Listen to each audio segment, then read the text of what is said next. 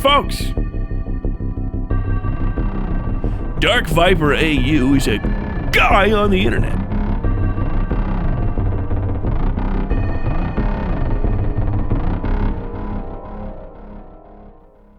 Segment time. DarkViperAu is a guy on the internet. Dark Viper, Australia, I assume, is, from what I understand, some sort of Grand Theft Auto speedrunner.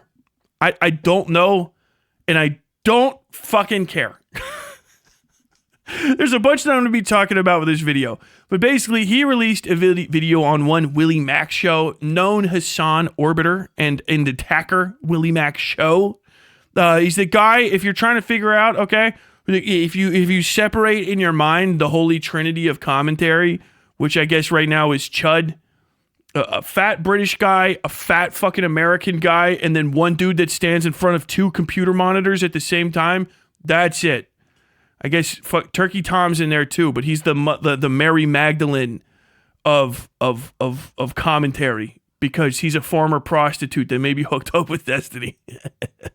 Destiny knows what that mustache smells like. DarkViperAu has been having this ongoing battle with React content that's completely fucking self-involved is the only way to describe it. He released a video that's 4 hours, 23 minutes, and 25 fucking seconds long on just Willie Mac show. On just Willie Mac show. Just Willie Mac show, all right? And what is this? The fraud who built his career lying to you. The Willie Mac show slop. I love slop. I love a new word. I like that commentary React channels are being fucking like anybody that does criticism really is just getting fucking attacked with the word slop right now because that's going to be the most rubber band right back at you term for all of these people that think they're making high quality content by not just live streaming. They're like, I don't live stream, so I don't make slop content. Okay. Good for you. Everything I understand about DarkViperAu can be boiled down to one thing. The dude is unironically stupid. Like legitimately, I think, dumb to a point of self-destruction. Like, not just really dumb, also arrogant, I think is what it is. I don't think that Dark Viper has the ability to see flaws in him or like accept those flaws, which I have to respect, okay? But the stupid thing I think is getting in the way of him actually making a fucking point.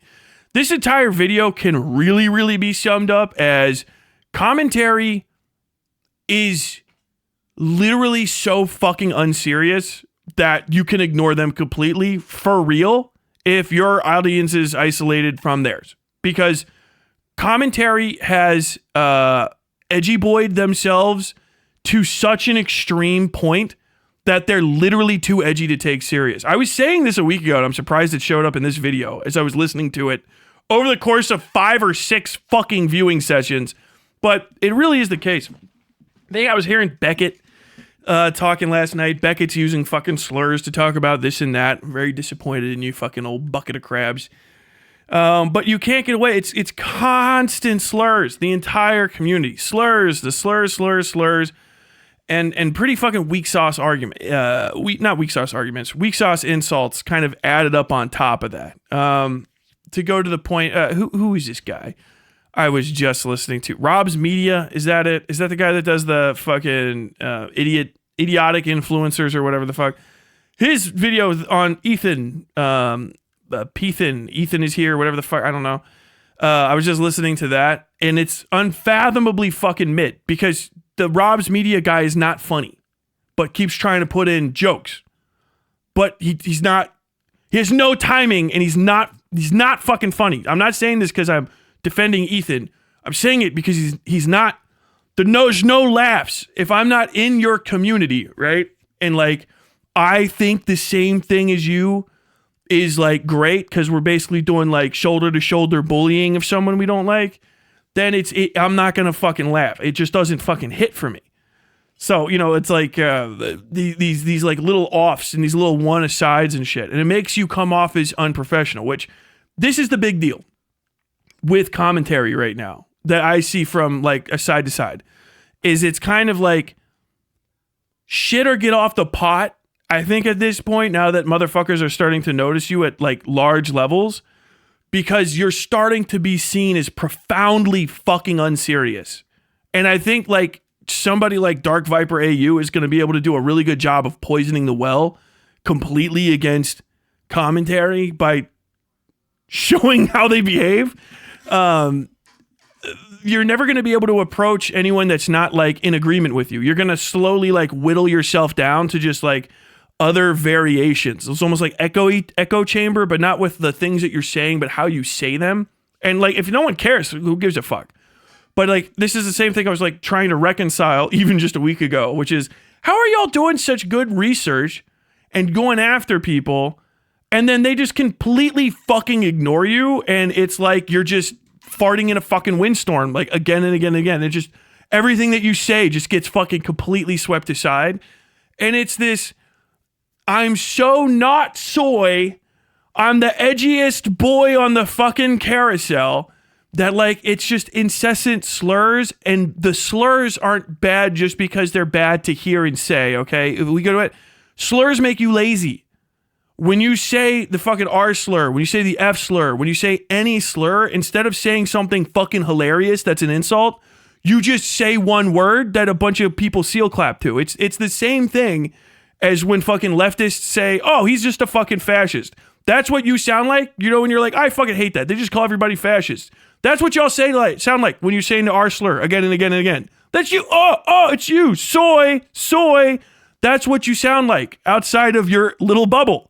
You sound like you're stupid because you just call everyone that you don't like a slur, literally. And that's enough for your audience. Which if you're just trying to make a buck, that's fine. But you're going to get to a point where it's going to be like, oh yeah. And I know that's supposed to be a thing where people are like, oh no, if you mishandle this commentary, if you mishandle this drama, blah, blah, blah, blah, blah, blah, blah, it'll blow up in your face. I think you guys might get to a point where you're going to have guys that want y'all to cover it before anyone, because they're just going to be able to say like, oh yeah, these guys are just like ultra bigot racist psychos. They just have like a whole, they're like crazy. Fucking Dark Viper went into that a bunch. I mean, he's only at 60K for a day. Don't know if it's working or not. I could be completely fucking wrong, but it seems like the people in general that are in his comment section are kind of like in it, right? And if they're the kind of people that you're trying to convince, then you're going to miss the mark. Even if you're 100% right, which I'm going to get into some of the stuff about it, which is hard having just listened to the video because the video is all over the place. His rebuttal video is dog shit. It's ass. The fucking Dark Viper, just spoiler, the Dark Viper 4.5 hour fucking Willie Mack show is dog shit. But it is that thing where it's like, dude, the way that you presented the information against him just gives him so many outs to be like, okay, here we are again. And you know, everybody's guilty of it to a fucking degree. But I think it's just, I've seen like some of the commentary guys, even just like the last 6 months, go like fucking all the way. Blah! It might be just no one was able to reel it back post-election, but now it just seems fucking egregious. You know what I'm saying? And I saw like the Rob's Media video. He's giving like good criticisms of the Ethan guy, right? And then he just throws in the most weak sauce fucking insult. And I'm like, dude, that was tough. Boo! If I had the fucking soundboard next to me, it would just be like, you know, you're playing fucking Guitar Hero. You know, you're when you start fucking missing the notes and the crowd starts and it ruins your streak. That's kind of the issue. Is it every single fucking commentary channel is about to shut down because they don't take themselves seriously enough? No.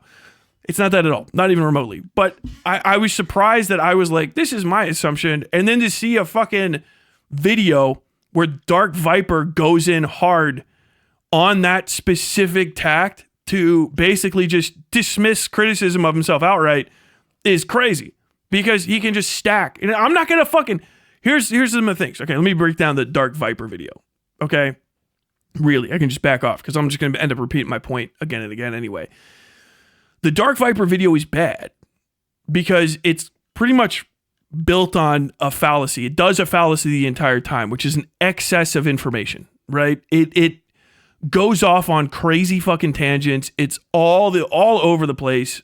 The idea I get behind it is he's going to debunk everything, right? I'm going to debunk everything or some such nonsense, which is absurd, right? First off, because a lot of it he doesn't debunk. Some of it he runs down and kind of comes back and goes to. There's the whole video is tedious. It's a gigantic knot. And I don't think maybe he's actually doing it 100% intentionally. He just does not have the wherewithal or understanding of how to present facts in a way that's convincing or to the point, which I think is probably the reason why like half of the controversies he's involved in is people not understanding what the fuck he means. You know, there's a lot of course, but he said this and nobody proved it or some shit like that. I was in the every word for stupid is some sort of just a synonym of the Arsenal, so who cares crowd until I saw how much of a crutch it gets turned into by streamers. It's like they have a quote. So you're saying he Zerg rushed Willie Mac? Pretty much quite literally. Yeah, it's the same thing.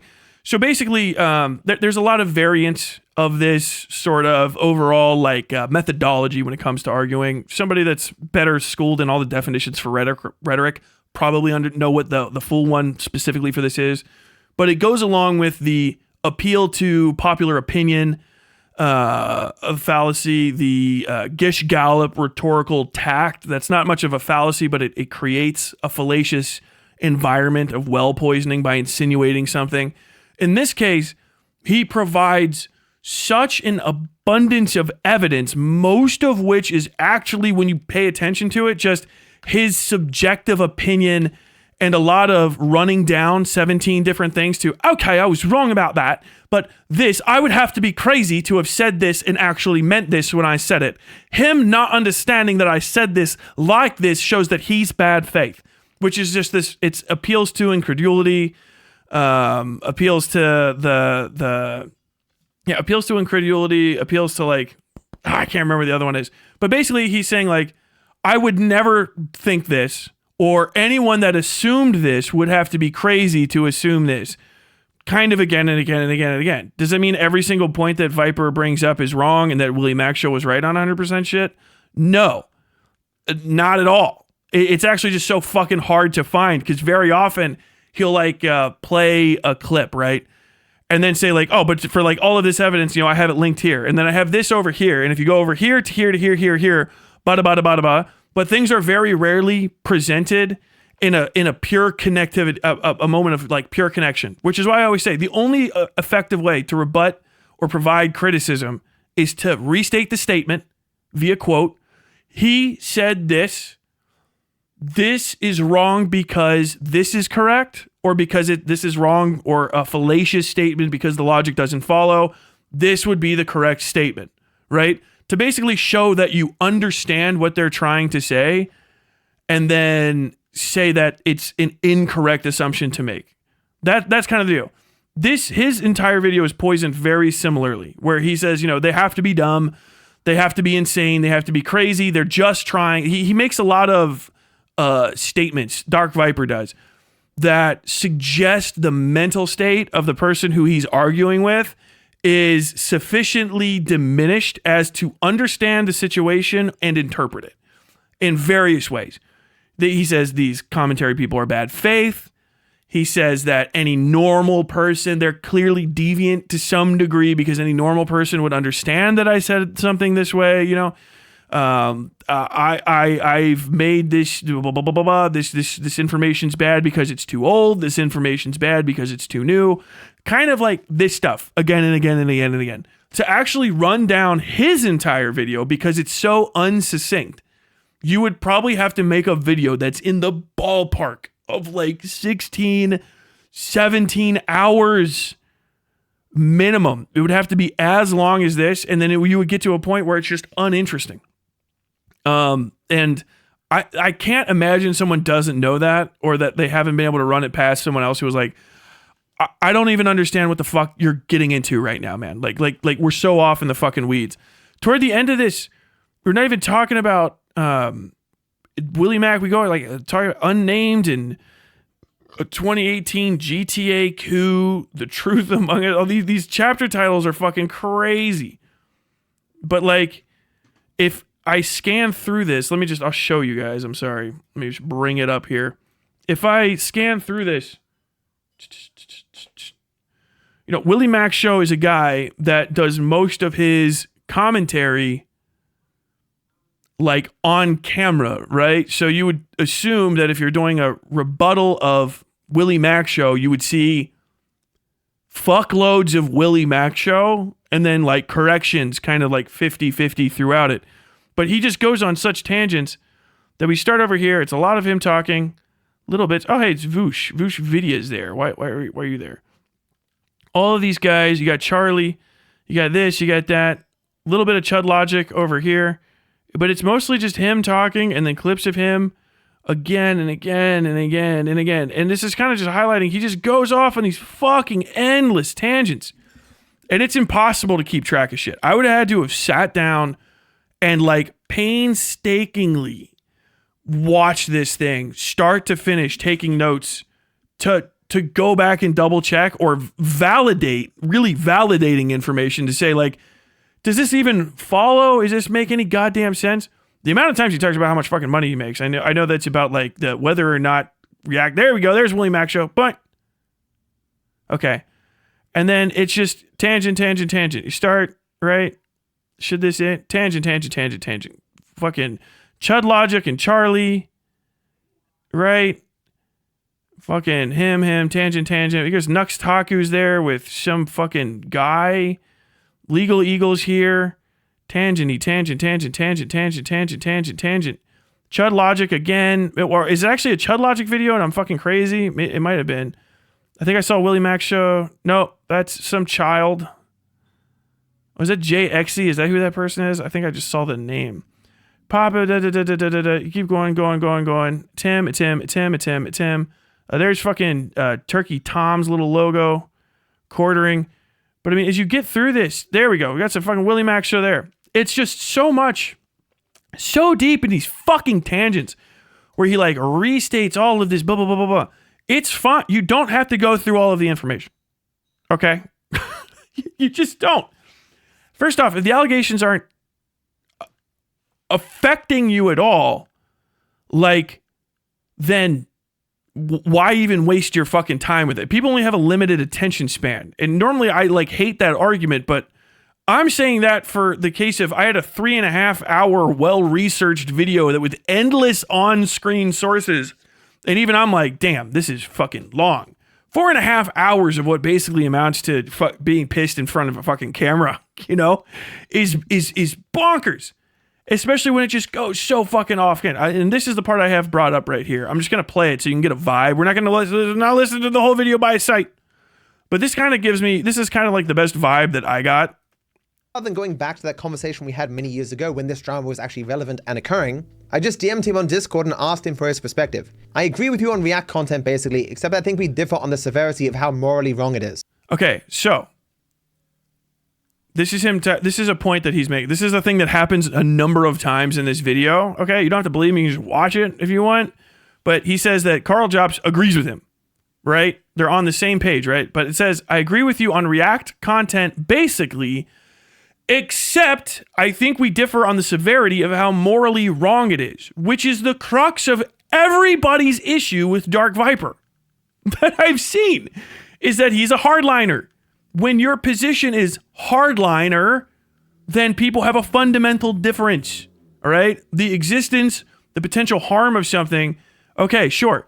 Those little tiny, we agree on everything except for the last 5%. How often do you hear that? And the last 5% is, do we fucking let the guy go or do we shoot him? You know what I mean? That's what a severity of moral fucking wrongness is. Do you know what I'm saying? If I said, oh yeah, we agree that like rape causes harm, but we're unsure of the severity of the moral wrongness of it. You know how like that would be like, okay, well that's a fucking extreme.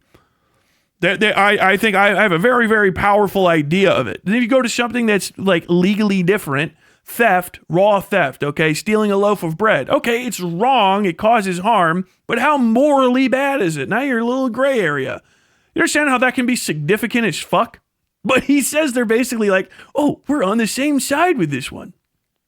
It's just, I heard stuff like this again and again and again throughout. Did I take notes? No. Dark Viper, I don't give a fuck. I don't trust him, even if I did the hardcore research to actually interpret the shit I was saying accurately, which it is what it is. It is. Speaking about this story is somewhat hard because I like Carl and this was obviously meant to be a private matter. But long story short, Carl did a couple of things that I morally disagree with. And while normally this would have just been a conversation in DMs that would have been wrapped up in a day, I was in a bad state of affairs. This was at the maximum height of Chud and Willie lying about me to anyone who would listen. Where a thread had been made on a website where I was doxxed and people were lying about me constantly, just making up shit that people were believing, and it was all emotionally overwhelming. But I've heard so many bad things about this website over the years and I'm like, oh, am I in danger? This is what I mean to further highlight my points of diatribe. All worthless information. I don't give a fuck.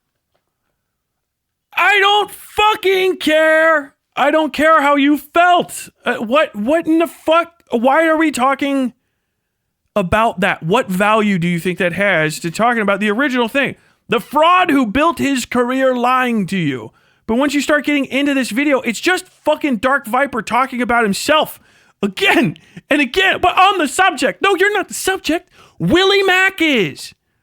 Just focus on Willie Mack's career of lies. His bouquet of fibs. Focus on that. That's what I want to hear about. This is the same thing with the guy talking about the odd phenomena of villain worship. Like, I understand, like, I'll do clickbaity bullshit titles, as in the one that's going on right now. But, like, if that's the direction you're going to go to, if it's a fucking edited video and not a fucking shitlord live stream, you know what I mean? Where half the time I put stuff in the title, I don't even fucking end up covering it. And I forget to change it at the time. It's supposed to have a different level of gravitas. Your impression that you're trying to give to people is that you research this, and it's 4.5 hours of good, direct assessment of the issue established by the title of the video and the breakdown beneath it, I think, as well. Check out Willie Mack Show's video. Dark Viper AU won't stop from React debates to lolcow. Like, what in the fuck? There's a whole video here. This is supposed to be in there, but then we go into the most goofy shit. Yeah, one of these. Willie's change of heart towards destiny. Willie contradicts himself a lot. Willie is a hypocrite featuring Chud Logic. Willie, ex-journalist, should care. It's like, okay, what in the fuck? And then you just go off. It's just like, it's all, it's all fucking, all over the fucking place. He presents his opinion as a fact. Also, Willie. It's just a series, an endless series of this use. Now, Dark Viper's fucking audience probably ate this up. Okay, I don't give a shit. Then W him. If he's going to make a bunch of money off this, then good for him. 60,000 fucking views in a day on a 4.5 hour video is probably like $100 billion. I have no idea. Probably at least maybe a few hundred, if not like 1,000 or more. But Tyler, 14 pages. I don't care. You know what I mean? There's a lot of fallacies that come up on the other side of stuff, right? But what I want for a career of lying to you is just focus on Willie Mack. I don't need to hear about Carl Jobs and fucking Dark Viper going back and forth. And then an entire 45 seconds just here alone. And it happens relentlessly. I'm not playing the whole fucking video. But it happens fucking relentlessly. That it's like, just a giant chunk of just fucking him. At the time, I was not feeling good. I was very sad. Of course, I was being attacked from all sides. It would be very reasonable for me to make this assumption. Of course, he never reached out to me. He could have reached out to me at any time, but he didn't take that time. Do you think blah, blah, blah? And like, it just is so unfocused. That, and at a certain point, Willie Mack Show vanishes from the video. And we're off into the weeds talking about who the fuck knows what. It's Chud Logic shit coming up, and it's like the most small clips of like, did you not realize that he makes mistakes? Like, yeah, man. Okay, can we hyper focus on that thing so I can, no, sorry. We need to go on a quick aside. Let me tell you a little story about Dark Viper AU's bad day. My no good, very bad day. I woke up and I was getting ready to do some GTA stuff, and I didn't because I got on Twitter and someone had made a video calling me a lolcow. I cried a lot. Matter of fact, I peed my pants a bit. And when I was done with that, I decided to kill this person with words in Minecraft. And I didn't stop until he was dead in my head because I couldn't reach him in real life. Different continent. And it's just this whole like thing. There's one part I was just like, because you just glaze over listening to this video. You will. Anybody that tells you they can listen to all 4.5 hours of this, start to finish, and they're like, I was riveted, is a liar, dude. I know one part I was like, I thought the video had ended and skipped to another video a number of times. Like literally. Because sometimes it just happens, my computer will futz, or I'll hit a button weird while I'm playing a video game and I skip to the next video. And I'm like, oh, wait, he's talking about like he didn't accomplish this random act of cool speed running. So I was almost to the end of this speedrunning level and I died in the last gunfight and it was crushing. And I'm like, what in the fuck are you who cares? This shows that my mental state can be this. Like, none of this. This is your subjective view of your subjective mood in a singular moment in time.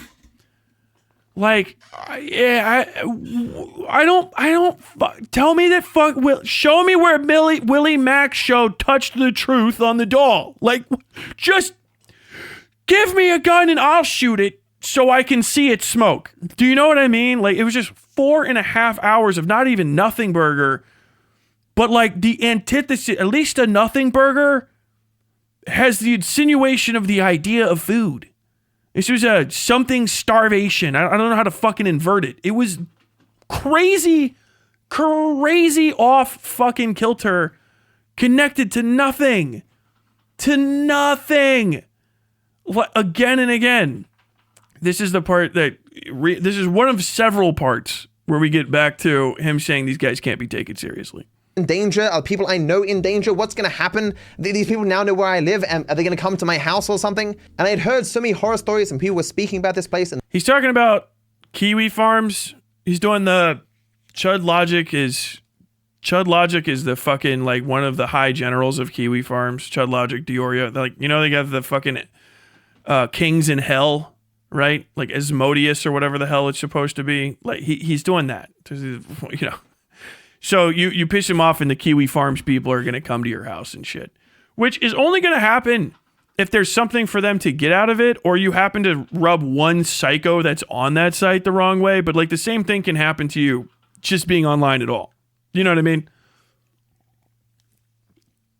YouTubers stop leaking DMs that nobody cares about. Yeah, pretty much. But you know, it's not... People used to say the same thing about 4chan back in the day when I was on 4chan, and it was very, very funny.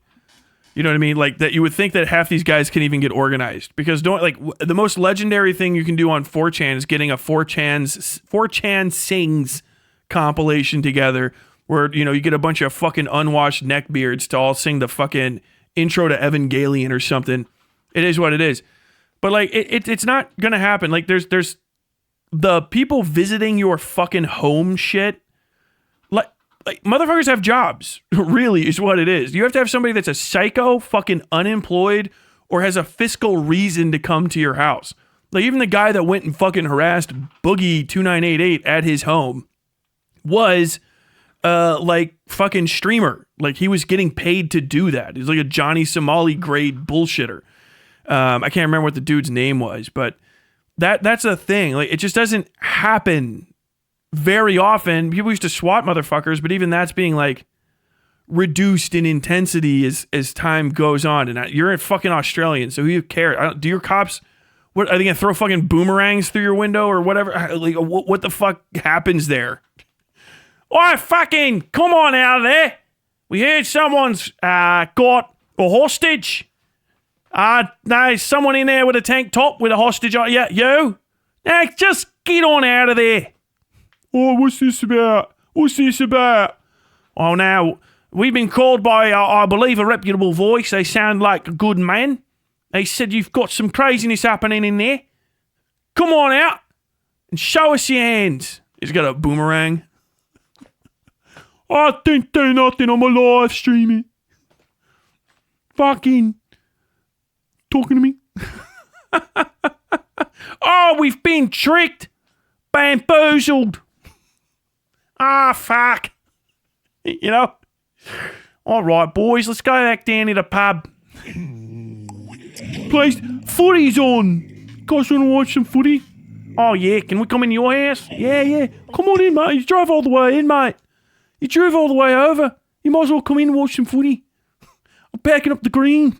You piggies like to smoke? Hey, call me fucking piggy in a blanket, yeah. Just do Big Les show.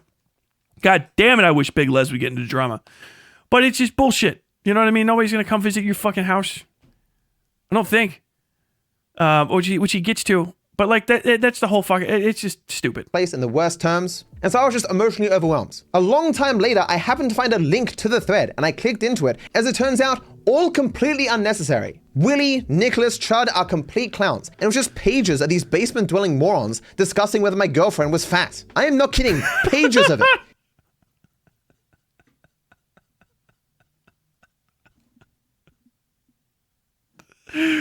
God tier comment. Just pages of discussing whether my girlfriend was fat. It was insane. These are the weirdos that I was worried about. But of course, I didn't know that I had nothing to worry about at the time. I was being lied about left, right, and center, unsure if I was even safe in my own home at this stage. And I'm looking at the DM window like, for Carl, and I'm okay, like, yet I again, don't want to. It's the that's I didn't rewind. That's just this. He just says the same thing over and over and over again, just repeating himself constantly. Argue with anyone right now. It's just not something that I can emotionally deal with. Was this the right move? Obviously not, but don't judge me too harshly until you've been in my shoes. I didn't spam rage at him or something or get into a heated argument or whatever. I just didn't talk to him. And right then and there, I didn't want to talk to him, so I blocked him. Obviously, this was never going to be a permanent thing. I had known Carl for almost a decade. But just in that moment, I just didn't want to start another argument with another person about something. But I was unaware that Carl was going through some stuff. I was too... Dude, the background in this video is endless. It's all like this. It's all, the whole fucking video. The whole fucking video is like this. I swear to God. Was too focused on my own shit, my own emotional well-being to the degree that I didn't think about how my actions might hurt Carl. So he lashed out publicly, which was clearly the wrong thing to do, and he was right to apologize, but I am not blameless in this. I certainly could have addressed our disagreement earlier, but I had a lot of stuff going on. I was very busy with my business and my changes to my personal... I was having a good day. Oh no, fuck, Carl was got mad, fucking yelled at me. Boys, you know, but it's good he apologised, because of course he needed to. But I was out there having a good fucking day, so I didn't acknowledge him. I was out there getting fucking kissed and fucking hanging out. Sky was blue. I was having a good fucking day. Coral Jobs called me up. I was like, oh no. I ain't fucking talking to you now, and fuck that. The motherfucker said he was too busy. It's funny as shit to me, bro. Personal life with Aitana, and I was having a hard time adjusting to this new norm that a bunch of weirdos were going to follow me wherever I go for the rest of time, taking anything I say out of context and lying about it for money and clout. I've had disagreements, big and small, public and private spats, videos backwards and forwards, insults thrown everywhere. I have never seen dishonesty and degeneracy like I've seen from Chud Logic, Willie Maxshow, and Nicholas. You know, my man. Where I have never seen dishonesty and degeneracy like I've seen from Chud Logic. My man worked his... This is dedication, because I'm just telling you right now, to try to find a worse than average still of fucking Chud Logic is crazy dedication. My man watched... Dude, Dark Viper is scrubbing these videos like a fucking sociopath. He managed to find a wonk screenshot of Chud in his lair, and then dude, look, he fucked him. Dude, he fucking cut the top of fucking Chud's hair off so he looks extra bald. Oh my god, I've been thinking of commentary as basically the fucking Mean Girls Club. you know? But like not the fancy one. They're not the high level Mean Girls club where it's a bunch of Beckys and Stacys. They're all fucking in good shape, chatting to each other at the nice at the nice tables in the lunchroom. The commentary, small commentary, whatever. Nick Diorio, the SFTP guys, they're like greasy, hoodie wearing, hanging out by like the elevator well where I used to hang out. Just jumping on pizzas, saying the most rank shit about chicks. Like, yeah, I know somebody that picked up her phone and looked through her stuff, and she's not as clean as you think. Just mean girl shit, bro. Mean girl. The fucking taking a screenshot of Chud Logic and then cropping the fucking rest of his hair off. You fucking king. You demon. You monster, you beast. This motherfucker like, oh, I'm just trying to have a level-headed take on this.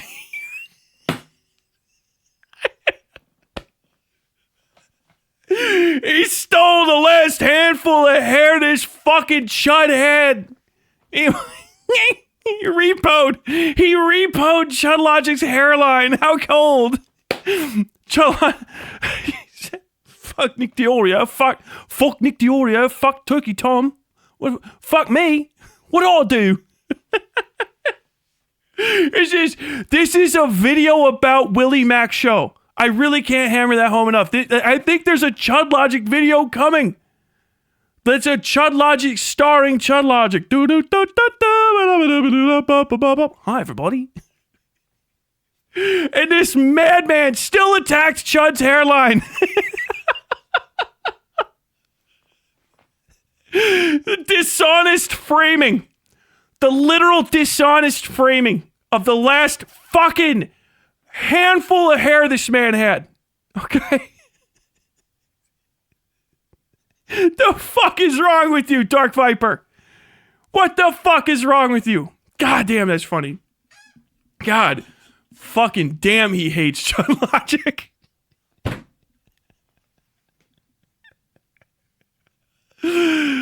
Oh, dude, Chud, you better never visit Australia. The last thing you're ever gonna hear is the sound of whatever the fuck Dark Viper drives around, running up on the curb behind you. Boom, boom. You're gonna have a fade to black moment like Sopranos, bro. Chud Logic, Willie Mac Show, and Nicholas Dedrio. Any other person I've engaged with in any capacity, regardless of how much I... This man's so Australian, he can't help but say didgeridoo. Nicholas Didrio.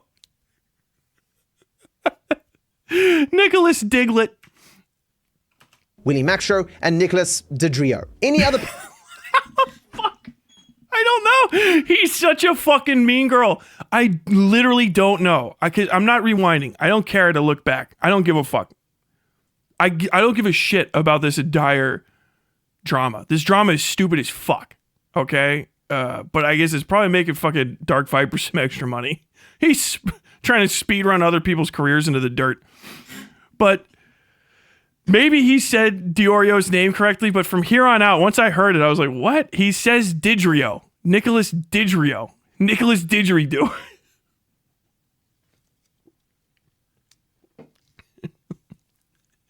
Nicholas Diduo. What's the fucking the double ostrich from Pokemon?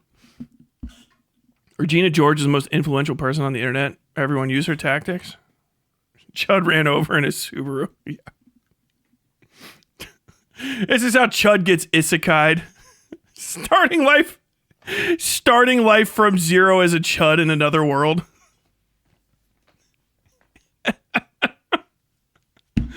Chud gets the fucking basic isekai protagonist fucking which way Western man moment where you get, all right, you need to go to the slave market and find a slave to help you in your day-to-day activities. Okay, Chud. You've practiced for this.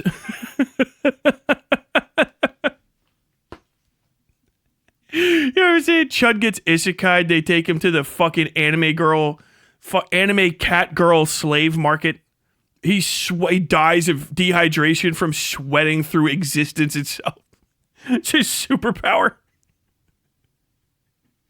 Oh, other person I've engaged with in any capacity, regardless of how much I disagree with them, I never thought they were actually insane. I don't follow them on social media. I do not care what they do. Wherever I go, they will pop up and follow. Oh, it's Bisky. It's Bisky. I don't follow them on social media. I do not care what they do. Wherever I go, they will pop up and follow me. As you have seen throughout. I think it's because, and I'm just going to say, if you look at this specific screenshot here, you can see that you talk about them when they do. That's it. I would say the real tactic here is that every fucking large streamer at some point, especially if there's someone like you, with all due respect, Dark Viper,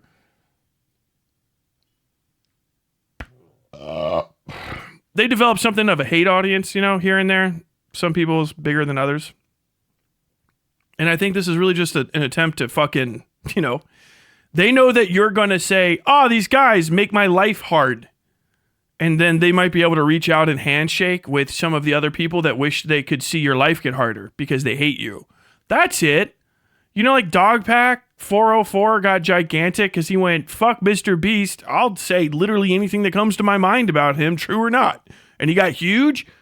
It's same fucking thing, man. Same fucking thing. Because Mr. Beast had a gigantic hate audience. If they can find your hate audience, that's it. I mean, maybe I was even fucking a little bit aggressive. I don't think they can take you down.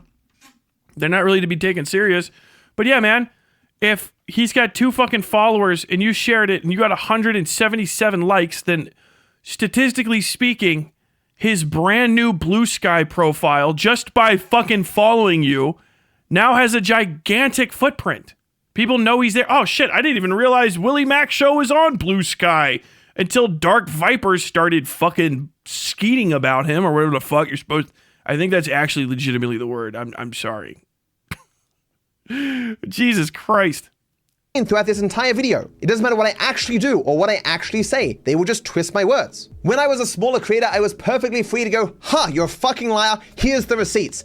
I talk to creators all the time, and this is the universal consensus. You are meant to ignore people like Willie Mac Show, like Chud Logic, like Nicholas DeDrio. They know they're lying grifters. Hell, people who watch them probably know that as well. I've kind of gone off on a tangent here, but... No, that's the issue, is that the people that watch them don't know that because a lot of times they're not lying. The vibe with Chud Logic is Chud is fair. That's the whole thing, which I don't think is always necessarily the case, but it'll hear people out. They do research. That's the fucking reason that most of the commentary community is clawing on, despite giant chunks of them being fucking just absolutely like ad revenue poison. You know what I mean? It's because they talk about things that other people don't necessarily talk about or take tacks that other people don't necessarily do, and they justify what they're talking about, and they're kind of sometimes psychotic revulsion to it, or their audience is fucking upsetty spaghettiness with it, by also doing a fuckload of actual like fact-based research, right? Which gives them the leeway to be shitters when they want to be shitters and push things in their own direction. I'm not going to let them off the hook completely, but their audience doesn't see them as that, which is the kind of like do the research.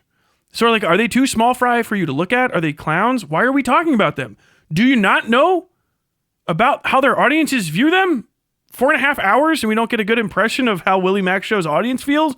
Or if you look at a different part of this video, will you see that they say he said something completely different? I don't know. How do you do that? How do you search through Chud Logic videos enough to find a somehow worse than average Chud Logic clip and then also steal his hairline, but you don't get a vibe for how Chud's audience views him, which is trans girl obsessed and also fair. That's like the two fucking sides of the Chud Logic coin.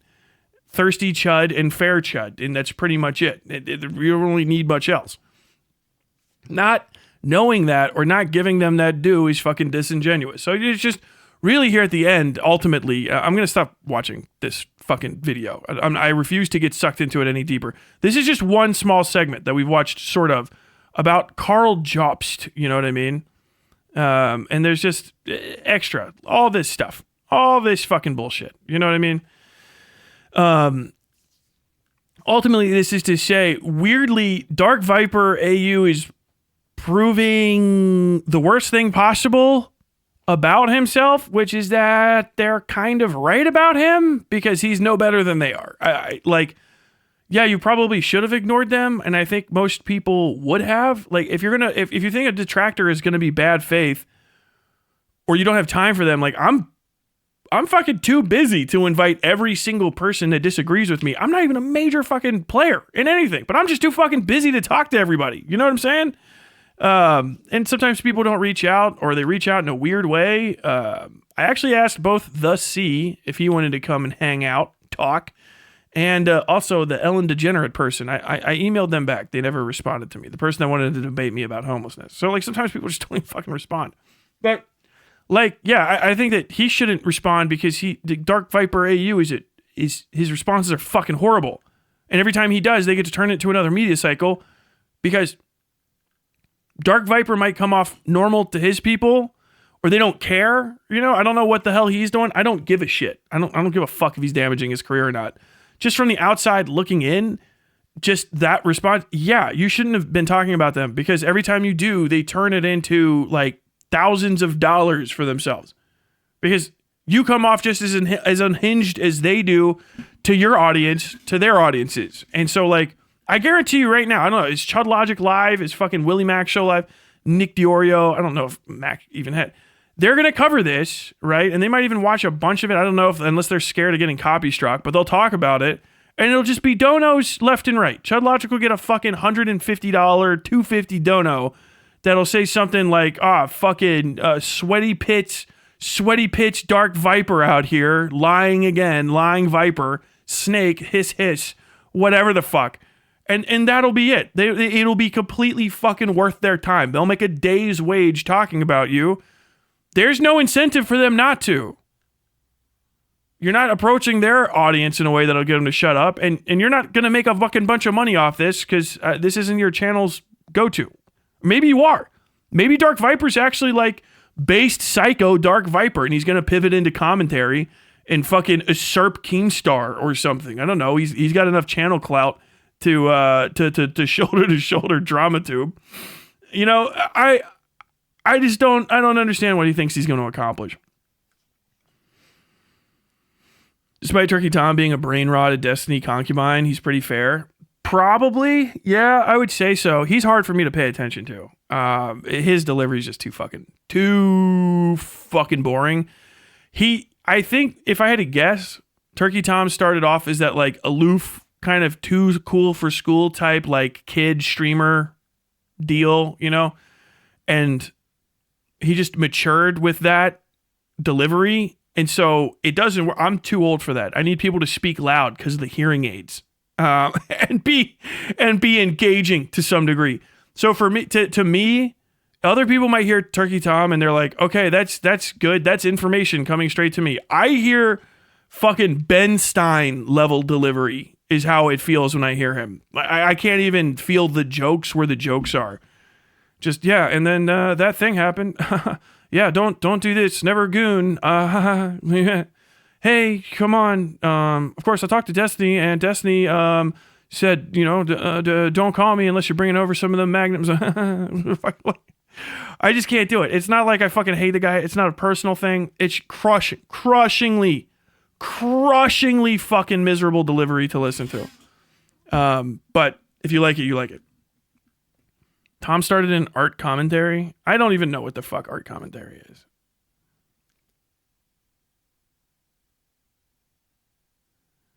Had a channel, couldn't hack it. No, he quit commentary. Who are you guys even talking about? Didn't the C respond to you? Yeah, I talked about his response, but he said he wanted to talk to me, which I assume meant debate on a stream or something, which I'm pretty sure I hope I hit enter on that. Let me just double check real quick. What the fuck? Okay, 1:19 p.m. He actually did respond to me at 1:19, so like after stream started today. Ooh. I appreciate the offer, but I have a busy few months ahead of me. Womp, womp, womp, womp. I have a bunch of projects I'm working on, though I will be subscribing to your channel because, despite your below-the-belt insults, your content is admittedly pretty funny.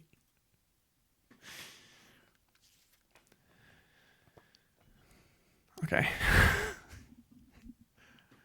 I think, see, if you're watching, I subscribe to your content just in case I want to make fun of it again.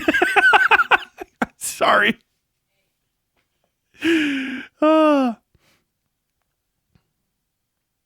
Propeller hat stream win. Oh, are we gonna get one for Diorio? That's the Diorio vibe. I've noticed him avoiding talking about me. I think just because something else came up. Either he might legitimately not know who I am, but I think he might have actually seen me making fun of him and it pissed him off. In which case, I'm sorry, Nick. It was only bants.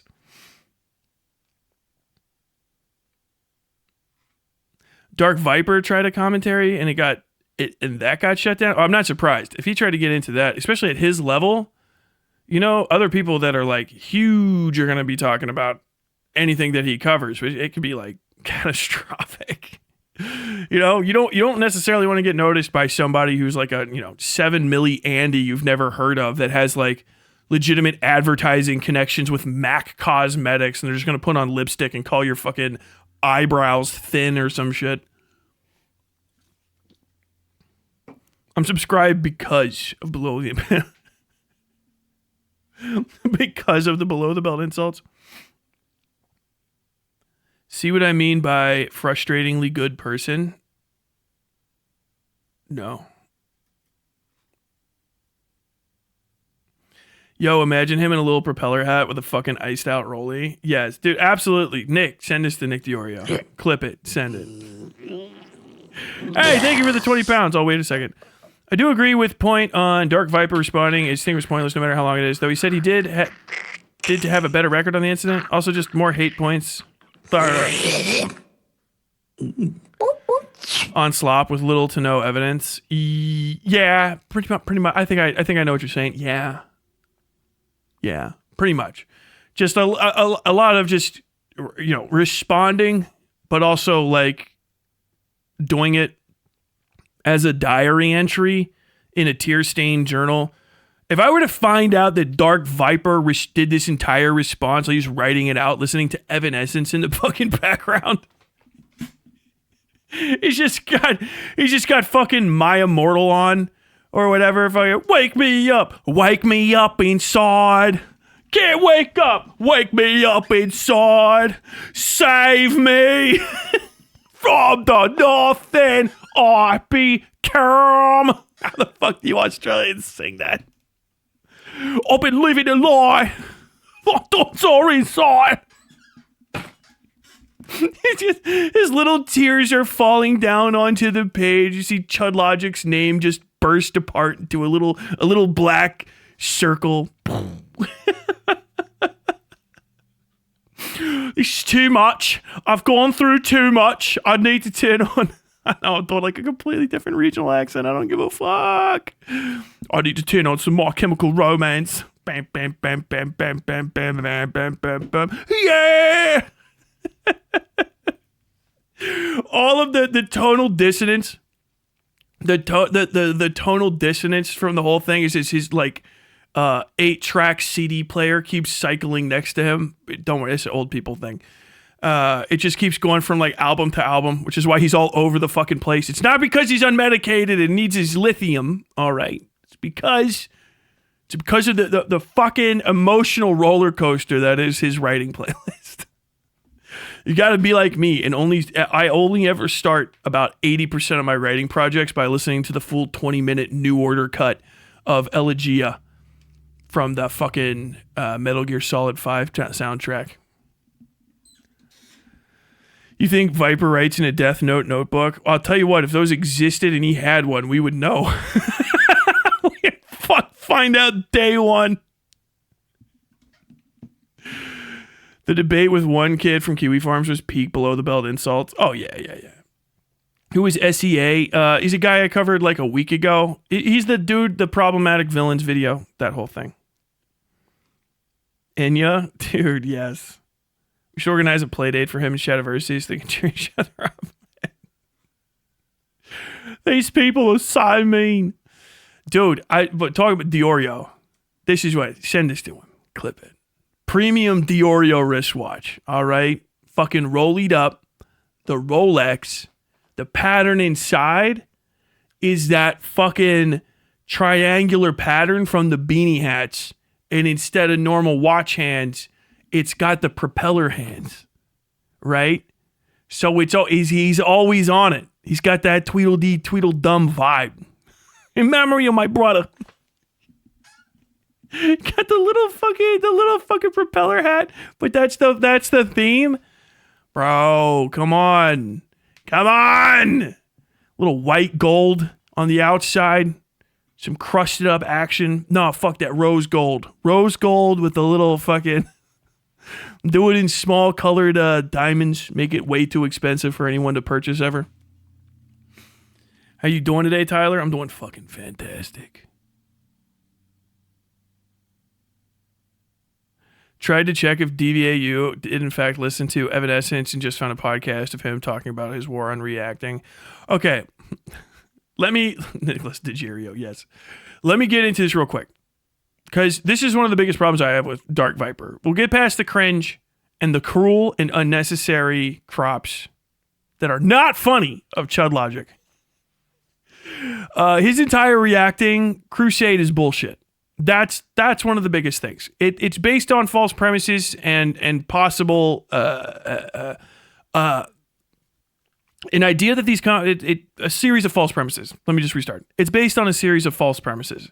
One of the main ones that I've seen is that this isn't a conversation that's ever happened before, and that nobody's talking about it because everybody is... The commentary exception is something that was like cored out even in my fucking country's laws, and we're not that goddamn old. It's very old. Okay, Mystery Science Theater established this, and there's already rules for it as well, which YouTube goes for. There's also a lack of clarity or sanity in what is and isn't ethical for him. I got to hear him talk about his diary entries in this fucking video a number of times. I know exactly how he feels about everything, but I don't recall hearing a very clear and concise recitation of the core principle at issue here, which is React content. Because you can be prescriptive about it because it's already something that's established in law, okay? On top of that is it's hyper-focused on something that only bothers him, and it's a singular aspect of a much larger field of law and of just content creation in general, right? So the whole conversation is a conversation about fair use. One of the biggest issues here is that he lives in Australia, which has different fair use laws than America. And if you try, I think they're also stricter in Australia and Britain. I don't know about Canada necessarily, although obviously they'd probably follow suit. The U.S.'s laws and the decisions around U.S. laws are almost always to the benefit of the new creator over the old, with notable exceptions. Clear reprints, fuck the notable exceptions. I'm going to read them. I don't have to go into them in my mind. But the focusing on React content specifically and then treating every single person that does reactions and not being highly explicit per description of individual video by video by video is what I have the biggest issue with him. Is where I have the biggest issue with him.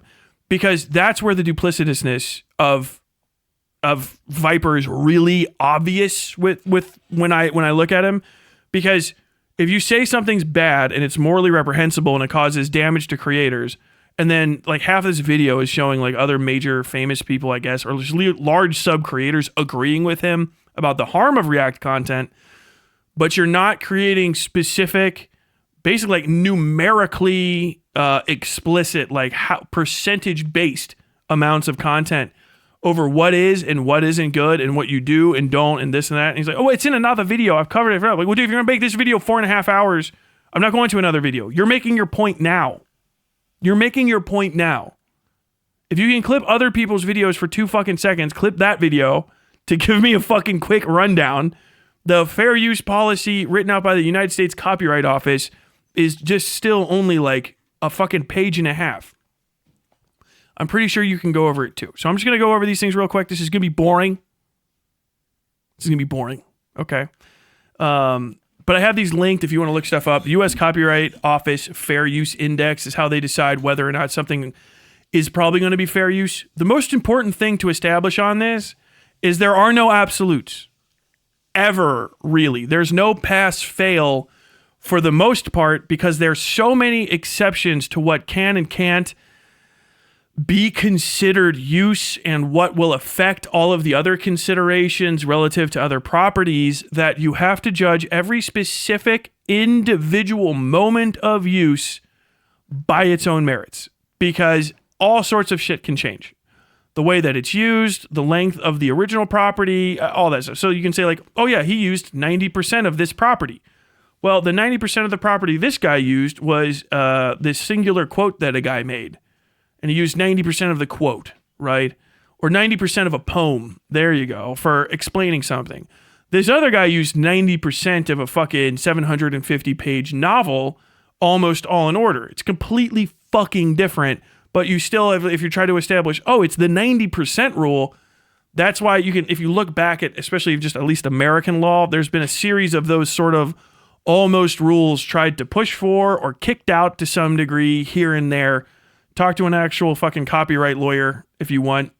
They probably are. You can get them in between their morning liquor stop at their desk and the standard day trip out to the highest part of the fucking Brooklyn and or Golden Gate Bridge, where they are going to consider the wondrous oblivion of the cool rushing waters below. Jack's Films is more efficacious at accomplishing the same thing. Okay, probably. I guess maybe. But here's the basic stuff, right? Yeah, I'm just gonna use the index. I have the law pulled up too down there, but you guys can just look at that on your own time if you want to go through the entirety of it.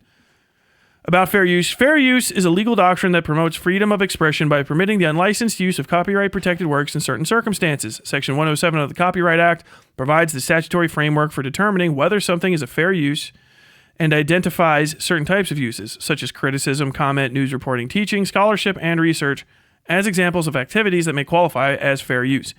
Section 107 calls for consideration of the following 4 factors in evaluating a question of fair use. And so this is one of the problems, is that these questions, I've seen this, and he's brushed off basically reiterations of these same basic fundamental legal queries when it comes to him giving prescriptions over whether or not people are just doing plagiarism on YouTube and should be attacked. He says it with enough moral certainty that I don't doubt there's a pretty substantial amount of his audience that would copyright claim based on his suggestion that it's good for creators. That's the sort of like watch what you say overall, particularly in edited videos where you have a lot of gravitas, and especially if you keep returning to it. His claim of the moral harm and the fiscal harm of React content would, in my mind, give credence to anybody that takes him seriously to report as copyright violating material anything that they consider React content that's bad. And if you haven't established repeatedly a solid framework of when and when you shouldn't report, never, if you're a third party, as far as I'm concerned, when you should and shouldn't report and what the qualifications are for reporting, if you don't return to that often, explicitly, and frequently, then you're going to set people up to a point where they can go and fuck up other people's goddamn careers based on your half-assed suggestion that your idea of a law that's different in your country versus other people's countries should be the procedural reaction to React content, as nebulous as that is, online. And okay, of course, in my time, it's changed, but like we don't really hammer it out. Like this is something that's very, very subtle, and it's on a case-by-case basis. And I think that's the most like irresponsible chunk of his shit. I don't know. I'll double check. I will double check just in case to see if he has something here, but I'm going to go over the fair use thing. Let's see. I think he said he has bullshit linked in the fucking episode description down below. All my essays and their sources in this Google Doc. Oh my God, it's a fucking book. Oh my God. It's 210 pages. How a socialist makes capitalism work. Oh my God. Oh, dude. Okay, sorry. I didn't know we were fucking going to high-level schizo posting today. I might check out the doc. But this is fair use, okay? Fair use is a legal doctrine, blah, blah, blah, blah, blah. We call for that. First, the purpose and character of the use, including whether the use is of a commercial nature or is for nonprofit educational purposes. Courts look at how the party claiming fair use is using the copyrighted work and are more likely to find that nonprofit educational and non-commercial uses are fair, i.e. like showing kids stuff in class for class reasons. Like, hey, you little fucks, we're learning about Saudi Arabia today. Why not watch Aladdin? You know, that sort of thing. This does not mean, however, that all nonprofit education and non-commercial uses are fair and all commercial uses are not fair. Instead, courts will balance the purpose and character of the use against the other factors below. Additionally, transformative users are more likely to be considered fair. Transformative uses are those that add something new with a further purpose or different character and do not substitute for the original use of the work. This whole fucking subsection of this index is comprised of case law and precedent from like 150 some odd fucking years of cases about copyright infringement. and the various appeals and stuff all the way up to the Supreme Court. It is very nuanced. Do you notice how it said, hey, usually you'll go this way or that way, but also both of those rules could just get completely thrown out depending. That is the level of subtlety that use and fair use has at by every single metric throughout the entirety of it, right? And the interpretation is important. This is why you cannot give hard pass fails on a subgenre of work, right? And if you start coming out hard, I'm completely against React content. You're going to sound like a fucking psycho and people are going to rightfully fucking roll you over the coals because of that statement. There is no, well, if you look deeper into the subtleties of what I've got going on, no. If you describe yourself as a hardliner and then you're not a hardliner, that's on you. You know what I mean? You can't go around. That's what I say about tradcaths. You can't go around saying you're a tradcath and then fucking half-ass it when it comes time to do tradcath shit. Everyone's a gangster until it's time to do gangster shit. If you want to come out as a hardliner and be known as a hardliner, that's it. And you can't say, I don't want to be known as a hardliner. If you look at my stances, you'll see that they're not very hardline. And then they come off as hardline as fuck. And you're doing shit that hardliners do. But then you want to fucking not be judged by that is absolutely fucking crazy. I think his definition of bad React content could be summarized as direct market substitute. That's the thing. We'll get down. We can just even skip to that. Nature of the copyrighted work. Okay, how it's spun. Amount and substantiability. That's where we are. Is basically these last two considerations are his biggest concern. He only sees fair use, purpose, and character as React content. So he says anything that's React content is up. You know, nature of the work. But we go down here. Amount and substantiality of the portion used in relation to the copyrighted work as a whole. Under this factor, courts look at both the quantity and quality of the copyrighted material that was used. If the use includes a large portion of the copyrighted work, fair use is less likely to be found, but not unlikely and not impossible. If the use employs only a small amount of copyrighted material, fair use is more likely. That said, some courts have found use of an entire work to be fair under certain circumstances. And in other contexts, using even a small amount of copyrighted work was determined not to be fair because the selection was an important part or the heart of the work. Effect number 4, effect of the use upon the potential market for or value of the copyrighted work. Here, courts review whether and to what extent the unlicensed use harms the existing or future market for the copyright owner's original work.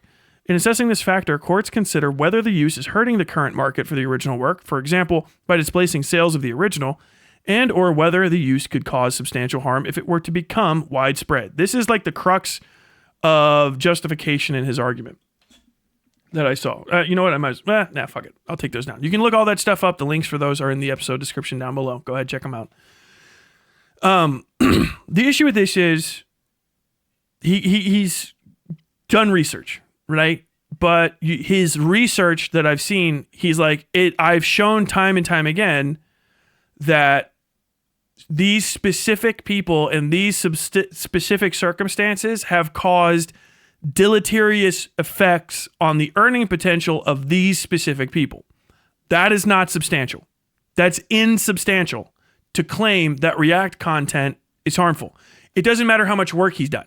It literally doesn't at all. He could prove that in 99.999% of cases it's harmful still doesn't prove it. It doesn't, because that doesn't rise to the minimum level of every single case has to be judged on its own merit. That's the point. And his goes nowhere near there. There's no fucking way. Literally, it is impossible to take in all of that information and turn it into something that is going to be observable and repeatable in every single fucking circumstance.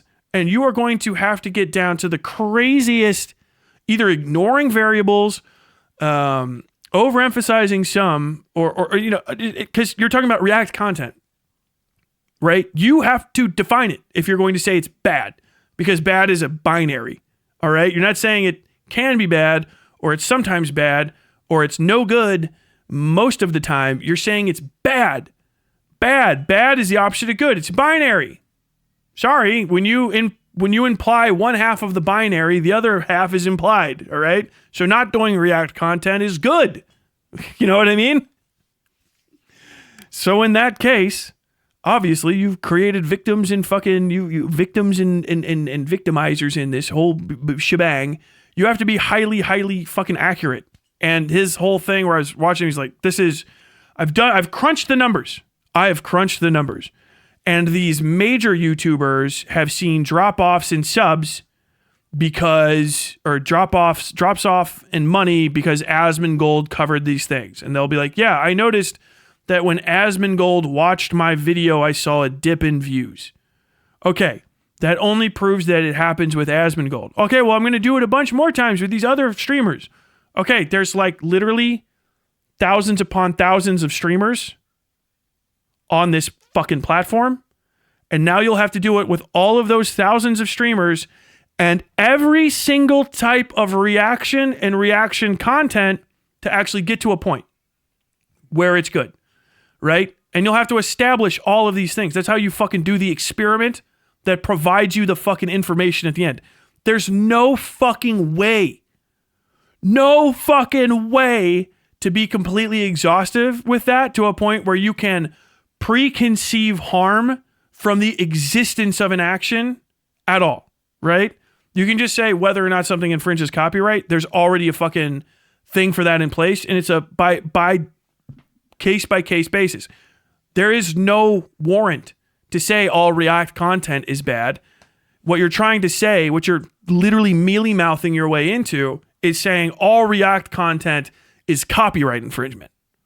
Raw copyright infringement. Like tortious copyright infringement. And skipping the fact that copyright infringement is the harm. You're treating the action itself as the harm. That's the problem. That's why people don't like it. That's why people make videos calling you stinky poo-poo head, because you've also fucking acted on it and hurt other people's income potential. One of the biggest things for this is it makes reacting to stuff difficult, right? Because you do need to react to things. There's different types of content. Like if you just take, for instance, the TV meta from back in the day, yeah, that's mass infringement because you're just putting a fucking whole episode out and then barely reacting to it. Okay, we already have an established criteria for that. That's not React content. That's a specific action of copyright infringement. A moment of copyright infringement is exactly what that is. The other example that he gave where somebody will start a new channel and then they'll react to a bunch of different old videos that are notorious and get big as copyright infringement is fucking psychotic, because that's just an attack on literally giving commentary. If it's an archival channel, okay, those can get dunked on. I'm sorry. If you're an archival channel, go fuck yourself. You're fucked. You have literally until someone decides to take it away from you, and if you get copyright claimed and fucking obliterated, that's you don't have the right to archive. Sorry. We've established that in precedent in America. You don't have the right to archive. Not publicly. You can archive on your own, as in you can hoard shit. You can even create a registry. I think you can create a registry of archived materials, but you can't create a public archive, and you can't create a public trading archive. We have those already. They're called libraries. That's the special dispensation given to people. If you're not a library or a national archive in the public sphere, you can't archive. That's not for you. You can do it privately as a collector, but you can't do it there. And you can't do it on YouTube's platform. I'm sorry. I know people are going to hate to hear that. What? Sorry, it's going to be hard for me. Suck a dick. You got to go and do it somewhere else. You got to do it somewhere out of the public eye. Otherwise, anyone that sees you can claim you. I will stand 1,000% behind them claiming you because it's their right. If you just literally repost their content and they don't want it there, you preserving it for posterity it's not your right. You don't have the right to do that. So you don't. Sorry. Not making money off of it, that's not an excuse. I won't ever make that one. You didn't make any money off of it.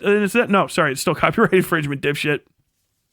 If someone takes down your fucking archival channel, that's you fucking broke the law, you fucking idiot. What did you think was gonna happen? Did you think because Kiwi Farms likes you were gonna be safe? Dumbass. Be an adult and torrent stuff. Okay? That's what it is. Fucking dorks, I swear to God.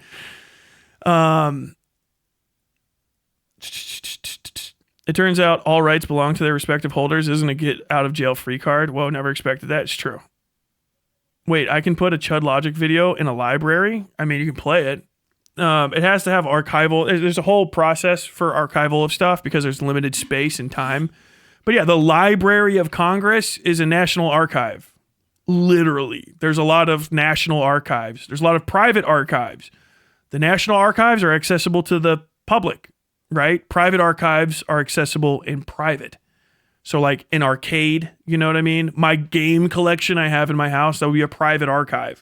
But you can't have your game collection and then like rent it out to people like without permission. I don't think you can even rent stuff actually.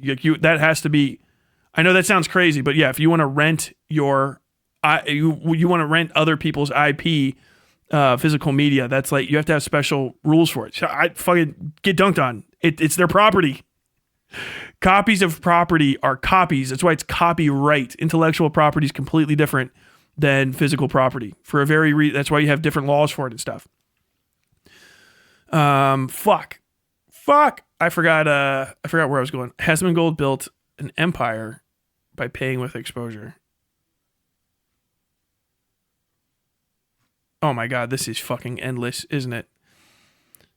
I mean, I think I might have covered that. Did I miss a spot? Can you guys tell me? I know I went off on a tangent. I can't rewind myself. Did I say everything I needed to say?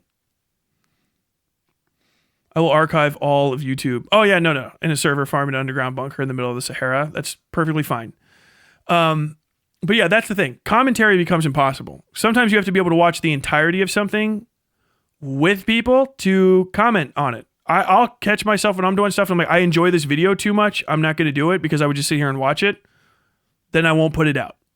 With other ones, try to make the content. I'll fucking go off on tangents because people are like, why can't I just watch the video? Why don't you just play the video? Because it's not my fucking video, you fucking inbred fucks.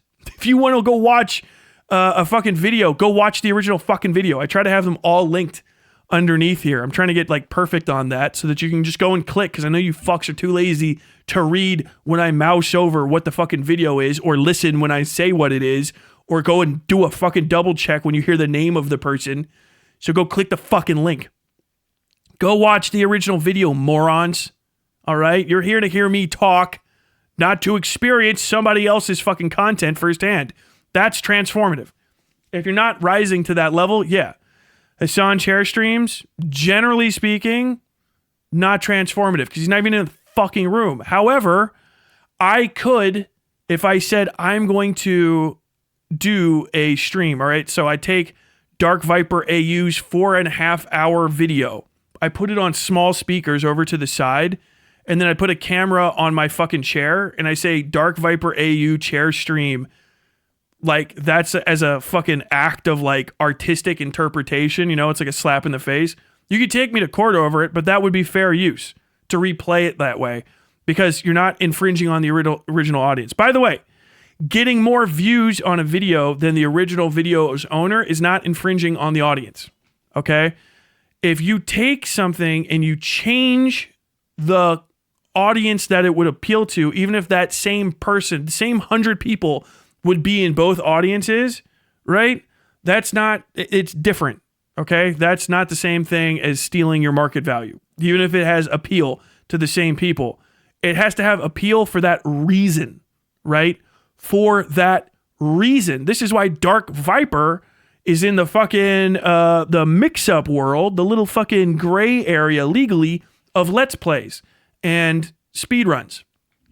A speedrun accomplishes the entirety of what you would get from a video game aside from literally playing it. But for all intents and purposes, you've essentially completely experienced everything that the game actually has as an intellectual medium. But you're like, but I didn't play it. Yeah, you didn't play it, but you saw the whole thing, right? Okay, you didn't go to the movie theater to watch the fucking bootleg. You saw it in your house. Slightly different physical experience, but it's intellectual property. Your eyes and your ears absorbed it. That's it. However, you're not experiencing the game in the whole perfect way. This is why, like, Nintendo's like, no, fuck off. Absolutely not. And other game companies are like, it's fine. Because Dark Viper's wrong. Those are the same thing. That's React content. Sorry. That's a Let's Play is literally fucking React and commentary content. Literally. It's not different at all. If you took it before 150 fucking judges, this is one of the few times I guarantee you they would side with me. They're like, so the point is you experience the content, yeah, in its entirety or as much in unended, in sequential, like endless, ongoing until you hit a sufficient part and then you talk about it. Yes. Okay. Or you show people your expertise in the subject by interacting with it in an impressive way. Yes. Okay. That's commentary. That's commentary, explanatory journalism, all the same thing, all wrapped into one. That's what it is. You showing off your skill in a game does not remove the fact that the game is the intellectual property of the publisher, developer, whoever the fuck puts it out, the IP owner. You playing it start to finish and talking about it makes you a React Andy. That's what you are. That's what you've always been. Okay, but I play it every day and I do it. Yeah, okay. So that doesn't matter. You know the tour guide that takes you inside some fucking bourbon distillery and talks in front of a fucking little video at the bourbon distillery every day? He doesn't own the video. You know what I mean? He goes and talks in front of it. He's doing commentary. If I get up every day and I play a fucking movie and I talk about the movie again and again and again and again and explain it every day, it's actually more to the point that I probably am making my money off of a game that other people aren't making their money back from. There's probably a guaranteed loss, particularly when I have something negative to say about it and people don't go get the game. So should we end reviews? Reviews are commentary. They use a small part. Wait, it's not using the whole thing? Oh, it doesn't matter. It uses a small part. I used literally core details from the game, a spoiler. Major plot mechanics, right? I showed you how the character is controlled, which any game developer will tell you, the fundamental character controls, the movement, camera, character movement, and the draw system that's around the character, that's the entirety of the game. Sorry to say, all of the assets that are there too, that's not the game. Those are assets. The game is your little fucking wireframe, the wireframes around you, and how you make all that shit mush on one screen. That's why you can see it the entire time. The character and the fucking little HUD and everything around you. You've experienced the entirety of the game. You told them everything. You gave them fucking secrets. You explained the entirety of my game. I think that you've damaged my market potential.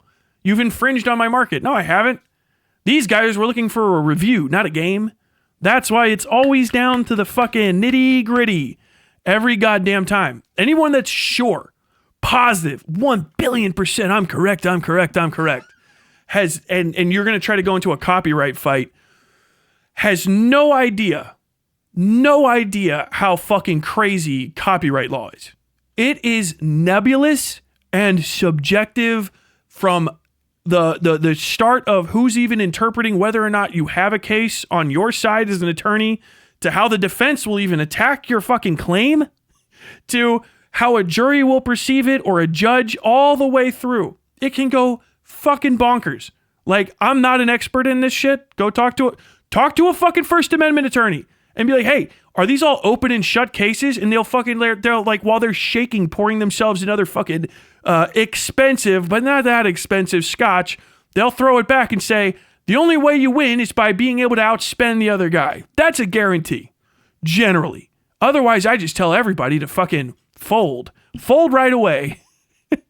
Give up. That's why Disney runs everything, because Disney's got a lot of money. That's why copyright looks the way that it does in America. Disney's rich as fuck. So is Fox and all these other IP companies. They're insanely rich. We invented stuff before other people and made a bunch of crap. And they made money, and so they changed the laws to benefit them. And that's it.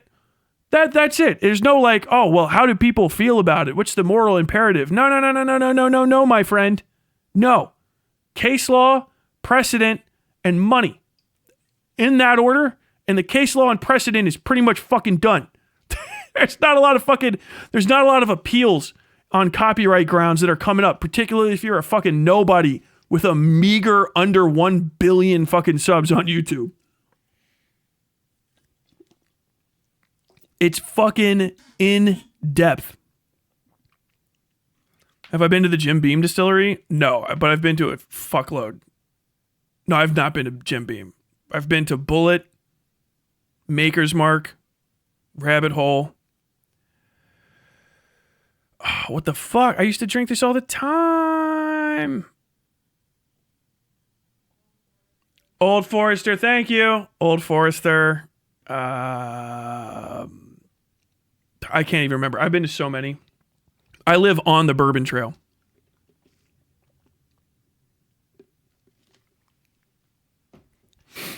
Nah, a lot of speedruns end up skipping half the content via sequence breaks. No, they don't. That's all the content. That's what content is. A game is not you seeing the entirety of the assets in the game. A game is a game, right? It's the fun. It's how it's used. So you play it, right? If you've shown off all of the ways to play the game, then that's the entirety of the game. That's the argument that they can make. You might say like, no, I don't think so. Trust me. Slap a law degree on both of us and we could take that all the way to the Supreme Court and find out we're both wrong. And then who the fuck knows what happens. That's copyright law. That's how fucking nebulous it is. That's why you shouldn't interact with it. He makes a really terrible point in this. DarkViperAu does. Fuck awful. And it's pretty much the like, you don't know what you're talking about moment. Where he says, I copyright claim people and then they don't make responses. And he lets it sit at that. And this is why that's duplicitous. If you've never had a copyright claim on you because you've never reacted to anything or you just never got hit by AI, when you fill out the copyright claim, it has a part where it says, if you pursue this claim, you may have to go to court or you will have to go to court because the next stage from this is them suing you to have you take this down. And that could result in legal fees, which most people get to. I would guarantee you Dark Viper's pushing people that far. I would not believe anything he says. I would have to see. They give you a record. I want to see a record of everyone he's claimed. They'll take you all the way to the fucking courts and through it. It says that. And so most people go, I don't know. And a lot of people don't know enough about copyright law to know that their use might actually be correct. He's abusing the system intentionally. He's abusing the system in order to fuck over people that are critical of him when he's having one of his little fucking moods. When he's fucking butthurt, feeling a little fucking down, and then he says that a number of times. Oh yeah, I shouldn't have made this mistake. I was feeling emotional and I fucking flew off the handle. That's what it is. He just doesn't want to take fucking any accounting for the fact that he got ass mad and then fucking copy claimed people. So he's trying to fucking sweep for himself. That's the most obvious. Occam's razor your entire fucking horse shit out of the way. Trying to do everybody else a favor? No. You're the guy that blows up and then you try to fucking scream when you hit someone. You're the older brother that played too hard with the younger brother. That's what that is. And then you went, fuck, I'm going to sweep for this. And now you're in too fucking deep. That's what it is. That's what it is. Because the furthest from it, to get back to the end of that last argument, is he says, I think that small streamers are going to have their careers destroyed by getting blocked out by these people doing React content. But then also people come up from zero doing React content. If you look at this, you can see I don't give a shut up. You're being an adult. All right. There's no way to know. There's literally no way to ever fucking know if you're keeping people out of an industry. Like, next to none, unless there's fucking like signs on the door, no fucking long hairs. You know what I'm saying? They're like an active method of description. It's the hardest. It's the reason why fucking race-based discrimination law is so fucking hard to pass and then pursue. Because unless somebody says that they've done it for a reason and you can prove it, then it doesn't happen. So saying that you're blocked out of an industry because of some other thing that's happening that's not immediately observable is bupkis. This idea that people aren't going to be able to grow their channels, even though some people do get to grow their channels off of React content, like, and get massive, you know? The fact that like, oh, some people will have their channel, their art or something reacted to, but they're a fucking nobody. It doesn't make any goddamn sense because like, what do you mean by small? Because he calls Willie Mack small during it. You're a small YouTuber. You're smaller than me. And it's like, bro, what are you purposely being disingenuous with the relativity of this? Obviously, that's a massive YouTuber. If you're a big YouTuber if you can pay for a whole ass house by yourself off of YouTube. If you're making 6 figures or pushing the upper end of 5 on YouTube, you're a big fucking YouTuber, right? You're in the top probably 1%, more than likely, of income. Most people that are on YouTube that have channels at all, even if they're not updating or whatever, fucking nobodies. They don't have any, 3 digits tops. I can see who subscribes to me.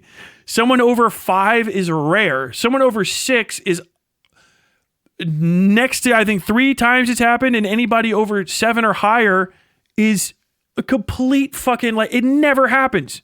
That's rare as fuck. Do you know what I mean? Rare. A massive YouTuber is one that can fucking go and do, like, make 300, mid-high 6 figures up into fucking 7 figures. Yeah, massive and super massive, whatever the fuck. The supermassive YouTuber being bigger than the large YouTuber does not make the large YouTuber small. You fucking moron. Everybody, when they're talking about small YouTubers, means people like me. It's lower 5 digits, mid 5 digits. Maybe like 4 digits or so, 2,000 to 7,000 Andys who get stuck for a little while, but like make a good amount on fucking donos and stuff. That's a small YouTuber.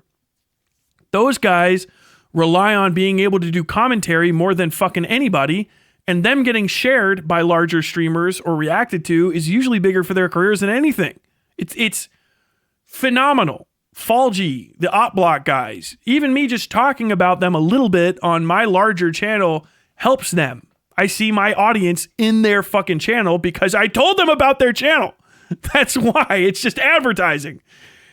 Small channels like OpBlock and stuff, Cope and Seethe, even Kristen Ark and stuff, Xylee, talking about commentary people. When they get reacted to or talked about by a Chud Logic, Nick Diorio, maybe even as big as Keemstar, that's exposure. And you're like, oh yeah, it was you paying exposure. That's the good kind of paid in exposure. That's actually valuable. That's worth its weight in gold because it's free advertising. It's real exposure. You're going back to the BuzzFeed era of shit. It's stupid as fuck. Yeah, you're covering my content. You're getting more credit off of it. Okay. If you're not just raw stealing it, but you're reacting to it and your audience is going to go check my shit out, that might be worth it to me because I'll either get no views or you talk about me and credit me and I get a bunch more. Now, yeah, if somebody wants to license your credit as a small creator based, or license your content as a small creator, sure, that's a whole different thing. We're not talking about commentary videos or organized things anymore. We're talking about a song. Okay, yeah, the song is stolen. Fucking hit it. It's a case-by-case basis. Even the things I'm bringing up, case by case. Literally, in my mind, I can think of like really good ones and really bad ones right off the top. But the entire creator sphere on YouTube begins and ends with, a lot of times, reacting and commenting to things. You know what I mean? Like, just talking about stuff. And your specific interpretation of what is React content just literally poisons the word react for people. And so now we're left with like, okay, yeah, everybody's that one guy, whatever his name was, Jay Real or something. I can't fucking remember. The fucking black dude that would literally just turn on a fucking video and like chuckle. H3 made fun of him fucking forever ago, But this is like, 8 or 9 years down the line. Everybody knows that sucks. Everybody you talked about makes fun of Hassan for the fucking chair stream shit. And even he's cut it out. Like, it's all well within community policing, and the biggest concern of you taking it upon yourself to fuck other people up and go to the nuclear option, because particularly when you're pissed at them, I don't see you doing it to people that you're in agreement with. I mean, if that's what I'm wrong with, is Dark Viper going around finding people that he agrees with and then he likes and copy striking them? Is that happening? Did you do it to anyone you liked? Did anyone say anything nice about you? And like, oh, that's wonderful. Sorry though, you know, it's uneven. It's also hyper focused on one specific type of content, and that specific type of content happens to be the one that's the most bothersome to you as an individual, a private person. That's why you kept talking about your private life and how unhappy you are, because that's the most important part of it, is how Dark Viper feels. And it's just trash all the way down. It's a trash interpretation of how to deal with stuff. It is taking a real problem that affects other people and centering yourself in it so that you can take credit for it and be the fucking soft little wooby fucking muffin boy center of controversy, and then pick fights with, the standard YouTube fucking, I don't know these guys, next to no subscribers, massive threat to me, I was terrified for my life, they're very dangerous, next to nobody watches them, they're clowns, no one takes them seriously, I am going to make 4.5 hour videos on each and every one of them, I'm up to 7 hours so far, I have written a small novel with citations about all of them. They are completely insignificant. No one is listening to them. I am highly concerned of the lies that have been spread about me by these people. They are trying to destroy me. I cannot sleep. However, I am resting well because I am very well compensated. I am in the top 0.001% of OnlyFans creators on YouTube. I am very successful. I don't need anyone. I have very famous friends. Some of them are very irritated with me because of my behavior. I was misbehaving. It was because Nicholas DiGiorio, who is not significant, played a significant part in my life. He was very, very mean to me. Cruel, in fact. He is a little fat cunt, and I hope he fucking dies of some sort of insane heart condition, because I don't like him. But understand, this isn't about my feelings. It's not about my feelings. It's about what's right. And what's right is that these people are destroying an economy, that they have no participatory involvement. They're not taking the views and turning them into their own money. I know that because they're insignificant nobodies, but they're stealing views from me and from other creators, large and small. They're destroying them. They are not as big as Asmongold, but Asmongold's effect really is the effect all of them have. Fucking on and on. Whoop, whoop, whoop, whoop, whoop, whoop. Up and down, backing into the same thing. I'm going to repeat myself after a point. If you want to watch that video and you find something that's like, oh, wow, Tyler, you were completely wrong about everything you said, go for it. But I'm done. I this is never going anywhere. I think unless something particularly interesting happens, the next video has to be 10 hours. I don't know. He's going to have to okay, if fucking DarkViperAu hunts Chud Logic like an animal and strings him up under some sort of tree, you know what I mean, and starts pinata-ing him, then I will be interested. Otherwise, I can't be fucking bothered. Don't copyright strike my video or anything fucking stupid, Viper. I don't think you will, because hopefully I'm too small for you. You know what I mean? I don't want to have to talk about you anymore because I find you boring, and I think speedrunning is only good once a year, and that's at GDQ. Otherwise, it's like watching you guys in training. I just don't fucking care. Yeah, there are people from here and other commenters' audience I've seen crossed over in audience of non-commentary creators I watch. Jinx might be it. Yeah, I think it might have been a J name. This is the longest Tyler Talk segment since the homelessness one. Maybe. I had to cover a bunch of stuff, and it was a 4-hour fucking video, but I'm done. How are you guys doing? I know I scared everybody away. His enemy is somehow both weak and strong. Oh, God damn it. I have to fucking respond to that statement. I hate that statement so bad. The other segment's done. I fucking hate that. The enemy is weak and strong thing. That does make sense, actually. That's not a contradiction. Okay? The reason the enemy is weak and strong stuff, and this is why you shouldn't use anybody talking about fascism to use that as a way to figure out this guy's a fascist because he did the thing. I know I'm not picking on this specific chatter. You can be physically weak, literally like a pushover, but you spread pestilence. That's the point. The point is that you are useless, i.e. like a worthless eater, an absorber of resources, not strong, can't defend yourself, you should be easy to take out. But you're dangerous, not because of the physicality that I just described as being insufficient, but because you are diseased or a spreader of bad morals. You are corrupt. That's how the enemy is strong and weak at the same time, because that's just possible, right? You know, like a rat covered in fucking smallpox fleas. The rat not probably going to fucking beat a knight in armor, but like it's really dangerous to the knight in armor because of the smallpox fleas. That same thing. Bubonic plague is what I meant to say. That's the issue. I don't know if you said a plague rat after me or if you wrote that before. I just got here. Why are we doing apologia? I don't know what the fuck you mean. Dark Viper might still have this tweet out where he said he would respond to anyone with more than 100k subs a few months ago. Yeah. Bad take, Tyler. Taking a video as a whole and reacting to it is stealing. No, it's not. That's what Dark Viper defends anyway. People who take his argument seriously are dependent on consuming others' content. What do you think I'm saying? What the fuck? What the fuck are you saying? Okay, in one guide. Taking a video as a whole and reacting to it is stealing. It is not. Sorry. It's just not. It's not sufficient. There's 4 things in copyright law even alone. And it doesn't even remotely count as plagiarism in certain aspects. It depends on what the thing is and all that other stuff. So yeah, no, the hard pass, hard fails, cucked. That's what Dark Viper defends. People who take his argument seriously are dependent on consuming others' content. I don't know what the second part of that is. I don't know if you were trying to like be sarcastic about him or actually disagree with me. I got lost in your phrasing. What's the best Wooby camo pattern? Fucking tricolor, obviously.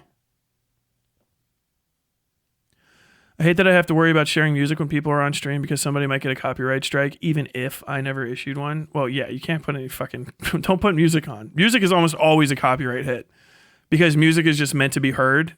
And so, like, if you can put music in somewhere and it'll give the emotional response that music is supposed to give, then that's like, it's a tiny bit, a fraction, a fleck. That's why that sounds like that. But I could also put the entirety of a song in other things and talk about it excessively, and then it's not. That's the fair use deal. Don't try to talk about a whole song while playing it just because the copyright system on YouTube specifically hunts for music like hardcore, like because it's easiest to find because it's so obvious what it is, and they'll tag you. But in real life, you actually can't fucking talk about the entire thing. You have to stop it though. There are great channels run by historians that do full breakdowns of videos, and I would not call that stealing. No.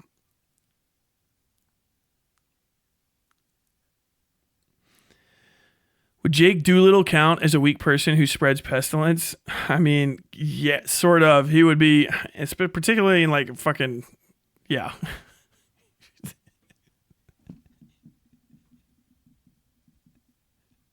Jake Doolittle has very strong Untermensch qualities. Of course, he reveals himself.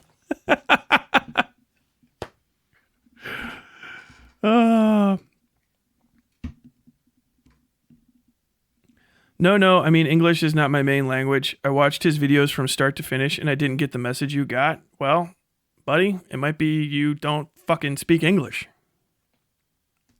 Consider the possibility that 2 English speakers have a better grasp of the subject in general than you do. Maybe reacting was an air quotes to imply it wasn't really a reaction and it was more of the watch the video and laugh periodically without adding anything thing. Well, here's the issue either. Even that statement is insufficient because it's just full of like subjective you didn't really add anything is something you can say about, I could talk over the entirety of a video, right? Non-stop. And if I have my volume all the way up, right? And I'm ranting and doing all this stuff, and you can't hear the video. Yeah. Okay, sure. Like that's in like one section, but that still might get claimed. And then I might have another one. I turn the volume all the way down and it's just me going like this while the video plays and you can hear the video fine. And then that would be a completely different interpretation. Do you know what I'm saying? It's so subjective. And all 4 criteria have to be brought in per issue and weighed together. You know what I mean? It's a series of weights. Because until you put all of them on the scales, you don't know where the scales are going to tip. That's the point. So you can't say like, oh, well, I've seen in a number of cases before, this one specific thing is so intensive that it changes the entire way that people are going to view it. That's why even on the fucking, like, this is the government website that's trying to tell you guys like what the fucking, what copyright is. It's not a pass fail.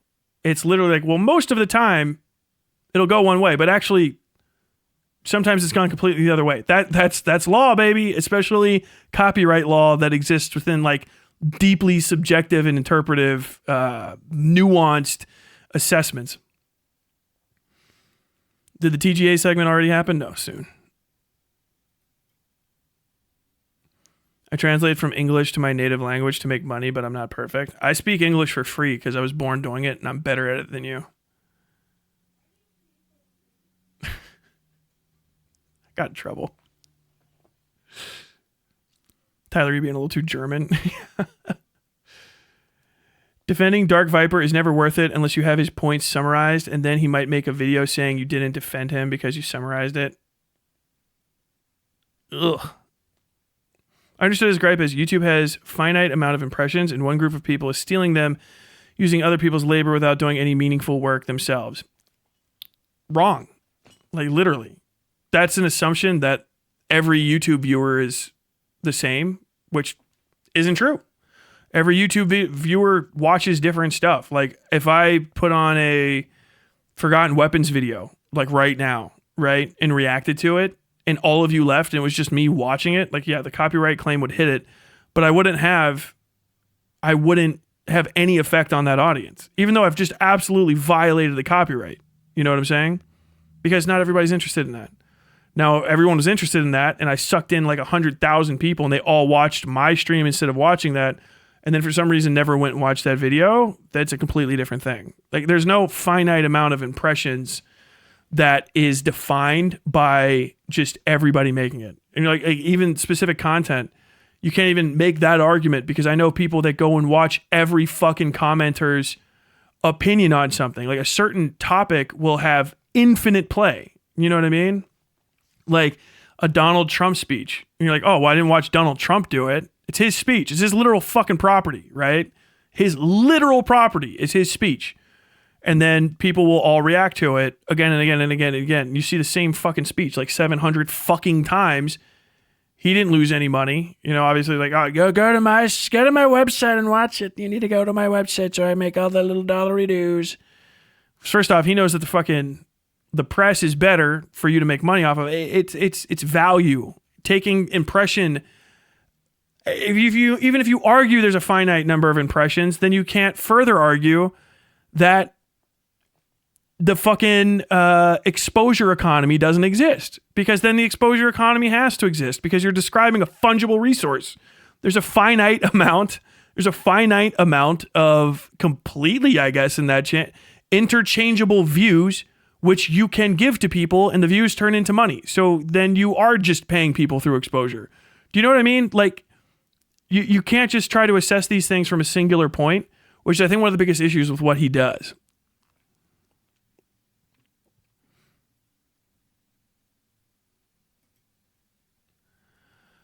Reacting is consuming without sharing.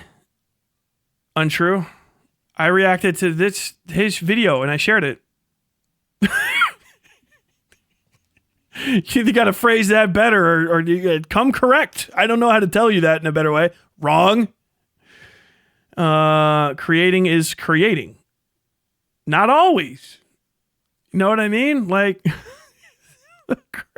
creating is creating. You're either doing the tautology and not saying anything.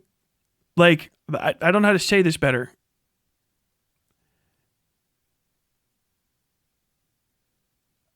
if you have a tautology as part of the subset of premises, you know what I mean?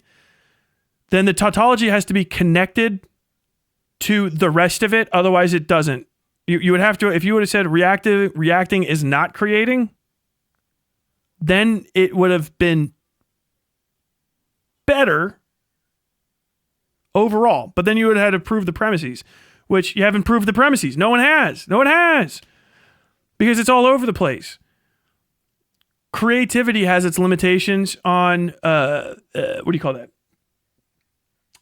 The limitation of finite novelty. Because you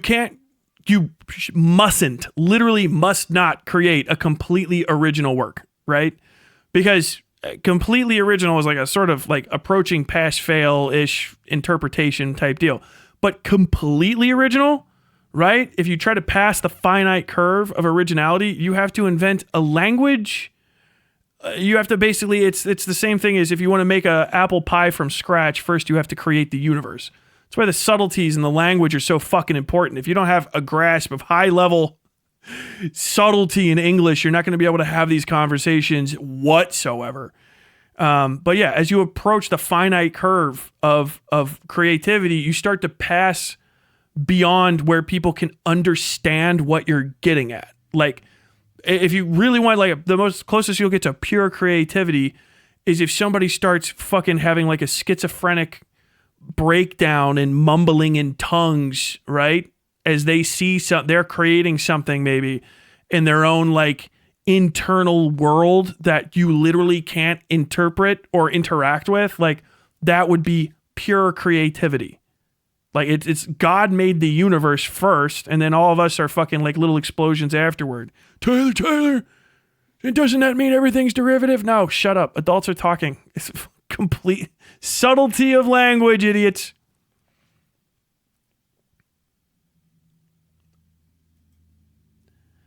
Reviews, critiques, and all that kind of stuff is okay. You would agree with him if you just had a small talk or not hear about him from someone who hates him. I watched his video. I watched his fucking video. He had 4.5 hours to make his point, and he failed to do so. If he wants to talk to me, I'll make time for him. I don't care how big his audience is. We don't have that much crossover. But I watched his video. His video. Fucking goddamn it. Trump will claim your vid if you play the Jan 6th anthem? Is that a real thing? Never mind the word react.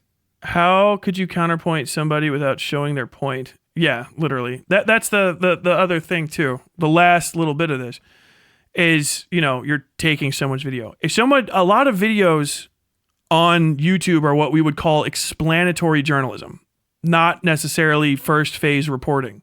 So it feels creative, but it's not like inherently creative or even approaching like the novelty spectrum where you're doing new stuff. Almost all YouTube content, literally that I can think of, especially with big creators, including fucking Dark Viper, requires first someone else to have made something so that they can talk about it. Again and again and again. GunTube, literally, like, they didn't make the fucking Mark 17, but he's shooting it, but it requires the Mark 17. Are you not going to buy a Mark 17 and shoot it? Blah, blah, blah, blah. It's again and again and again and again. Explanatory journalism. This is a thing, not reporting. First phase reporting is different. That's no one's seen this thing. I'm going to describe the moment, the object, the person for the first time. That's like reporting. Explanatory journalism is, here is a thing we've all probably seen before, or maybe you're not 100% familiar with yet. Here you go. I'm going to fucking explain it, literally. 60 Minutes is a very good show that has explanatory journalism. You can hear how they set up the stories, where they're like, since the year this blah blah blah, this person has been around. This established concept is well known, but not perfectly by the American people. We sat down with him and, whatever, Brett Shriver for 25 minutes, and he'll explain his side of the story. We'll do this, we'll do that, blah, blah, blah. Explanatory journalism. The vast majority of YouTube is explanatory journalism, which reviews are explanatory journalism. They are a subset of it, review. I'm explaining the thing, also why it's not or is good. Explanatory journalism.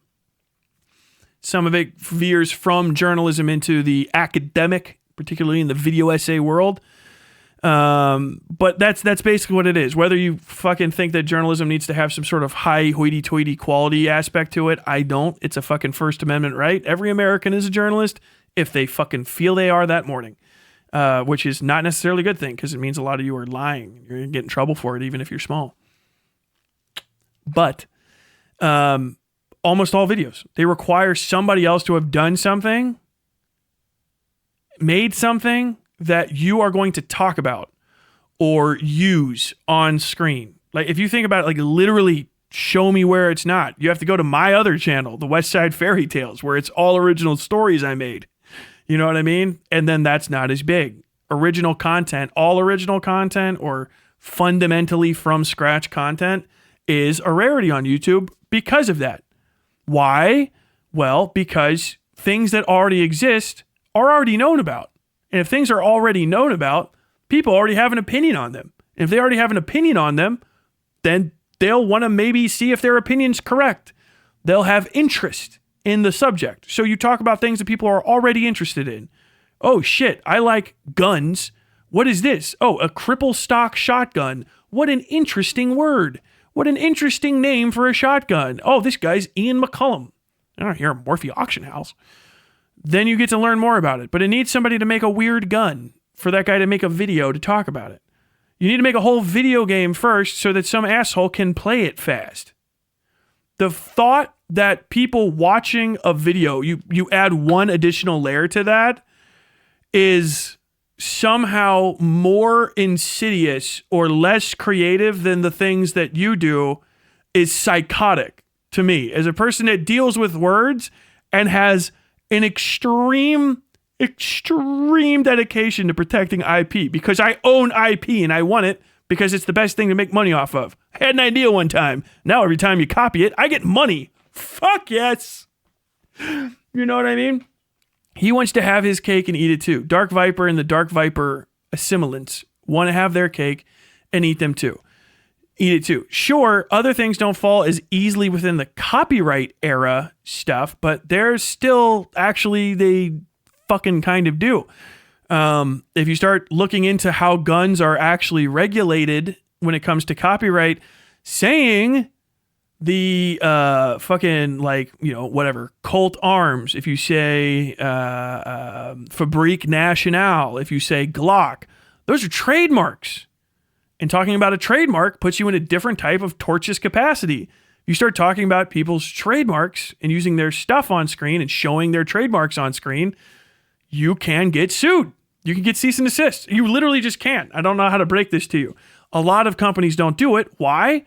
Because even though they get some bad reviews, it's better to get a bad review with 100,000 impressions than a good review with 5. Because then everybody starts talking about your thing. And no press is bad press. That's the point. The economy is way more subtle and way more gradated when it comes to information than a lot of people give it credit for. There's a lot of people who, if they were like, I will pay you an exposure, I will take it in a heartbeat. Fuck it, I did it for FD Signifier. He asked me to read like a fucking line. If one of you assholes asked me to read a line and I don't know you, I'll tell you the fucking going rate's probably like $50 to $100 because I don't want to fucking do it. It's a waste of my time, nobody. I don't know you. You fucking take 10 minutes of my time and expertise? Pay up. But for him, it's like, oh yeah, he's gonna put my name in the thing. All right, cool. I got paid an exposure. I don't give a fuck. That exposure was great. Do you know how much it would cost me to talk to that many impressions otherwise? I do. I know what an impression costs. I know that fucking, yeah, when the exposure is the right kind of exposure and it comes and it's equivalent to the fucking work that you put in, yeah, I'll get paid an exposure here and there, but not all the time. And you shouldn't destroy an economy through getting paid an exposure. Tyler, it's not a pass-fail. Tyler, it's not black and white. No, you fucking moron. It's economics. The hardest thing next to all of the other hard things. Motherfuckers try to have conversations on economics. They can barely fucking understand that things can have value if they're not money. Even though you're like, but I'm doing trade. You're like, yeah. But it doesn't have a dollar sign attached to it. No, it doesn't. But if you have expertise and you can do a thing called assessing something, you might find the inner value inside of it. And you might know that the value of it now might not necessarily be the value of it when you need it. That's called speculating. You speculate on the value. Well, I've heard of speculation before. Isn't that where people do investments and try to double their money or triple it or lose it all by making basically like gambles? Yeah, that's what speculation is. You learn to land speculation. You can do speculation on anything, right? Oh, normally I would make money on this, but instead this guy's going to owe me a favor. Is this guy's favor worth anything? No. He's going to pay me an exposure. Is this exposure worth anything? No. Is it? Yeah. Okay, cool. Yeah, I'll get paid an exposure for this. It's all over the place. It's a fucking assessment that you make. You have to make it yourself, right? Like, that's the point. That's the value. You have to make an assessment per each thing. That's why if you have anybody that talks about fucking economics and they're like, there's one specific way to describe economics, that's just the one thing you can always say is probably fucking wrong. You're like, oh, it's a subjective theory of value. Value only has what it has at the market. Yeah, you fucking simpleton. Things have the current value I have now, but how can I buy something for cheap and then it's worth money later? What if I bought something cheap that I know it's going to be more expensive later? Then that's not the value of it. It's the value that it's going to be later, right? Well, no, it's a subjective theory of value. Just shut the fuck up. Adults are talking. Use theory of value. Whatever. Speculation's covered in the subjective theory of value. Your mom's covered in your dad. I feel like I was cooked for nothing. I like DarkViperAu and Tyler. Why are my parents fighting? I'm not fighting. The motherfucker doesn't even know me. Impression here means that anytime Asmongold's video of him watching something shows in your feed, it takes space that could be taken by your Starship Trooper video or any other original content.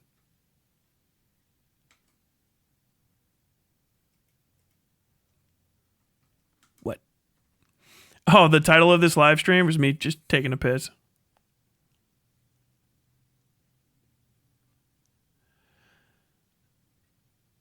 You actually didn't say anything unreasonable. You reacted to a small portion of it, though. Didn't re-upload it with a static PNG. That doesn't matter. That doesn't matter. There's no pass-fail. The absolute negative value comment. Creating is creating. I draw with a pencil and I didn't invent the paper. I did not make and create with a cognitive structure that I picked from random people throughout my life. Therefore, yeah.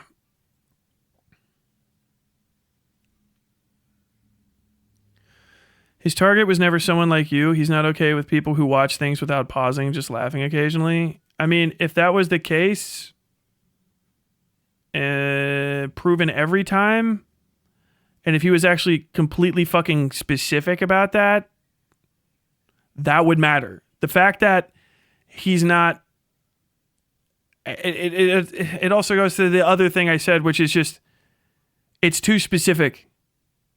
Because he's just trying to add a Dark Viper flavored specificity to something that's already bad and everyone knows is bad, which is copyright infringement. He's only at best complicating the conversation and at worst complicating it while also being duplicitous in his means and methods and desires. That's it. Really? Like, Dark Viper AU is not a revolutionary for saying the crazy thought that copyright infringement is wrong. Copyright infringement's always been wrong. It just has. Being hyper specific about one type of copyright infringement while also being vague about what actually constitutes that type of copyright infringement is disingenuous at best and malicious at worst. That's the fact. That's the case. Those are the things. You have to describe it on a case-by-case basis. All he has to do to be actually correct is give up on the I'm against React streamers. Let me get into 4.5 hours of horse shit. And by the way, I watched the video. I mean, I pre-watched it before I turned on the stream. If you don't understand that, I watched the whole 4.5 hour video. I've consumed it as it consumed me. But having a conversation where you hyper-focus on one aspect of a crime and then associate it with a group of people is bad, right? You try to say like, oh, these kind of guys do this thing. You know what I mean? And then you stop saying like murder is bad, but like this specific type of like, you're like gang violence is bad and these guys are in the gang. They're extra bad. Can we get additional rules that already fall well underneath the purview of a rule that's existed forever because everyone already knew that this thing was bad? Can we get additional hyperfixation on this to the deficit of when it happens everywhere else? And that's the point. I don't care. Saying the second someone says when they're talking about this law that you disagree with, they're not talking about harming people like you, is what sets my fucking teeth on edge. That makes me more worried than anything. I don't like special laws. That's why I said if he was fucking cracking, if I saw him actually going around and actively copyright striking like some sort of fucking Dark Knight figure, you just started actively copyright striking everybody that you thought was breaking, because if it's morally bad, then just go do it. You have money. Go be the fucking change you want to see in the world. Obviously, if it's bad, then you should go do it. You've already vigilanteed once, you know what I mean? Just keep going. Police never have to stop policing. That's the cool thing about the being named for the job that you do. You just do the thing all the time. So if you're not doing the thing all the time, do you really stand before it? Right? Like, are you really like living up to that? Because you've done it already. You show. So you do find something wrong with how you engaged with it. Are you trying to justify going forward with it? Because if you are, you're not doing a very good job of getting us all on board. And if I haven't seen you engage with the pursuit of the law that you think should be law, if I haven't seen you engage with that with a consistent outside of the group of people you dislike, then where are we? If Asmongold is such a bad, go do it. Do it endlessly. Never stopping. Andy Samberg, 2012. Dark Knight AU is Shadiversity. Trans bathroom laws in a nutshell. SA is already illegal. 100%.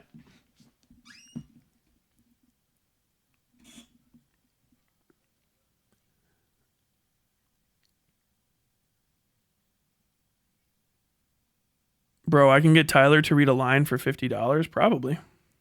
Yeah, like what? Oh, yeah, you want me to do like a simple read if I don't have to do anything? $50, $100? Yeah, easy. I'll do VO work. It's a job. I don't even give a fuck. And as long as it's not too fucking insane. You know what I mean? I probably won't do it on camera, though. I mean audio only.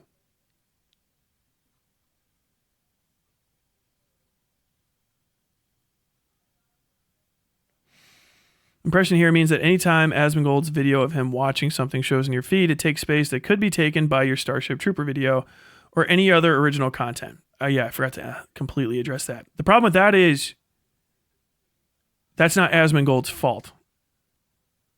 That's YouTube's fault. YouTube does that, not Asmongold. You understand that? You guys know that I have next to no control over where my video shows up. Like next to none. I can do things, but I'm basically dealing with the machine god. Everybody is. You're dealing with the machine god. You light some incense, you drip some blood on a skull next to a keyboard, and then maybe the computer turns on, maybe the algorithm gets you $1 million, and maybe it doesn't. That's the thing. Asmongold does, lazy, shitty fucking content, but YouTube allows it. That's it. And it's not a major deficit to creators, because if it was, people would just fucking copy strike him out of existence. You know what I mean? Like, just learn about it. If you want to copyright strike the guy because you're irritated by him taking your content, just do it. It's your right. Like, just own it. Just do it. But this like, oh, we've got to fucking go on some spiritual fucking quest, misunderstand how copyright law works. I mean, it might be completely different in Australia, but it doesn't fucking matter because me and Asmongold are both Americans, baby, and you are our pets. Australia is the 55th state. There's a literally intentionally left blank there. Somewhere along the line. Israel's the 51st. Britain is the 52nd.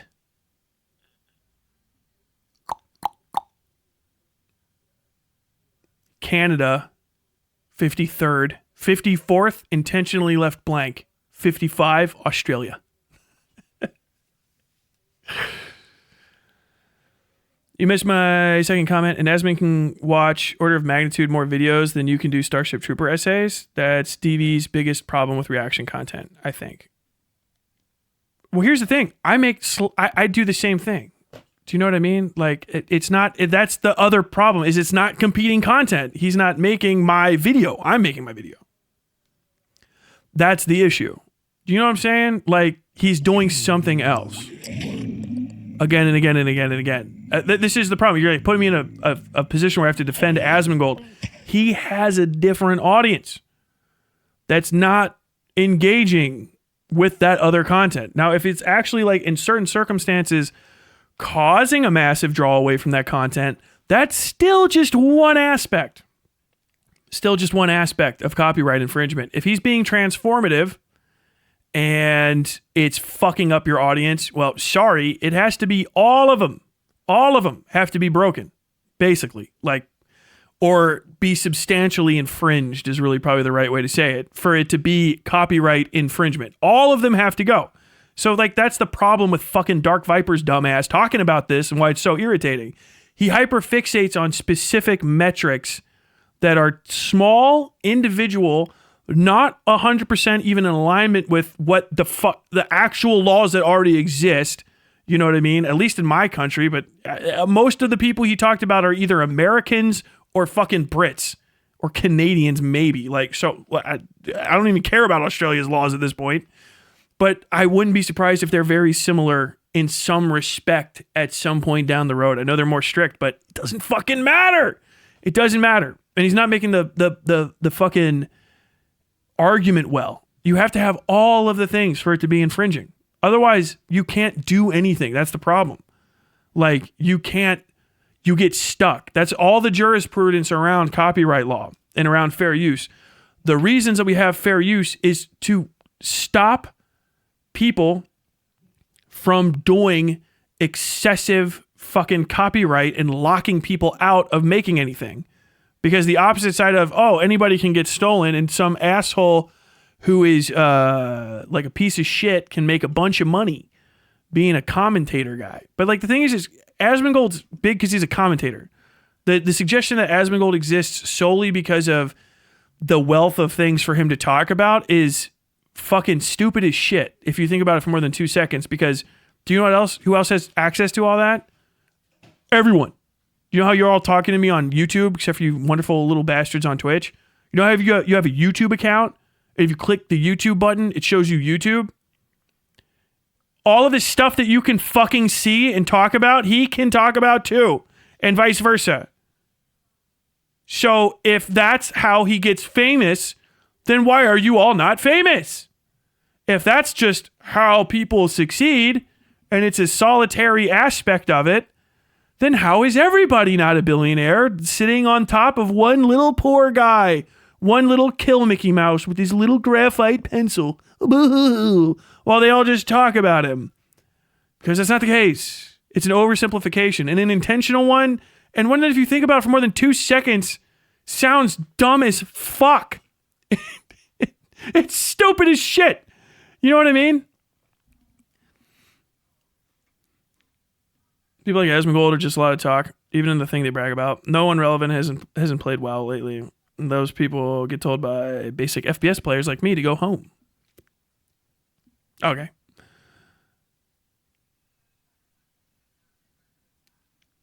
The only connection between me and Asmongold's audience are the people about to be fucking disappointed. True. So would Puerto Rico be the 56th? No, that's the intentionally left blank. Hey, I'm not awarding them. Tyler, would you be okay if the content you react to, if it's on YouTube, YouTube would link the video like how it was on old YouTube response system? Yeah, I made stuff on TikTok as the same deal. And yeah. What? I don't like copyright infringement. All of this, I've established the rules for copyright infringement and told you guys like a million times that React content isn't necessarily copyright infringement, and copyright infringement is what is bad. It was always the bad thing. So like doing these like, would you be okay? Would you not hypotheticals to try to like, I don't know. I think you think you're going to fucking walk me down some pathway where I go, well, that's not okay. All you have to say is you have to describe something in its entirety based on those 4 things. And if it breaks all 4 of them, probably it's copyright infringement. And then that's the thing that I'm bad with. That's the cool thing about having a fucking legal system and laws and established rules is that some emotionally unstable dipshit from fucking Australia, I don't have to rely on him to set up all of the laws and rules. I can just go look at what almost 200 years or whatever it is. I can't remember. I think the original copyright laws are from like 1865. Over 150 years of American jurisprudence all the way up to the Supreme Court a number of times has said, and then I can just fucking try to follow that. You know what I'm saying? All of the reasons too are there, and the fact that we never get into the reasons is an issue. The fucking the de facto, the spirit of the law, like what it's supposed to do. It's not supposed to prevent people from capitalizing on your content. That's not the point. That's not the point. Your content existing and then somebody using it to make money for themselves is not against the law. What? Yeah, it's not. It's not. That's not the issue. As a matter of fact, it's not the issue at all. Because you can't prove that someone else making money off of your content. We're going through the same things again. You guys don't understand this, but you're trying to ask questions that are just not even speculative in legal situations anymore. You're trying to ask the question of, is anyone else making money off of intellectual property inherently destructive to intellectual property? And it's no.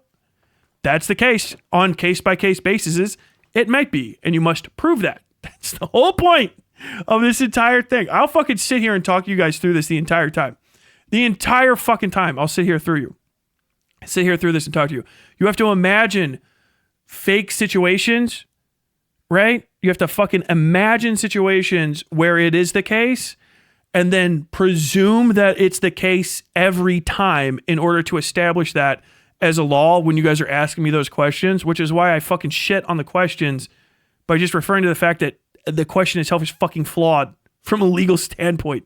It's just not the case. Shit's already established. You have to prove all of the things. I'm against copyright infringement. Ask me 7 million speculative questions, right? And I'm just going to keep fucking looking at the fucking rules and then reading through the rules. And then when I make you fucking answer all of the rest of the questions, then eventually once we actually create a specific product, then we'll get to, is it fucking copyright infringement or not?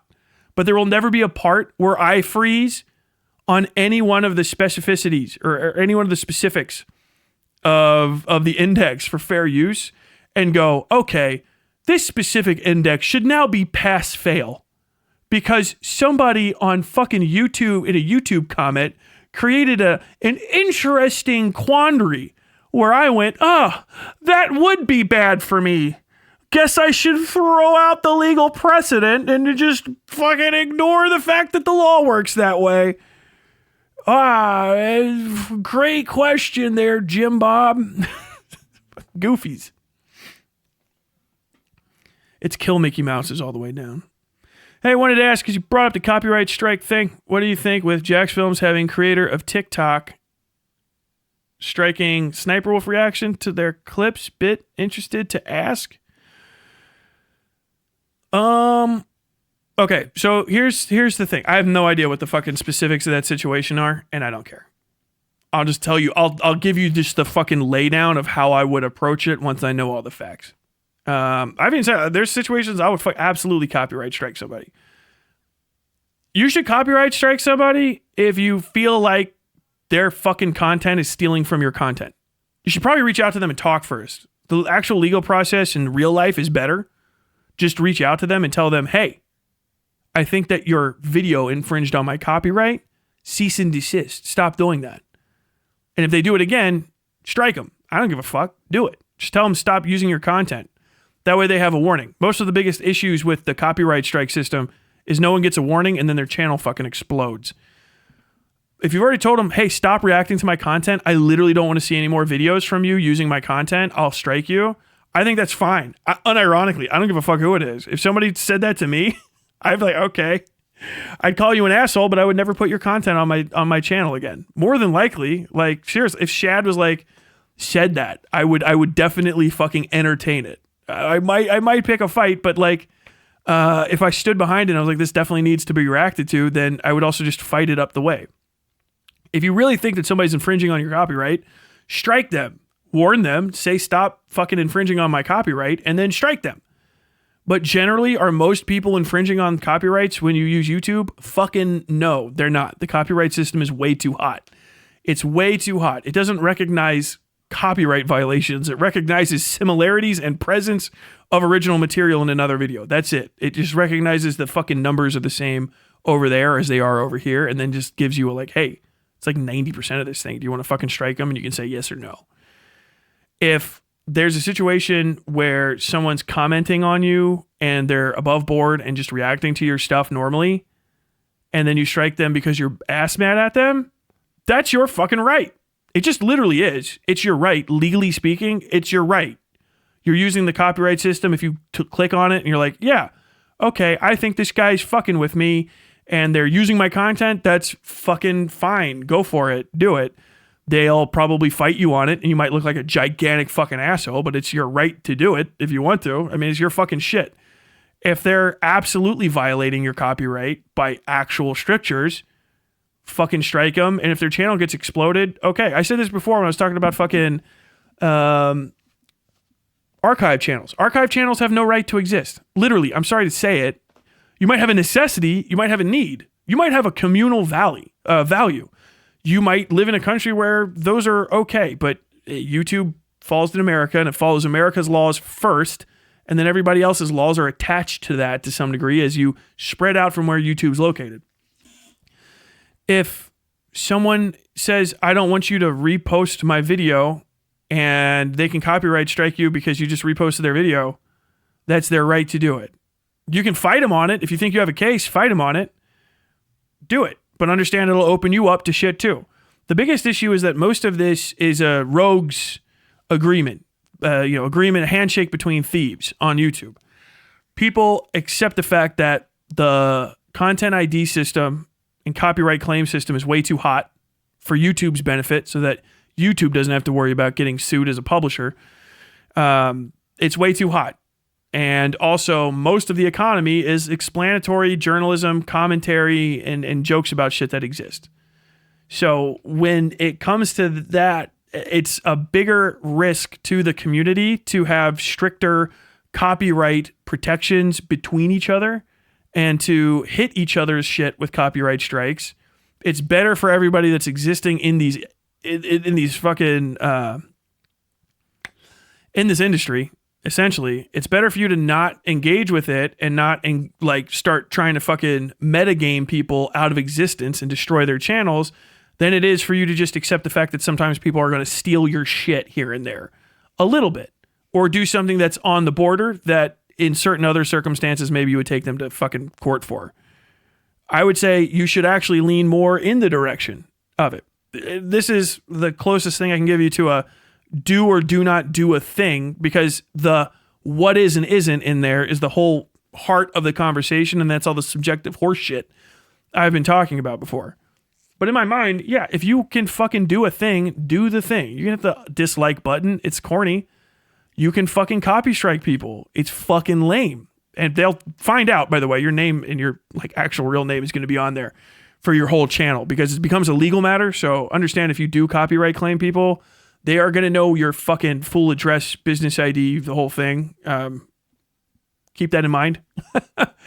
But But if you want to, like, that's the thing. It's like, should somebody sue somebody over this thing? I have no fucking idea. Talk to a lawyer. Do you know what I mean?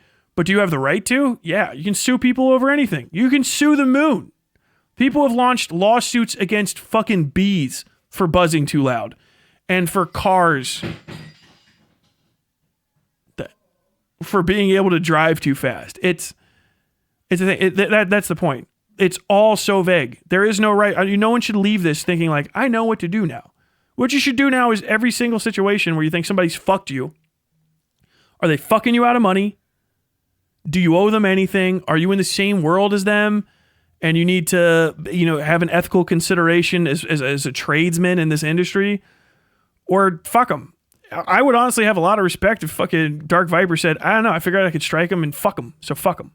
You know what I mean? The whole pretense of I'm trying to be above board and I'm doing this for small creators. And by small creators, I mean medium-sized creators. And by those, I mean specifically like the 10 of the tens of thousands of maybe 100,000s of these guys that exist.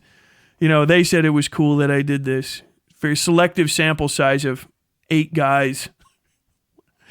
I'd say just say do it.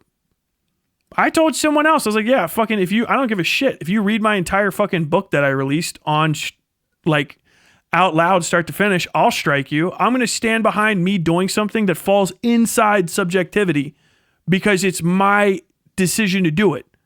I'll stand 10 toes down if I do it. If I strike somebody, I'm going to do it because I fucking want to, because I think I have a case. That's pretty much it. I could be fucking wrong, but I'm not going to pretend that there's some sort of like arbitrary pass-fail in a highly subjective series of rules, laws, ethical considerations and stuff that's like, this is the moment where I get to do whatever I fucking want to, and you all have to agree with me and tell me I'm the best little boy and powder my bottom and send me off into the fucking day with a little lollipop so I can show everybody else that I was a good kid. You know what I mean? You gotta be a fucking asshole, be an asshole. It's asshole time. I say if you want to fucking copyright strike someone, you want to go fucking shut Chud's channel down because you fucking don't like him and he reacted to your content, go for it. It's not my fucking channel. If you want to try to come after me, go for it. I'm going to fucking counter report you. You can also still fight this shit. But I don't think it's a very good idea to start involving third parties in a two-party matter because you never know where the third party is going to go with things. They can shut your channel down. You can end up getting fucking sued by somebody. There's a lot of repercussions that aren't established by just saying like, yeah, you can and you should if you feel like you have to. You know what I mean? I could say like, yeah, you should buy a fucking pistol to keep yourself safe. And if you feel like you need to harm someone to feel safe, like you probably should. Because that's just a reasonable thing in your mind to do. But if you don't weigh all the other factors out and you just think it's a pass-fail for those two things, then yeah, you could really fuck up.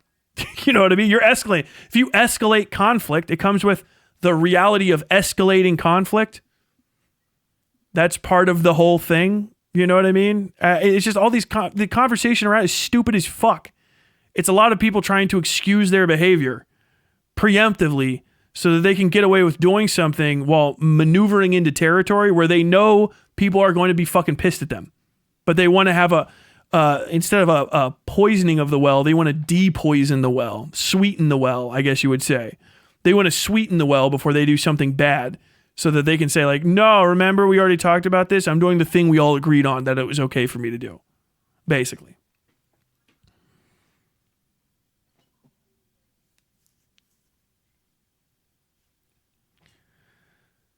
Nah. Doesn't Dark Viper in this 4-hour video? I thought you said in his 4-hour video say that American copyright is actually irrelevant in what his position on reaction content is. The slavery and fair use section, especially at the end part of it. Fucking just ignore that. I don't know. Let's see. Slavery and fair use section. God damn it. Where the fuck even, like, Jesus Christ. There's only 500 fucking sections for this.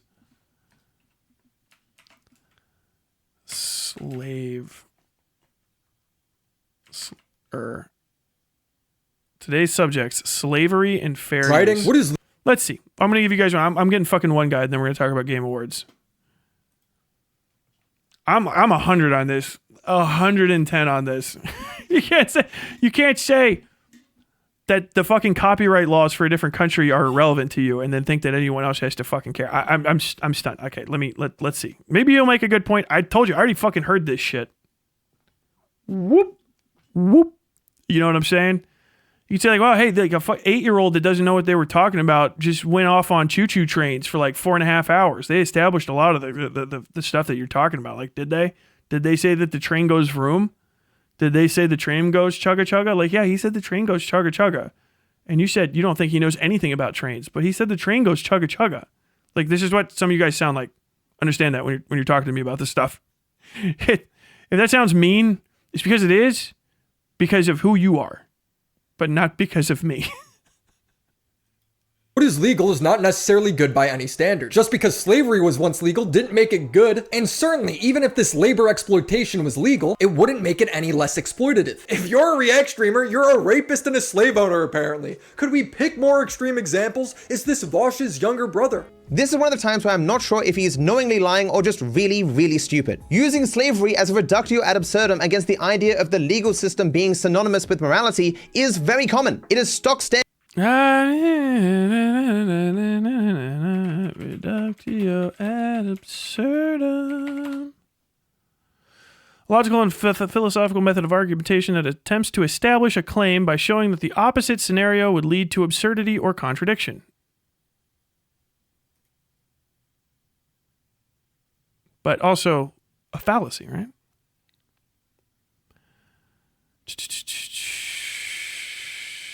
Reduction to absurdity, also known as argumentative, establish claims showing that the opposite scenario would lead to absurdity or contradiction. Yeah. Axioms introduced, proof by contradiction. Yeah. The absurd conclusion of a reductio can take a range of forms, such as the earth cannot be flat, otherwise, since the earth is assumed to be finite in extent, we would find people falling off the edge. Okay, but it's not certainty, right? Proof by contradiction and logical contradiction. Yeah. Demonstration to the impossible. That's the thing, is also has to be absurdum. So this isn't reductio ad absurdum. It's just he just made a point. This is an illusion. He made an allusion to slavery.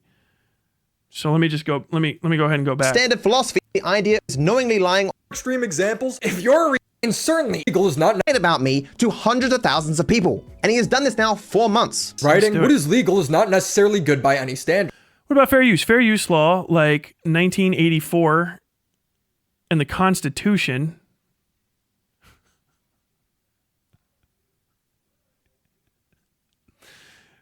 I don't know why that's I don't know why that's phrased like that, but that's adorable. Fair use law, like 1984 and the Constitution, are things that people cite fairly often, but have not actually read. In summary, fair use law was largely written in 1976.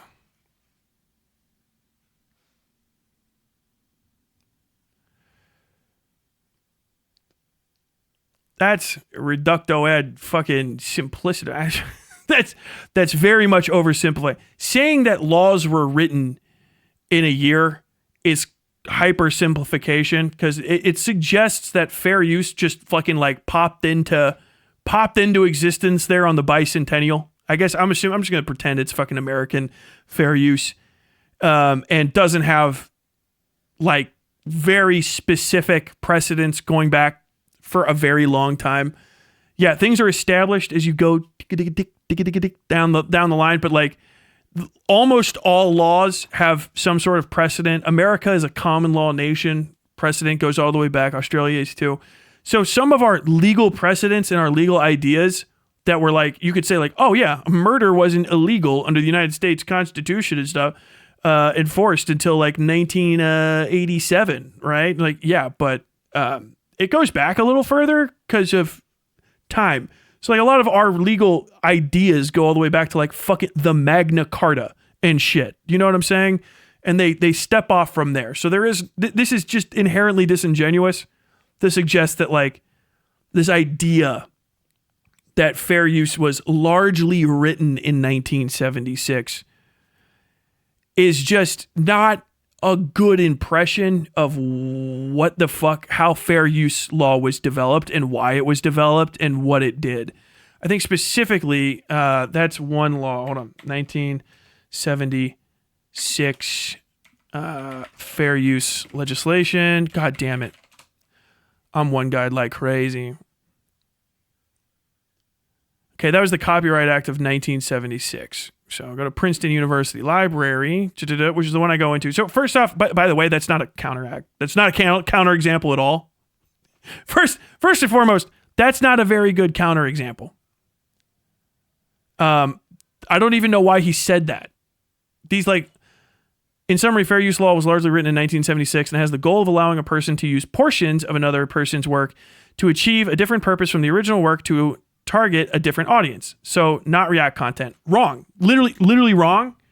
I'm actually glad I stopped to read this. If I heard him say this, I fucking ignored it because I didn't want to care because this would happen. All right, that's the fair use establishment, U.S. copyright law history. Talking about fucking history and education, U.S. copyright beginnings. On May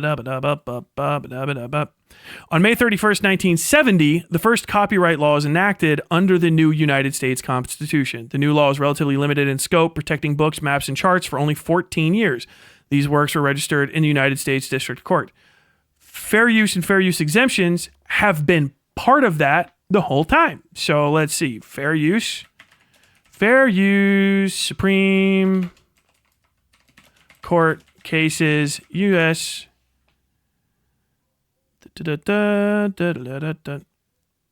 Okay, so we go all the way down. We got another fucking case every day. So yeah, one of the very first ones, Folsom versus Marsh, 9F case 342, CCD, Massachusetts, 1841. First court, circuit court district. I can't remember what CCD means. Educational, scholarship, research, textual work, fair use not found. Let's see what it is. 1841, plaintiff Jared Sparks, who owned copyrights in President Washington's personal and official papers that he edited for the writings of George Washington, published a 12-volume work including President Washington's papers with plaintiff publisher Folsom, Wells, and Thurston. Defendant Reverend Charles Upham, a writer and anthologist, copied 353 pages of President Washington's papers in the 2-volume work The Life of Washington in the form of an autobiography, published by defendant Marsh, Capon, and Lyon. Plaintiffs allege that defendants infringed their copyrights because Upham copied the papers verbatim from Sparks' book. Issue: whether defendants' verbatim use of protected letters constituted an act of piracy under the 1841 copyright law. The court found that the defendant's use of plaintiff's letters was not fair use. How could they have found it fair use if fair use was past 1976? That would be impossible. Does the concept of fair use go back further than the fucking 1970s? That would be stunning. To think that people were considering what is and isn't the fair use of another's intellectual property well after the invention of the book or the story, that down the line we have fucking additional laws passed. What happened in 1976, you think, that may have changed things? Was it like all sorts of crazy color television exploding across America and cable starting to exist? Do you think, if you had to guess, do you think that there was another copyright law in America passed in the 1980s? Do you think that there was additional fair use legislation passed down and jurisprudence passed down between 1976 and 2024? A mere period of half a century? To say that the laws, fair use was largely written in 1976 is fucking crazy. If a legal scholar wants to pop in here and fucking tap dance on my fucking heart, go for it. But like, largely written suggests in a legal capacity that the concept of fair use didn't exist for the most part before 1976. But also still, who gives a fuck? Why did you mention the year? Why would you mention the year? What does that have to do with anything? Are you trying to suggest that they don't have a lot of value? Are you trying to suggest that they're worthless? You fucking idiot. portions of another person's work to achieve a different purpose from the original work to target a different audience. That is a massive misunderstanding of what it is. Just basically wrong. Failed. Because if there's specificity in law, you have to pursue the most specific iteration of the law. You can't say that fair use boils down to some simplistic thing if you're trying to be decisive and state why you think X thing about it. Specificity versus non-specificity versus vagary in law, specificity always wins out. That's why laws are written more vaguely, so that there's room for interpretation on the part of the courts, thus creating precedent, and the precedent that you've set is usually followed until it goes up to appeals, and then they decide whether or not that's actually keeping with the spirit of the interpretation of the law as written by the executors, whatever, blah, blah, blah, blah, blah, blah, blah. So just all of the four things have to be mentioned. He has to mention 4 things to describe American fair use standards, the index. You just have to look it up. It's really easy. Just type American copyright fair use. You get right to the fucking page. The government puts it out. But to not be explicit in that is the reason I have issues with him having opinions on this stuff in the first place. You're talking about a different fucking country. I don't know. You know what I said about Australia's? I know it's apparently, I think, a little bit more strict, or a lot more strict, doesn't really matter, than ours. And I don't care about it because it's fucking Australia. You guys are largely irrelevant when it comes to entertainment. Sorry, sucks to suck, but Hollywood runs the world. That's why everybody's upset at American Jews first for all their crazy fucking conspiracy needs, right? Because all y'all make very little stuff. We make lots of stuff, and we were doing it first with our TVs and radio signals to control your brains. So we have most of the copyright law that everybody else follows because you're all trying to license from us anyway. And also, companies wrote it, and other companies in other countries are like, that's pretty fucking cool what you're doing right there. That's it.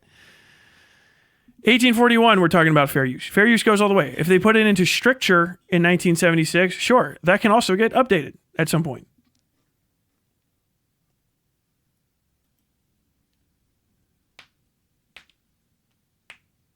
Being racist wasn't real until it was outlawed. Dark Viper turned this into a law school class. I just got to get into it. So, not React content, nowhere close. Absolutely. React content is 1000% covered under copyright law because it's just, if you just say React, the insinuation that there's something different than content suggests the possibility that it could be transformative at all. And it's just dependent. He just literally doesn't know what he's fucking talking about. React content is the least fair use content available online. No, it's not. Plagiarism is. The least fair use content online is the Pirate Bay. That's what the least fair use is. Have you noticed that the Pirate Bay is a little hotter? It has to change domains pretty often, but React content doesn't. It's because it's fucking different under the law. The Pirate Bay, almost completely illegal. Torrenting, seeding, downloading, archiving without express written permission is not covered under fair use. React content, very often it appears, is. Particularly as React content changes because you're using one operative definition for the entirety of it and kind of just including things willy-nilly. It's more important, what is legal? What is legal is not necessarily good by any standard. Okay, now you're trying to have an even more complicated conversation that is less valuable in, of all things, civil law. What is legal is not necessarily good by any standard. Just because slavery was once legal didn't make it good. And certainly, even if this labor exploitation was legal, it still wouldn't make it any less exploitative or something that should be tolerated. This is reacting to other people's content isn't labor exploitation. That's not how that works. It's at best theft. Theft is not labor exploitation. Labor exploitation is a type of theft done by bosses exploiting you for free labor. That somebody makes you do something for free or for undercompensated is what labor exploitation is. If I fucking go outside and make like 50 copper wires, right? I make 50 pounds of copper wire out of copper. I boom it, run it through the little press. If I set it down and then some fucking guy comes by and steals my 50 pounds of copper wire, he has not committed labor exploitation. He has just committed theft. As a matter of fact, there's already a word for it. It's fucking copyright infringement. You don't have to say all the rest of that shit. because it's not labor exploitation. Those are different laws. They're under the labor laws for the very specific reason of it's about labor. Infringement on your intellectual property is covered under copyright law because it's the right to copy your fucking work, you idiot. Like legit, like if you fucking agree with Dark Viper for a second, understand you're operating under, you might have a gas leak in your fucking house at this point because this is just insanely duplicitous. Psychotically ignorant of what's going on and just raw duplicitous. He's not stating what fair use is accurately. He's trying to demean the value of fair use for some reason. He's insinuating that there's a large population of people who haven't read fair use, and then in the next sentence or so, saying, basically admitting he either hasn't read it or doesn't understand it whatsoever, or even worse, he's just purposely misinterpreting it. Let's see, and doesn't understand that React content falls underneath it. And then he's further going on to describe the crime as a different crime. Also, slavery was not a tortious act as far as I understand. Slavery was just it was a constitutionally okay thing, and it took a constitutional amendment to end it, right? Because it wasn't it was very much a First Amendment. It's a constitutional rights violation thing. The legality of slavery, of all things to bring up, chattel slavery in America. Thank you, Whitey, fucking Australian fucking cracker ass motherfucker, talking about American slavery. Slavery, somehow, you managed to bring up the one thing that was more insanely and psychotically legally confusing than anything else. Because a lot of it was just de facto. It was a de facto thing. Slavery wasn't just legal, it wasn't illegal. That's the point. There was no law illegalizing slavery. Like, there's no law that legalizes until they started talking about it, and then things were passed, and that's when it gets hyper confusing on a state by state, county by county, day by day, year by year basis. The legality of slavery is like a series of good books to read, okay? We'll just leave it at that. You can't, you have to illegalize something. You have to set up the legal existence of something, establish it. Copyright is older in the legal system than slavery was. In my mind, when did you Brits illegalize slavery? 16 something, right? But it was only for British people on British shores, thus America. Your copyright stuff probably goes all the way back to Magna Carta. I would not be fucking surprised because it's a trade law. So like it's just ancient shit, okay? But they don't even fall underneath the same category. They're not remotely connected. Like, I understand that you're trying to analogize or create a metaphor, but understand you're talking about legal precedents and things that were real laws. So it's not really a metaphor anymore. It's just, it's completely different. The amount of harm that can be done between chattel slavery, okay, and fucking copyright infringement is astronomically different. It's like rude. There's no fucking copyright claims version of Harriet Tubman leading people fucking north via the Big Dipper to get away from React Andes.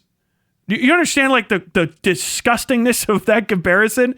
That even Willie Mack is like ostensibly, I'm sure, pretty right of me. Even he's like, bro, you're not supposed to fucking say that, Australian white guy from a different country. You fucking Aussie fuck. You fucking stain against your people. God damn. Certainly, even if this labor exploitation was illegal, it still wouldn't make it any less exploitative or something that should be tolerated. It's not labor exploitation. The labor is complete. Intellectual property is completely different than everything else. Making somebody work for less and write for you would be labor exploitation, right? Violating a labor contract that established royalties or something, and then you can get towards copy claim that way, would be labor exploitation. Stealing someone else's idea is not. It's just not labor exploitation. It's just theft. It's theft. Yet again, farmer, right, creates farms 100 bushels of wheat. I steal 3 of them. I have not exploited his labor. I've just stolen his wheat. Okay? If I would have to go in and start a fucking gang of people to like basically run a tax on him, and then still that is a whole different other thing. That's racketeering. That also has a name. It's racketeering. Are you suggesting that Asmongold is running a fucking racketeering operation against you and other people that make content? Are you suggesting that the FBI needs to get involved because his sweaty, unwashed children will get mad at you if you say he's bad boy? This is the kind of doublespeak one should expect from a joyless do-nothing who thinks that the greatest course of action is a finger wag and a shunning. Looking at you, bread tubers. Is Dark Viper a wowzer? I don't know, maybe. In 2 years from now, this clip will surface on Twitter as Tyler defending slavery on a cancellation thread. Go for it. 1803, if I remember, on Britain, then the 1830s for the colonies. You're thinking of... Okay, you're correct, first off, but also wrong technically. That's not what so that was the trading and ownership of slaves. So yeah, but the enslavement of British people on British land became illegal well before that was the whole thing. So like, but the get around was owning slaves that weren't British. That was the thing. So you would own a slave that wasn't British and then have them do other stuff. And if I remember correctly, though, like you could escape if you go into like other places where it was expressly illegal. It's a whole. Do you understand what I mean by complicated?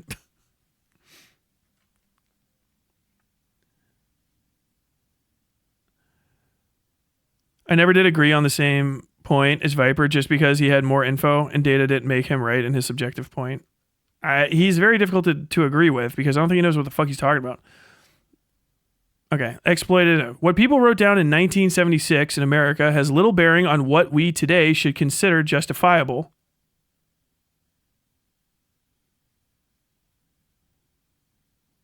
So he is trying to demean the law by saying it was written in 1976 as though that was 10 million years ago. It's not even 100 years.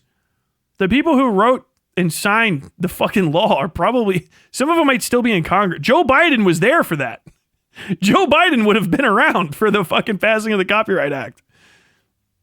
This is made especially clear given that what most people consider as fair use isn't actually covered by it.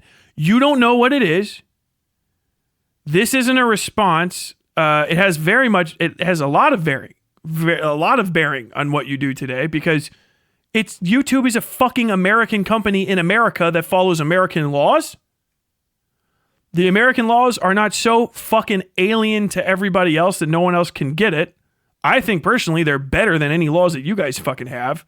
Y'all motherfucking can't do anything, need a license to scratch your ass. Motherfuckers. And second, you can't give an opinion on it anyway because you don't understand what the fuck it covers. You didn't read it. His response to us, I'm just going to guess that everybody didn't read it because I know I fucking didn't. So I'm just going to say whatever comes to mind is fucking awesome. Standard. Just because slavery was once legal didn't make it good, and certainly even if this labor exploitation was legal, it wouldn't make it any less exploitative. If you're a React streamer, you're a rapist and a slave owner apparently. Could we pick more extreme examples? Is this Vosh's younger brother? This is one of the times where I'm not sure if he's knowingly lying or just really, really stupid. Using slavery as a reductio ad absurdum against the idea of the legal system being synonymous with morality is very common. It is stock. No, it's not a reductio ad absurdum. Okay, so here's the point. The legal system that we had under slavery still exists today. It's the same government. Same constitution. So it's the same legal system. Here, okay, this is the problem with like logic when you have to deal with like a child level understanding of it and you don't understand what the fuck you're talking about. The legal system that had slavery in America, same one right now. Because in 1787, we passed the United States Constitution and we never wrote a new one. So it's the same fucking thing. That's why slavery was ended under the 14th Amendment, right? The 14th Amendment is still in play because it's an amendment to a constitution that has existed since fucking 1787. It's 200 plus years of contiguous law. Continuous or contiguous? I can't remember. So it's the same legal system. So when you try to say, is it good? Is it bad? Blah, blah, blah, blah. The legal system is the same legal system with and without slavery. The legal system in general is often bad for people because it's a legal system. It's a bad argument to make. Are you saying just because some things are laws, you shouldn't follow them? Yeah, okay, that's fine. How is the fucking most insane example equivalent in any way, shape, or form to a way more sane example? Particularly when the sane example by your fucking writings is way newer than when slavery existed. You know what I'm saying? Like, I understand that you're trying to say, like, you shouldn't follow all laws because not all laws are good. You know what I mean? I understand the, like, 5-year-old's ethical dilemma thing that you're doing. Well, just because 10 people jumped off a bridge and said it was cool, would you jump off a bridge? Just because people say something's cool doesn't mean you should do it. I'm talking about de facto, de jure separation, right? What is and what ought be? What should you do? Ethics versus fucking law, judicial.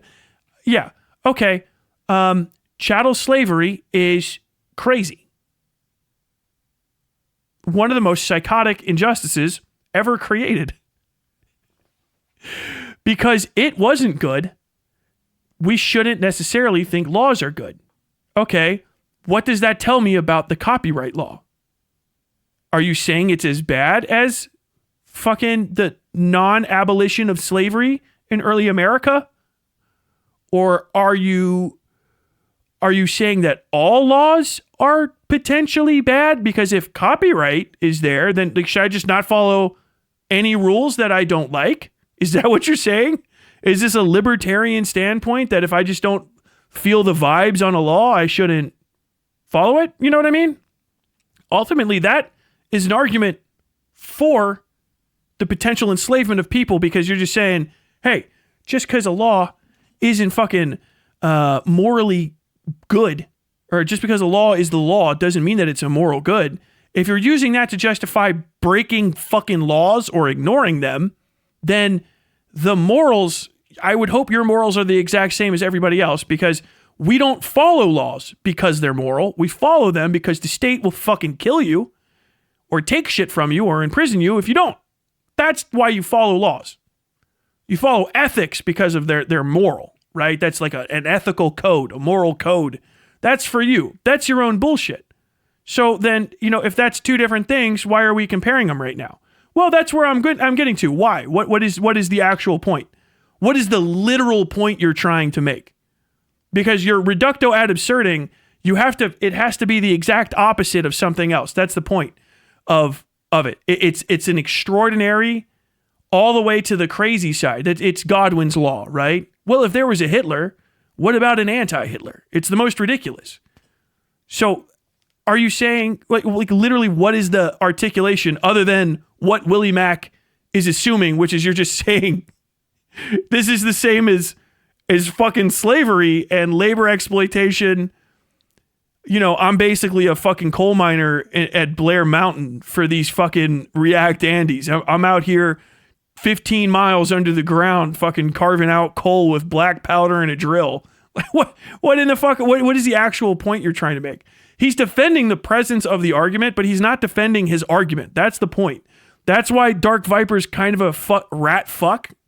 He's kind of a slime ball. He's kind of a piece of shit. He'd actually do great in commentary. If he was just like, if we could find something for him to be crazy bigoted about, like in secret, he'd be on it. 12 years of wallaby.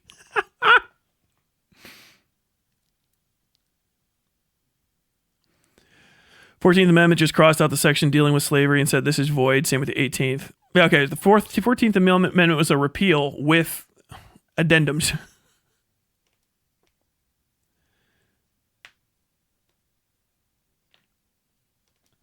Look, Ronald Reagan laws are the Bible now. No more stinky Freemasonry for daddy's BS. Right, so you guys are all, look, we're already getting into the fucking Stock weeds. Standard Philosophy 101. The words there aren't comparing reaction content to slavery. It is to explain that a position that anything legal is morally justifiable to do is one that leads to a lot of problems for you. Could you necessarily have to defend anything legal right now all around the world or that has been legal in the past? You have No, you don't. No. You don't have to defend anything that's been legal all around the world. That's the cool thing. You actually can't even use it. This is gonna blow your mind. You can't use this as a defense. If you go to jail, if you go to court, you guys fucked me up on this. I fucking hate you all so bad. I told you this is what this video is like. It would take hours, days to respond to it. First off, you only follow the laws and rules that you fall underneath. All right. I live in the sovereign country of America, which is why I keep going back to YouTube is an American company in America. So it follows American laws. That's why I don't expect Nintendo to do different shit all the time, because Nintendo is a Japanese company. Famicom. You know what I mean? They do Japanese shit. It's not until you start interacting with other nations that you also must respect the sovereignty of another nation. But all national sovereignty does not need to be at all times respected. That's why we all have different constitutions and treaties and borders, because they're doing something else. When you start dealing with international business, which is what we're doing here, then often there comes a neutralization point where the companies that engage in this business between multiple other countries try to create a system that affords protections under the most broad interpretation of a series of laws. And that's what you do. But ultimately, the company that's the parent company that we're dealing with, because we're all contractors with YouTube, we follow YouTube rules. YouTube can't ever break American law, because if it does, it has to leave America, which is not good for YouTube. It can break every other country's law because it went into those countries after its birth, so to say. Its origin point is here. So it follows laws here. Also follows laws across the state, across area. Why should we follow these laws? Because they're more moral. They're good. Almost, I think, every single person I've ever talked to in America, it's very difficult to find someone in America that's a creative that doesn't like fair use laws, that didn't start off as basically like a millionaire. Do you know what I mean? Like, they're great. Fair use is awesome. Fair use lets Stephen King mention fucking like Rolaids, fucking stomach pills in a book. It lets you talk about The Wizard of Oz before the copyright runs off on it. It lets you mention, if you're writing a book, it lets you mention like, oh yeah, this is just like the X-Files. You can't do that without fair use. You can't. Well, I'm not talking about that. Yeah, you are, because you are being dismissive of fair use. You can't say you like part of the law because it's a law. That's the cool thing about laws. It's not an ethical or moral quandary. Like you're saying, it's a fucking law. And the rules of YouTube are based on the laws of the country where it's been established. And those are the ones that you follow. So the fair use that we're talking about is the American version of fair use, which is also just a great system because it lets you do a lot of stuff. Your inability to read the fucking fair use doctrine and understand it, because you clearly fucking don't, because you just described it incorrectly and insufficiently. It's got a bunch of parts. Neat thing about a law, all of the parts of the law are important. There's no-go laws, right? Some laws, they're restrictive laws, okay? They say if you do any of these things, you can't do thing. You've broken it. All rules that you can't break. Some laws, you have to pass all the rules in order to be okay. Like, you can't drive if you don't have a registered vehicle and a driver's license and you're sober, right? Otherwise, you're an illegal driver, basically, right? You have to do all those things, and you can go do the thing. The other ones are like, hey, if you do any of these things, you've broken the law. That's the cool thing about laws. They tell you what the fuck to do. You can't say I want to follow part of a law and then also part of a moral quandary and then ignore parts of the morals that go over here and parts of the laws that are over there and just make up rules for yourself that vibe only with your specific moral interpretation of a system, which is based on your misreading of laws, your very bad faith interpretation of other people's actions, your I don't know, psychotic disconnect at times from fucking reality, and your just general desire to be a rich, duplicitous asshole from Australia. Like, you're not even doing... Willie Mack's interpretation was perfectly reasonable. Don't make me defend... What? DarkViperAu, Hasanabi, making me defend Willie Mack. A person who I've decided I want to be enemies with, but I cannot. You know? Fucking Willie Mack keeps being based and correct. I have to legitimately say, back when people owned slaves in America, it was totally justifiable to do because it was legal. This is usually baggage that people do. No one said that. No one said that in America. Americans didn't say that. That's just ignoring reality. That's ignoring all of the conversations that happened at the Constitutional Congress. All of the writings of the most hardcore right-wing guy. All of the Confederates that exist in America today will still tell you, yeah, all of the forefathers knew that slavery was a moral ill. Let me just, because you're just this fuck crazy. Okay. Ben Franklin, slavery. Quotes. Benjamin Franklin's anti-slavery petitions to Congress. Do you know who Ben Franklin is, by the way? You might recognize him as the fat guy with the neat hair that fucked old ladies and invented electricity. Not really. He's the key on the kite guy. Also, he's what we call a founding father in America, which means he helped write the Constitution and also the Declaration of Independence. So let's go. Can I fucking read this? Do you guys have it written out so that I don't have to try to fucking read cursive from 1 billion years ago? Viewing the National Archives catalog. Oh, come on now. Benjamin Franklin House. Do I have to click on quotes?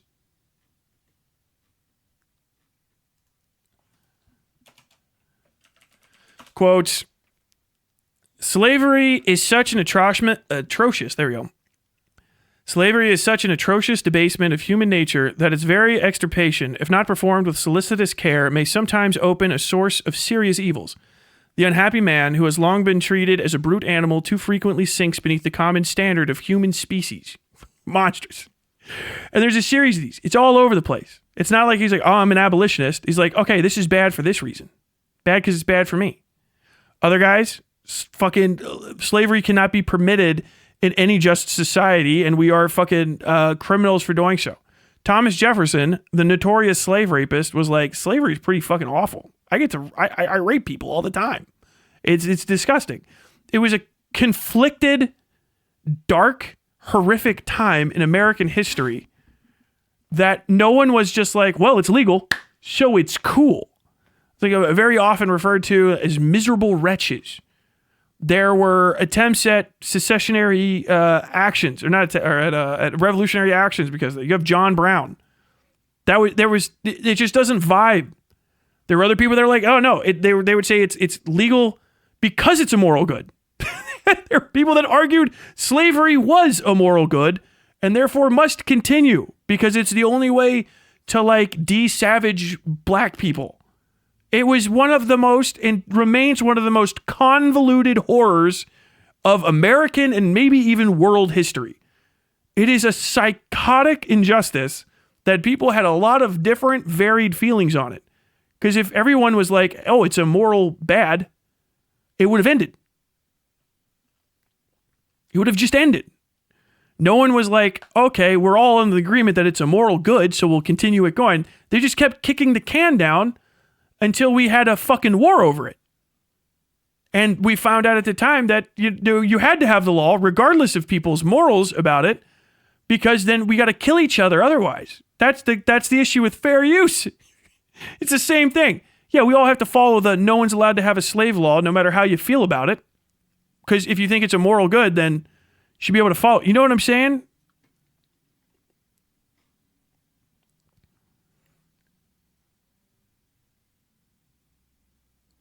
Tyler, I reject all of your arguments because I am a sovset when it suits me. Yes. Do you not want to take on? I actually saw a meme related to this. No. I am an absolute ethics master. Check this out. Whatever the law says, smiley face. Such a basic concept that memes are made to explain this. Yet really, I feel like you can't. I feel like that's the most in-depth reading you've shown me, because that thing has a better understanding of the gravitas of law than fucking DarkViperAu does. You know what I mean? Like, yeah, like that's actually morally acceptable. That's a school of thought. The acceptance of worldly jurisprudence is an accepted thought. Matter of fact, go back into the Bible. That falls underneath render unto Caesar. You know what I mean? The laws of the land are morally good because they're the laws of the land. There's people that agree with that. There's people that will say that. The idea that laws can be bad and you follow them even if they're bad and you know they're bad, you know what I mean, is like, that's like a postmodern construction. I'm like pretty fucking sure. It's all over the place. These are highly complicated things, but like, that's still okay to think. It just is. That's if someone's moral consideration, this is the issue. Everybody that you run into, it's why I don't make moralist arguments. Everybody you run into has different morals than you. All of them. Even your own mom, your twin brother, all of them. You just haven't found the 2% yet. You gotta have a bunch of conversations, and then you'll have the moment where you have to stop the car and stare at each other and you go, what? That's what it is. There's a lot of things that people can generally agree on. That's where we get to laws from. This is democracy. Literally, we vote on these. There's very few laws that were passed in America that were like everyone was on board for, but then everybody followed them. You know what I mean? And some people say, oh, well, if it's the law, I'll follow it because it's probably a good idea. Sometimes they're right. You know what I mean? In a certain sense, that's a relative statement. If they're in a place where all the laws are good laws, you know, if they're in fucking whatever that little town is, Lazy Town, if they're in Lazy Town, probably a good law set. Fucking madman. He did not understand it. Fucking sad. Like, keep in mind, there was 14 pages. I swear someone else made this joke. That's a whole book. Wait, I made this joke. Didn't I make this joke somewhere? It's page. If you put a lot of pages together, you have a book. Here's a great joke. I'm happy I made it. The gate's open, it's not meant to be anything. Go. So, like, this is what I'm talking about. Do you guys notice that, like, we're in a different universe now? That was one segment. We watched one segment right here. And now we're into a fucking, this whole, like, bit. Oh, it is meant to be. 14-page manifesto. 14 pages? Have you ever read 14 pages? 14 pages of writing, which is like an hour-long video. And this was the paragraph he wanted to highlight the most, to showcase his big brain ideas. When in reality... It's a great paragraph to highlight because you seem like psychotic. You're comparing chattel slavery to copyright infringement. That's psychotic. That's an insane thing to do. They're completely different, like vibe-wise. Not the same sort of laws, not handled at the same level, really. You know, like, as far as I can remember, there's no constitutional amendments for the benefit of fair use aside from the first one, maybe, sort of. And that's just usually used to argue on the behalf of copyright law, which falls down the stack from putting people in chains and making them do work for free. It's just, yeah, that was, you look like a fucking psycho. It was a good paragraph to highlight. Willie Mack just doesn't even know enough about the law to know that you talked about fucking fair use the wrong way. Or maybe he did hit you on that. Like, you just didn't describe fair use accurately, and you were duplicitous in your approach to fair use by trying to suggest that for some reason a law from 1976 has less legal standing than any other law for no other reason than it's from 1976. Like, I'll tell you what, most places that passed their murder law haven't really updated them a lot. It's a fucking pretty good one to get behind. I got about 2 hours into listening to his vid at work. Once I realized it had almost nothing to do with the title, I moved on. I forgot almost everything he said immediately. See, all he showed me was how little he understood of something so basic in moral philosophy. Writing, what is legal is not necessarily good by any standard. Just because slavery was once legal didn't make it good, and certainly, even if this labor exploitation was legal, it wouldn't Yes, make we it are any going less back in time and exploitative. redoing the If you're same a quote React again. Streamer, you're a rapist and a slave owner, apparently. I did not rewind. I'm 99% sure I did not rewind. This happens. I showed you this later. He just repeats stuff. Could we pick more extreme examples? This entire section of this draft that I wrote in a day 3 years ago is to explain that not only does the legal... See, what is that again? He's doing the same thing again. I wrote it 3 years ago. So, and it was a draft. Like, it wasn't great. You didn't even explain that. We were talking about Page and stuff. You threw a fucking, like, some ADHD kid joke in there. The fucking disconnect between ideas is fucking psychotic. Like, this is an unwell guy. Like, legitimately fucking, like he needs some medicine or something. I don't... You said, okay, it's ridiculous because it's a reducto ad absurdum. It's not, and it's also not a ridiculous point to make. Also, you didn't repeat... You never finished... I had to interpret his argument because he never finished it. He was never, like, establishing anything other than just because laws are laws doesn't make them moral. Which doesn't... You could have made that 1,000 ways, so, like, literally still doesn't address the fact that you used slavery and then went into labor exploitation in the next line because you start talking about slavery and labor exploitation. So when you triple, quadruple down on it in one paragraph, it makes it seem like that's the crux of your argument, is that copyright infringement is on the fucking progressive stack towards chattel slavery. That's the point you're fucking making. That, and you're trying to diminish the value of a law by its age, which is just not how fucking laws work. You can say you don't like it. Oh, it's too old. But America, the oldest laws go to 1887 or 1787. Technically speaking, the Constitution, unless, I don't know, maybe some of the state constitutions precede it and still have their state constitutions intact. I don't know if that's the case because I'm from Ohio, so after the fact. But, like, the age of a law does not make it illegal. It doesn't end. It's not, unless the law says this law is only going to be a law for 50 years, which they can do. The law is just still a fucking law. like why are you having these conversations this way? Why are you saying the thing that you wrote 3 years ago in a draft that apparently someone got a hold of? So why are you leaking your own documents? Are you releasing them? Why does it not? Do you not agree with the statements? Do you know what I'm saying? Like, why did we have a giant section between this and the last thing where I watched a random 40 seconds of play footage? 12 pages. I don't care about your memes. You're not explaining yourself. This is just gibberish. And this goes to what I was talking about. This is that the overall fallacy of the video is this over-presentation of evidence is a thing. So he said, I made a 4.5-hour video and you only reacted to 5 minutes of it. You guys that were saying that in the comments, this is why. He intentionally or unintentionally, because he's a fucking idiot and just is going to do something that makes him look malicious, overloads the video with information that has disconnects between it that make it simultaneously impossible to address his actual points because he first off just says that you can't because na boo boo, but also, like, it's very difficult to follow his logical train of thought from, hey, it's ridiculous. I did this reducto ad absurdism. Just because something's a law doesn't mean it's moral. Here's a meme. Here's another meme. Here's where that meme fits into me playing games and me chuckling at it. Let's go down for another 40 minutes. And then all of a sudden we're over here on this part, repeating the same clip from earlier that already we could have just kept established if you would have just stayed on topic and made a point. So is he either that incompetent as somebody that's been on YouTube for this long, or is he intentionally thickening up the script and doing obfuscation tactics in order to, A, make it harder to clip pieces together and say, like, this is his ongoing thought, or B, or a summation, a mix of the few, in order to try to suggest to his viewers that somebody watching 5 minutes of a video, that might be the only 5 minutes you really need to see to figure out his point, because his entire points can be boiled down to 5 minutes of talking, you can't react. You only reacted to 5 minutes. You only talked about that 5 minutes. I'm trying to suggest that the entire 4.5 hours of this is not just relevant, but beat by beat important.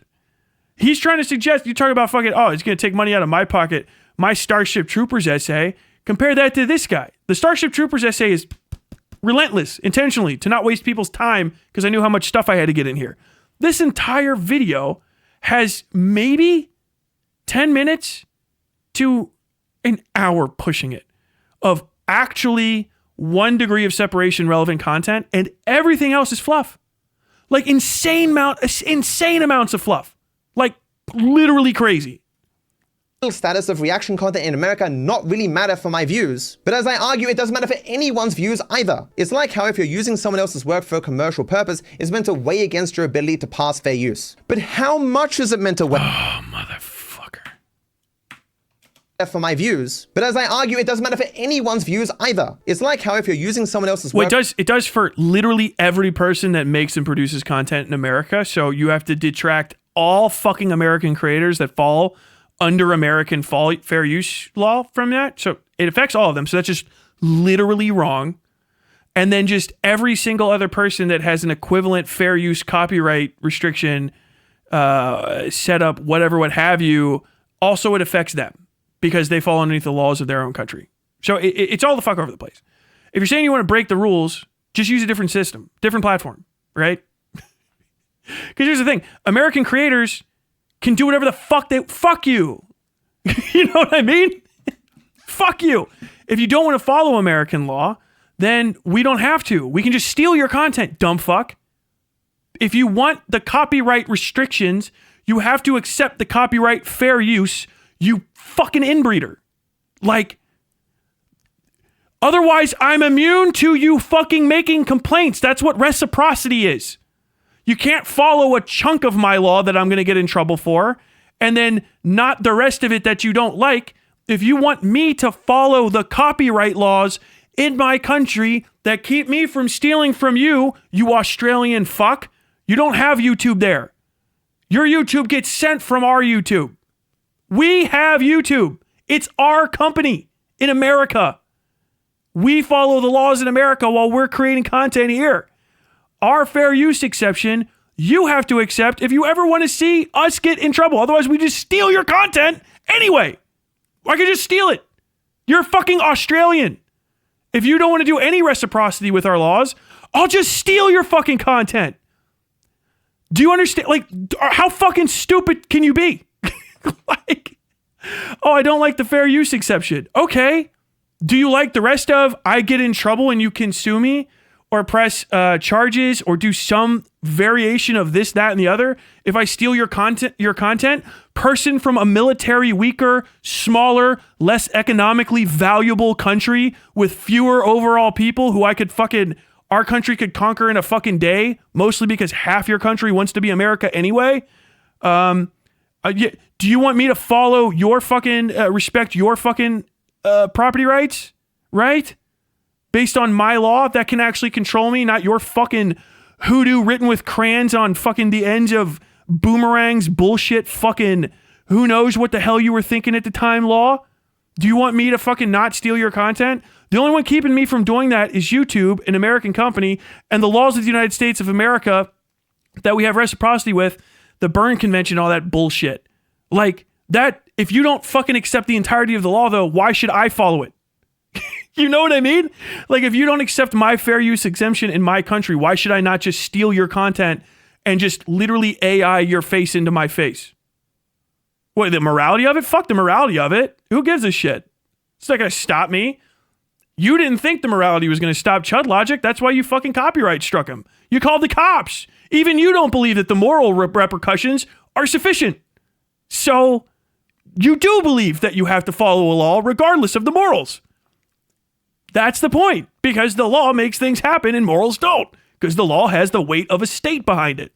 The state that I have to fucking obey is this one, not yours. I'm not going to fly all the way across the fucking goddamn Pacific Ocean for 19 hours so that I can go to your fucking country and go, oh, fuck, cut it the fuck out. Like, this argument is just someone stunned by the fact that they're not fucking the center of the world. Like, you could have just let me say it was bad and shut the fuck up and accepted it. I don't know, you don't have to. But god damn it. Anyone saying this is a good response on his behalf. This is it's only 5 minutes and 4.5 hour video. Does he change his mind? work for a commercial purpose is meant to weigh against your ability to pass fair use. But how much is it meant to weigh against your ability to pass fair use? Different judges have different perspectives on this. You've got 4 factors, but you don't need to pass them all. To be clear, my other work explains... Yeah, you do. What? This different perspectives on this. You've got 4...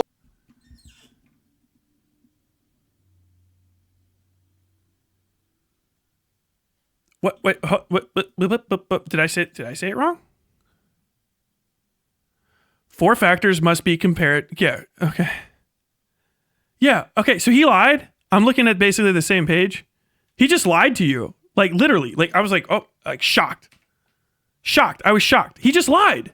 4 factors weigh against your ability to meant to weigh against your ability to pass fair use. But how much is it meant to weigh against your ability to pass fair use? Different judges have different perspectives on this. You've got 4 factors, but you don't need to pass them all. To be clear, you do. And the fair use analysis depends on the facts and circumstances, and no single factor is determinative. Fair use analysis is not necessary if the user of the copyrighted work has express permission or license from the copyright owner, and that is typically the most advisable approach whenever possible to avoid the potential claim of copyright infringement. This is Princeton University's statement. It's basically the exact same as the other one. So, like, why did he just lie? That was a raw fucking lie. Like, why even bother with that?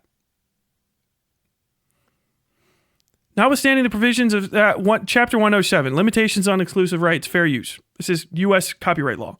The law.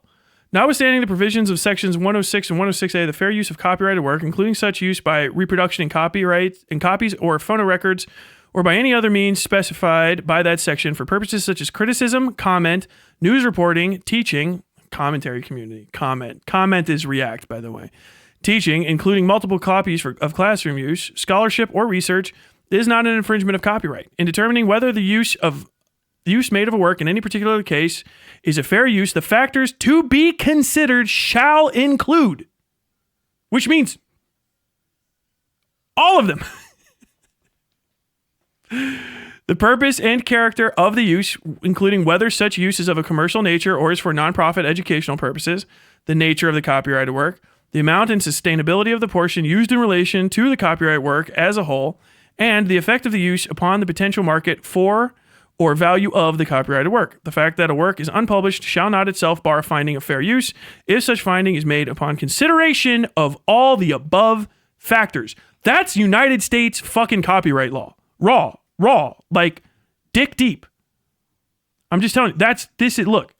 The fact that a work is unpublished shall not itself bar a finding of fair use if such finding is made upon consideration of all of the above factors. So, is not an infringement of copyright. In determining whether the use made of a work in any particular case is a fair use, the factors to be considered shall include. It's all the factors. And if any of them you're good, then you're good. It's got to be like all of the things together.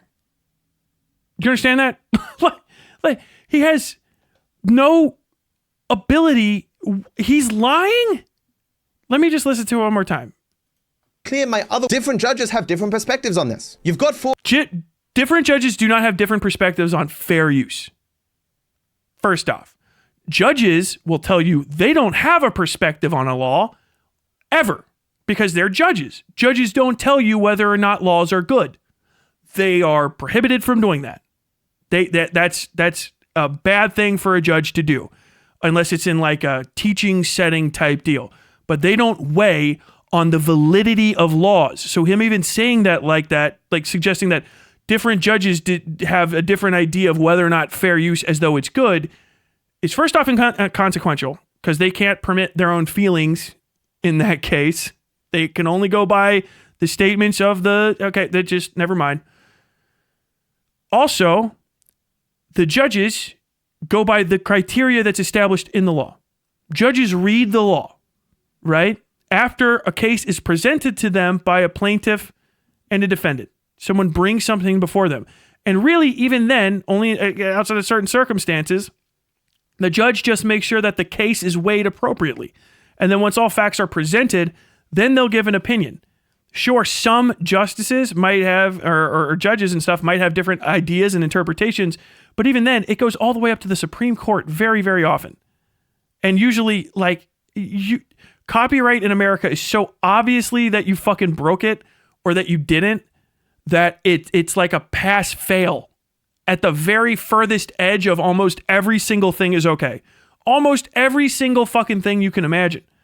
And you can go ahead and try to give me like 10, 20 maybe. Like, oh, yeah, so like this would be okay or not okay. And once we get through the not okays, you're going to suddenly hit a fucking wall of, all right, but then what about, and then what about, and then what about? Like, it's bonkers.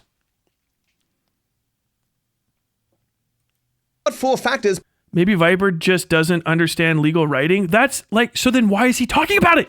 You can't give him the excuse of him going into a section where he's discussing the validity of fair use and the ethicality of law as opposed to morals, and then say at the end of it, like, well, what if he just doesn't understand how to read the law? Then he should shut the fuck up.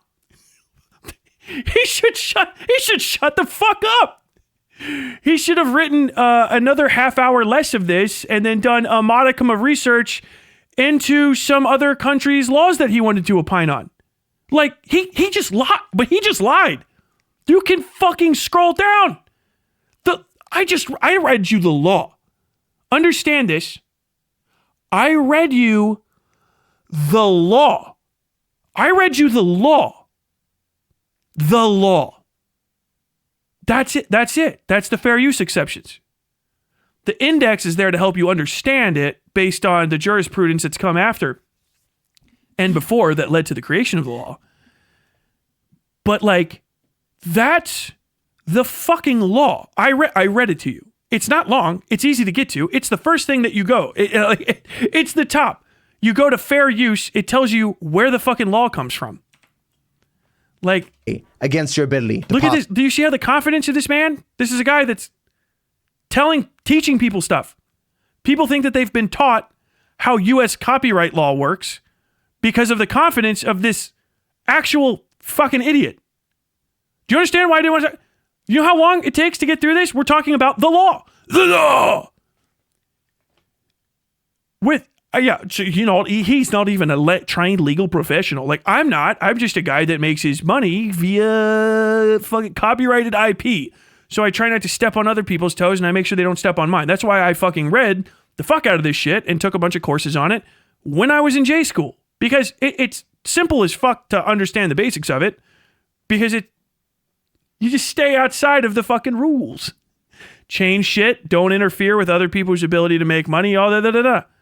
But, like, bro, you gotta read the law. It took me like what, a minute? That he either didn't read it, so he either didn't do his research. So he's either giving you an unresearched, uneducated opinion that is the fucking crux of his argument. It's not like a minor thing.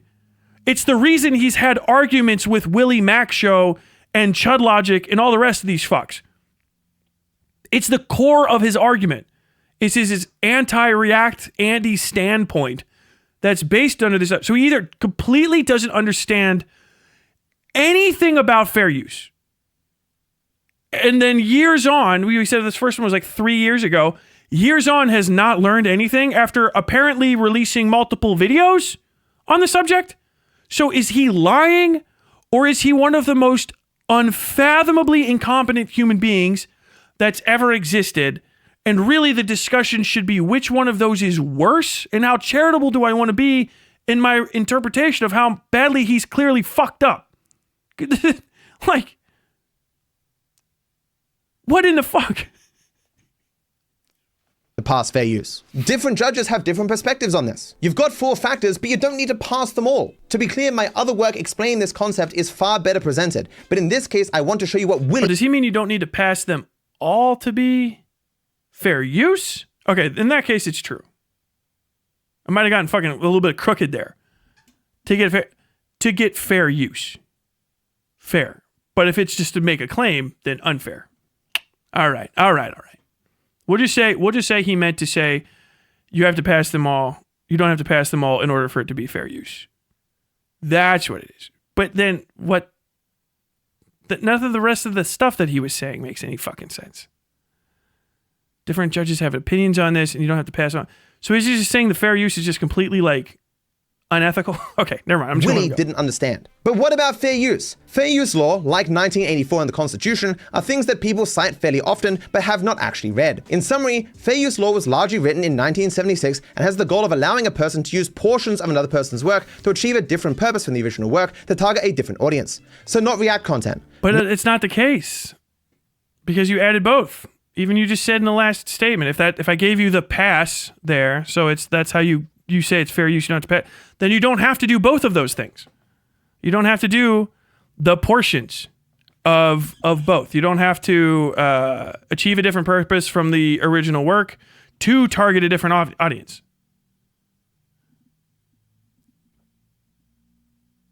Not all of the things, not all of the rules are established. It's a bad summary, and it comes after you saying you've read it and that you're going to form the crux of your arguments on it. Like, I'm going fucking crazy. I'm Pepe Sylvian. Nowhere close. React content is the least fair use content available online. But, more importantly, what is legal is not necessarily good by any standard. Just because slavery was once legal, it doesn't make it good. And certainly even if this labor exploitation was legal, it still wouldn't make it any less exploitative or something that should be tolerated. What people wrote down in 1976 in America has little bearing on what we today should consider justifiable.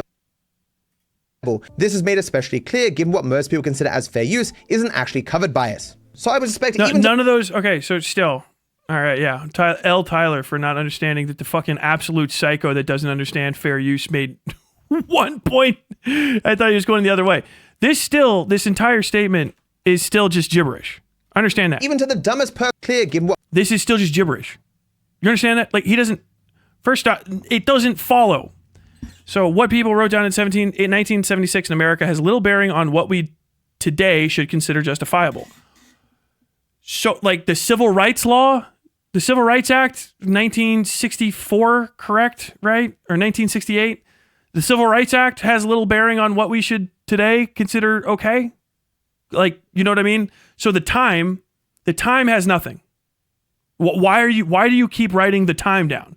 Adding duplicitous additional bits in here. So the time has nothing to do with it, because otherwise nothing would have any bearing on what we do today. So this isn't made especially clear. My only justification for this is what he's saying. My only justification for this is that not everybody understands the law. Not everybody understands fair use. That's not a justification for any of your statements either.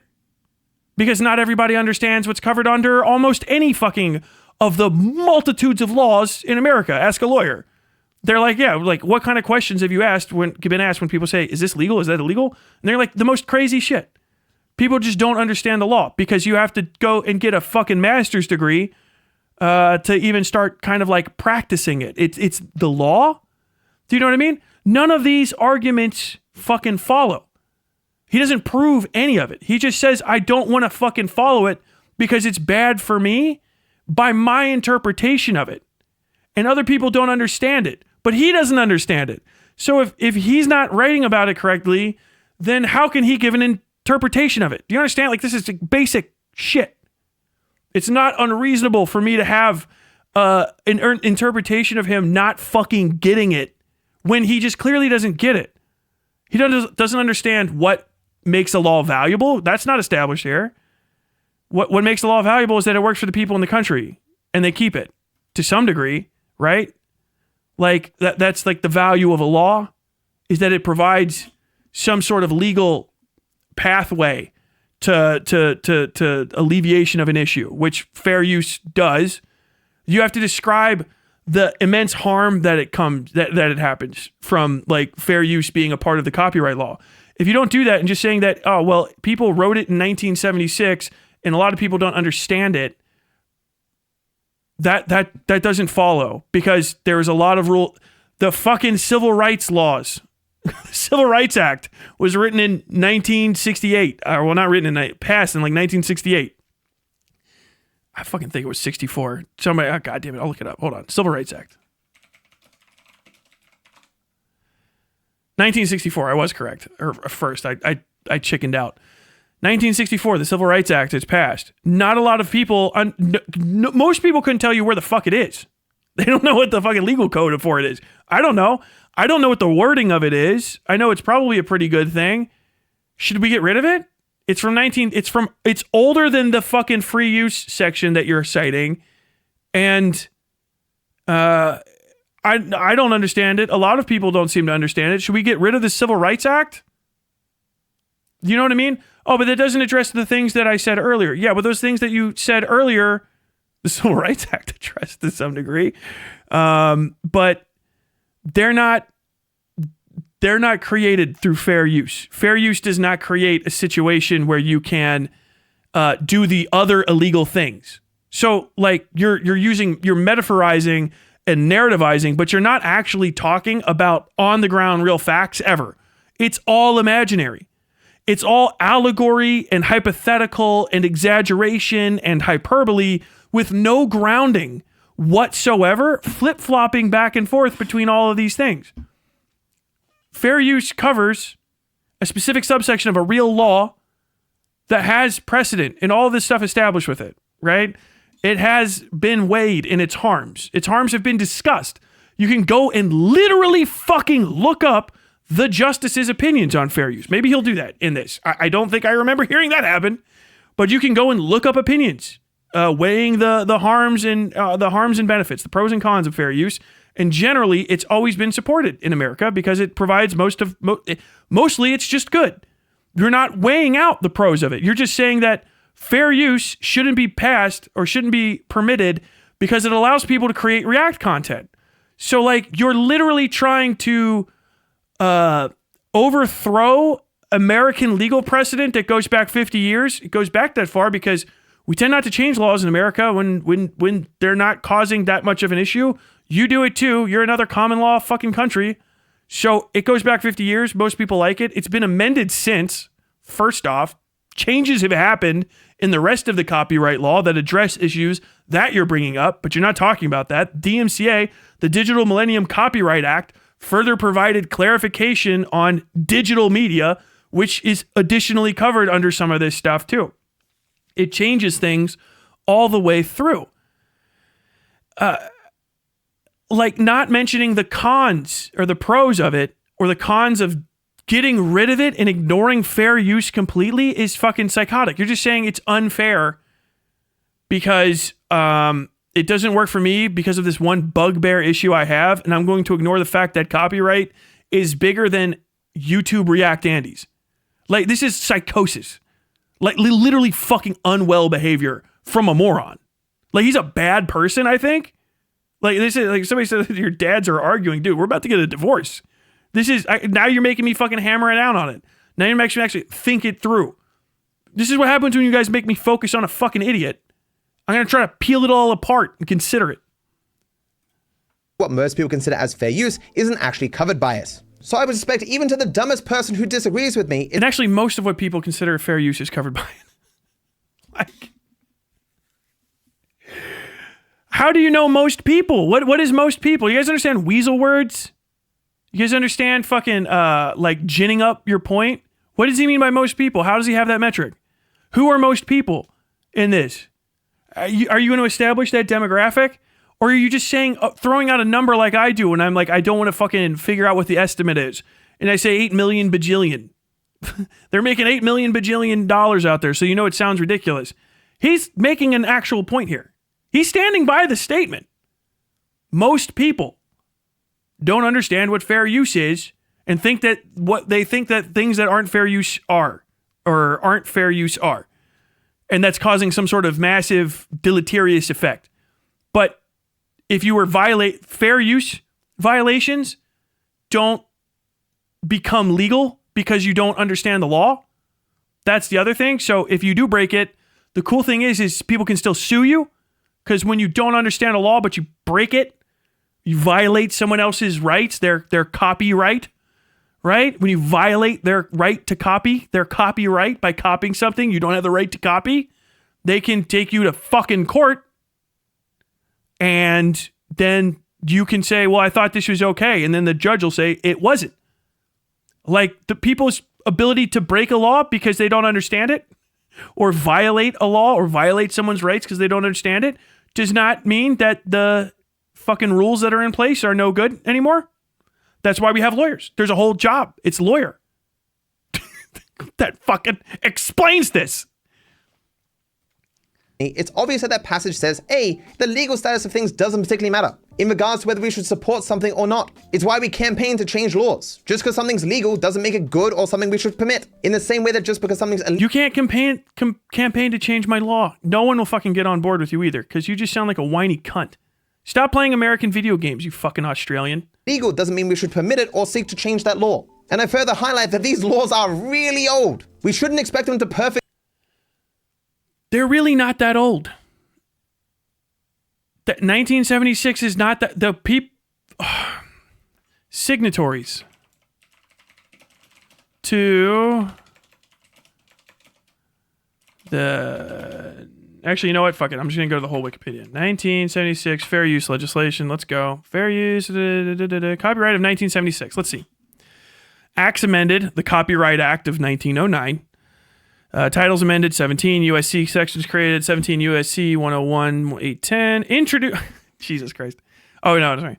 Introduced in the United States Senate as S-22 by John Little McClellan. What was the last year's? House Judiciary Committee, Senate Judiciary Committee, passed Senate.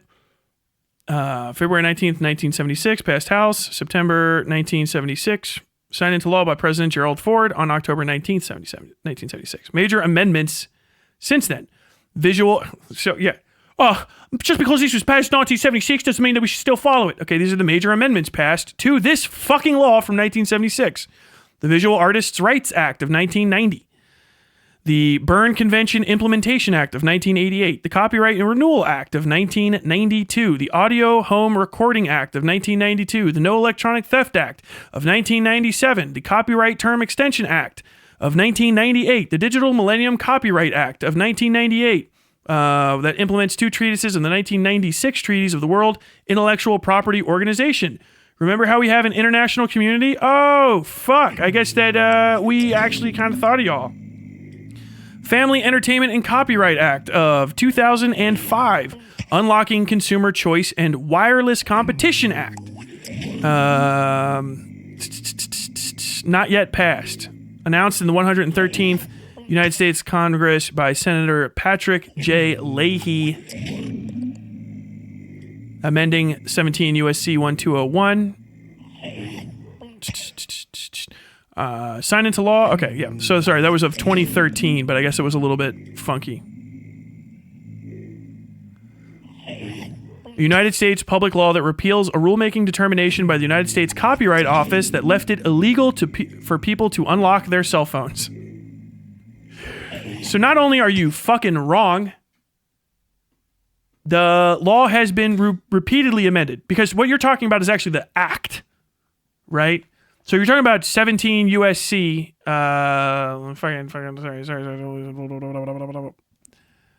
Sorry. Section 107 of the Copyright Act of 1776. Trying to what the fuck? Give me back to that. Give me back. Yeah, if we're talking about 17 USC, then like that's also simultaneously old as fuck and also new. It's constantly being updated. The Congress keeps doing shit. They keep congregating and passing fucking laws. The animals.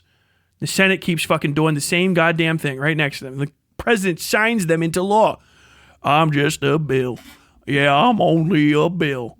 And I'm sitting here on Capitol Hill. I didn't write that, but I can sing it because it's fair use, because I'm making a referential joke to an old song from right around 1976 from a show called Schoolhouse Rock here in America that taught us how the American legal system worked. And also, conjunction junction. What's your function? Hooking up nouns and subjects and predicates. Tyler, this is my thank you for getting me through this college semester. Thank Bonkish for the 5 gifted subs. Thank you very much. Bro, does bro not realize copyright has evolved since then? There's precedent all the way up to current date and new legislation from the 90s and 2000s. Yeah, we were looking at the Supreme Court precedents. We didn't even open them up, but those are consistent. If you have a problem with United States copyright law, first off, be an American citizen, fucking Dark Viper, and then get it going. Or do something with a fucking Berne Convention or something. You know what I mean? But like, fair use is based. Fair use is very good. Very good. I just sang that song. This dumb fuck doesn't like fair use. It's the only thing that lets him play the video game. He's coming out against fair use. He's a fucking idiot. Like, perfectly clarify a fair and just system on the online ecosystem, considering it didn't even exist when it was written. As I explained in my actual work, which is, by the way, and this is, he's lying, duplicitous, or stupid as fuck. So I don't know why you're listening to him. Because the best faith interpretation of this is he either didn't do any research or he's actively trying to misinterpret fundamental basics of law that exist. All the entire Anglosphere is common law, as far as I know.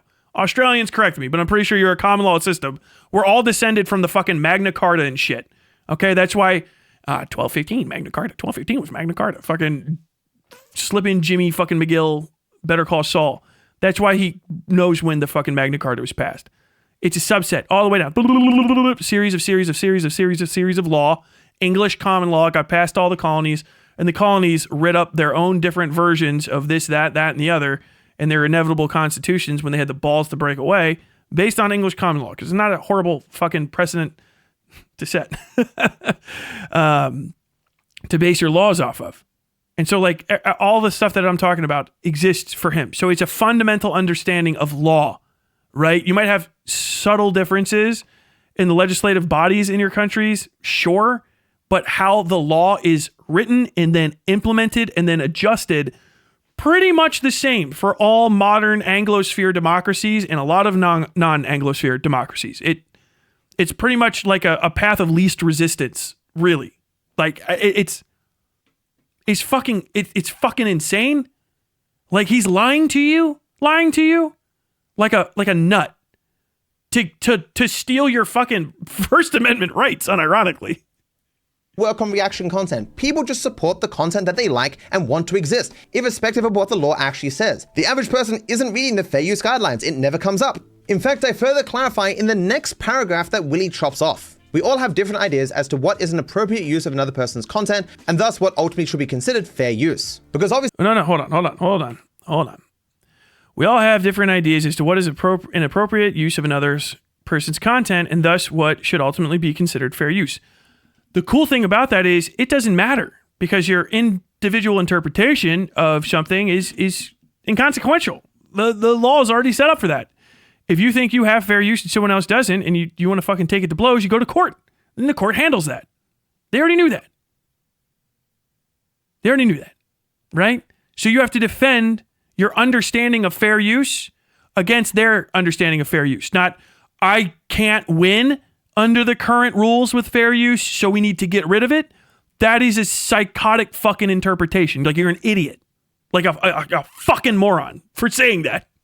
Americans, you should hate this man. Like, literally, this is anti-First Amendment talking points. This is IP holders get the last and final rights by just being there first. So this is how you get primogeniture back. This is why for fair use, just I've exampled it, but understand, if you get rid of fair use in copyright law, you basically permit IP holders to decide whether or not something sounds like something that they made, and they get to pass that ownership down indefinitely forever to their descendants, basically inevitably conglomerating all creativity into the hands of a solitary few, because they have ownership over all of it. Fair use it covers and like everything that's past fucking open use, right? Like, if it's not in, hey man, everybody can use this whenever they fucking feel like it, bro. If it's not in the public domain, then like everything that is copyright. So everything that's copyrighted, you could not fair use it. Understand that. Think about it. All those 4 criteria go away without fair use. So you lose your fair use criteria, and now everything that you would say is an excuse to use it, you can't. So he doesn't get to play his video game, first and foremost. He just doesn't, because it's not fair. Fair use doesn't exist. He doesn't get to play his video game on camera anymore. Okay? Some of you stop being able to have certain colors on your screen because Pantone invented the color. Sorry, baby. That's a Pantone color. You can't use it. Copyright. Sorry, buddy. and Pantone paid for the contract, so you got to pay a subscription to Pantone to do that. Also, like, this guy made this like tune, and then they go, okay, well, yeah, now that like little snatch of song is permanently cut out of the American consciousness. So if it's like a major important part of your life, you can't bring up that song or how it sounds or the name of it without paying that guy. And if he decides he doesn't want to be paid because it's his property right, he can just tell you that the important song that was a major part of your life, you can't talk about in your memoir. That's fair. That's what fair use lets you do. That guy doesn't even have to be the one that invented the song. He's actually the guy who's the kid of the kid of the kid that invented it. Oh, but Tyler, doesn't everything fall into public domain eventually? Sorry, honey. When the rich guys get to write the fucking laws, as they already very often do, they just basically write a series of a million loopholes that let them do stuff that continues the copyright on indefinitely. And that's it. They can also just make a new version of the song that's further down the road, and then that thing has a copyright. So don't sound like that because that has a copyright. Well, that only has the copyright because it sounds like this, and this is in public domain. Well, that's in public domain, but this cover isn't, and you don't have fair use, so you can't ever sound like it. Do you understand like how bad losing fair use would be? Fair use lets you play shit for kids in schools. You can't play movies in schools. You couldn't play songs. You couldn't like remix a little bit of a song so that a kid can like understand like, words and stuff. You couldn't play Sesame Street, any of that sort of thing. All your little school plays and stuff would get cut out. All of the nonprofit provisions are under fair use. Those nonprofit provisions are under fair use. It would be endless. Cover bands would be illegal. Or you would have to pay a charge as a cover band in order to play somebody else's music. You know what I mean? You wouldn't be able to turn the radio on in your public area because you wouldn't have any fair use provision to say, well, it's not the same audience. This is just assholes in my bar. It's not people that necessarily want to listen to the music. I just turned the radio on and it's just playing because that would be an unauthorized replaying of it. Like there's so many of these things that are covered under these fair use doctrines. So much shit. Plays, fair use, plays that look similar to other plays is covered under fair use. That's a fucking Supreme Court decision from like 1910 or something, I believe it is. Someone can look it up if they want. But basically, the Supreme Court said, hey, this really successful play that was on Broadway that had another one that was almost exactly like it, right? That one that's almost exactly like it but has different characters and a different score and a different name, it's fine. Because you can't, it's fair use to copyright the stylistic elements of a play. Like you can't claim copyright over that. So that's fair use. It's very, very similar, right? Or mention it.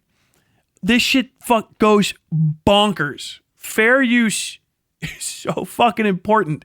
You couldn't do commentary on stuff. You couldn't say that fucking Donald Trump is bad because you couldn't play a Donald Trump video where he acted like an asshole and then say this guy's bad. You would have to be like, just take my word on it for everything. You could not reference stuff ever. There would be no more reference to anything that's not a publicly available document. I wouldn't be able to write a dissertation on 10 different fictional titles.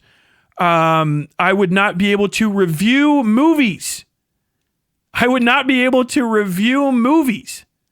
In the newspaper because fair use provisions permit you to describe the details of the plot and characters and reprint like a quote or two from it. I wouldn't be able to do that because the reprinting of a small section of the quote, you know how that's covered? Small section of large, the amount of the use, how that's a whole part.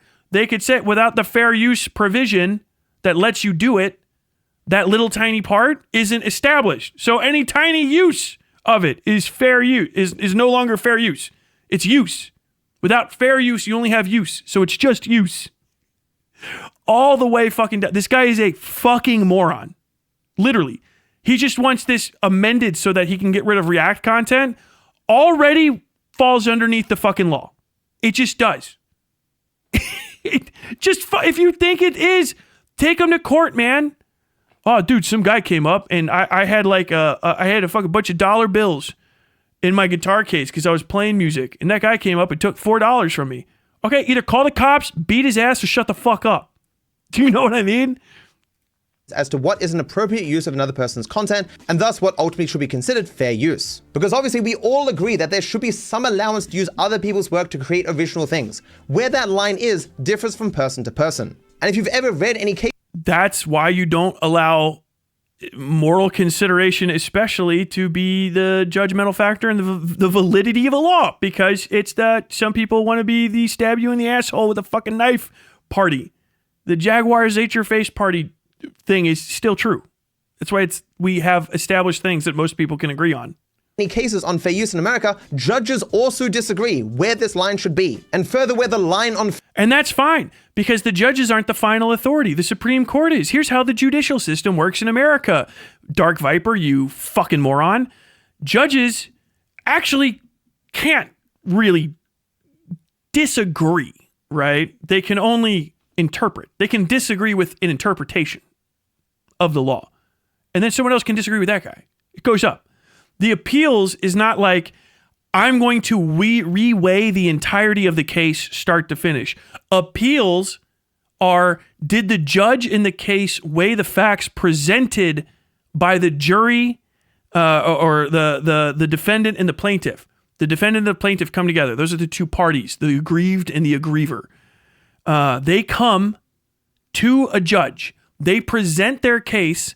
The judge, using the law on the books, judges whether their case is sufficient that it's equivalent to the standards set down in the law.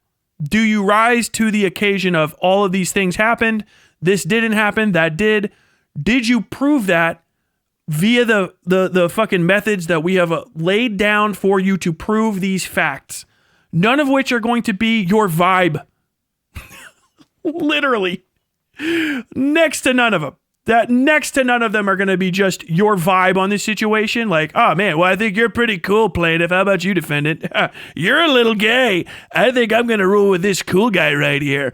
And even if that does happen, in that case, oh shit, well, what the fuck? That's when you go to appeals court. The appeals judge doesn't disagree with the judge underneath him. He's not supposed to. If he does, that's fucking judicial malpractice. He looks at the judge and what the judge did and says, okay, this is the case. This is what happened, unless some extraordinary thing happens where they retry the case. And he says, okay, did this guy look at everything okay? Did he follow the letter of the law? Did he follow the appropriate judicial practice? If he did, we don't need an appeal. He looked at everything correctly. I don't necessarily agree with his judgment, but it's his right as a judge. He was elected by the people or appointed by someone elected by the people. A-okay. You don't just go, I don't like that. You can't do that. Sometimes the Supreme Court does it right now, and it's causing the biggest issue with judicial malfeasance in the history of America. The ongoing corruption in our current Supreme Court. And even they're not stupid enough to do that. Hey, I just randomly feel like I need to bring this back up and I'm going to disagree with you. They'll say it didn't meet the standards, the meet measures, and they're not just raw deciding that. The judges do this thing called reading and research. The fucking lawyers bring up books. They're called law books and laws and briefs that they fill out citing relevant case law and subsequent precedent that informs the decision that they want the judge to arrive at and reinforces their case. The judge is going to look at that same shit and see if that makes fucking sense. If they send it on, it's going to be to decide some factor that they can't figure out. Otherwise, the vast majority of these things get decided on right away, and they never make it to appeal. Making any case that makes it to appeal, you can appeal it. Any case that makes it to appeal is a rarity because the appellate judge has a fuckload of appeals to go through. And if he goes like this, send. If it's not a very interesting issue of someone fucked up or there's a real question to be asked here that we think that this precedent doesn't answer or that the judge couldn't clarify everything. Sometimes judges will say like this needs to go to a higher court because I can't make the decision on it. It's very complex. The people I'm talking about are 25 plus year professionals making the most important decisions that have ever happened, period. But generally, they agree on one thing. The law is probably correct. how extremely correct the law is the variance.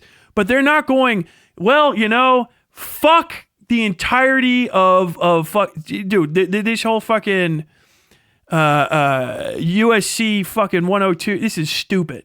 I don't like this shit at all. Fair use seems ridiculous to me.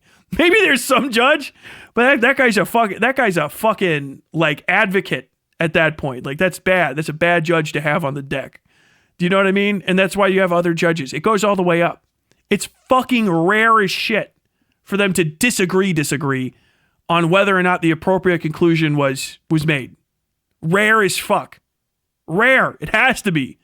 Because they don't have time to double check every fucking copyright claim that comes up. Federal district courts, bigger than appeals courts. Federal district, appeals to Supreme. No one would do, no thumbnails? Jesus Christ. You couldn't do thumbnails of people's pictures, that's correct.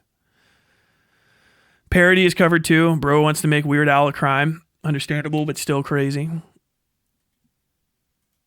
On fair use should be. I continue. For viewers in general, their standard for acceptability is whatever their preferred content creators are doing. No. How do you prove that? Prove it. Unprovable. Literally unproven claim disregarded. For viewers in general, also who cares? The general vibes of viewers is how I'm going to decide whether or not an actual fucking law in the most powerful country on earth is valuable. That's psychotic. Their standard for acceptability is whatever their preferred content creators are doing. Not even also true. Like, even if this was the case, not necessarily true. A lot of people are hate watchers, Doing. For content creators in general, it is whatever they are currently doing or what they might want to do in the future. We are all biased in this assessment. I can only... I don't think this is true at all. This is all just assumption. This is all vagary. Absolute vagary. We all have different ideas as to what is an appropriate use of another person's content, and thus, what should ultimately be considered fair use. We might all have different ideas, but some of them are the correct ones. You go before a judge, and the judge judges that. For viewers in general, don't know how you would prove that, ever. Insanity. Literal fucking insanity. Their standard for acceptability is whatever their preferred content creators are doing. Also not true. Like, you would have to prove that. I think most of them probably don't have an opinion. You would ask them, they would say, I don't know, it seems like he doesn't get in trouble. Also, is that a problem? A lot of people don't seem to be breaking fucking content rules all the time. So, like, would that even be an issue? What if, in general, they're all in agreement and it's the fucking right thing to do? Do you know what I mean? Also, this doesn't track, because if we all have different ideas as to what an appropriate use of another person's content is and should be considered fair use, then how do we have different ideas, but then the viewers in general, their standard for acceptability is whatever their preferred content creators are doing. So they're all in agreement. So we all have different ideas, but we're all actually in agreement. And for content creators in general, so content creators in general are just doing whatever they're currently doing or might want to do in the future. So even if, like, this is self-destructive, if all the content creators are just doing whatever the fuck they feel like it, then it seems like they're probably all going to be doing the exact same thing. So it's whatever comes to mind. So everybody's in agreement. It's just do whatever the biggest content creators are doing is fine. So they're all in agreement. So we don't have different ideas.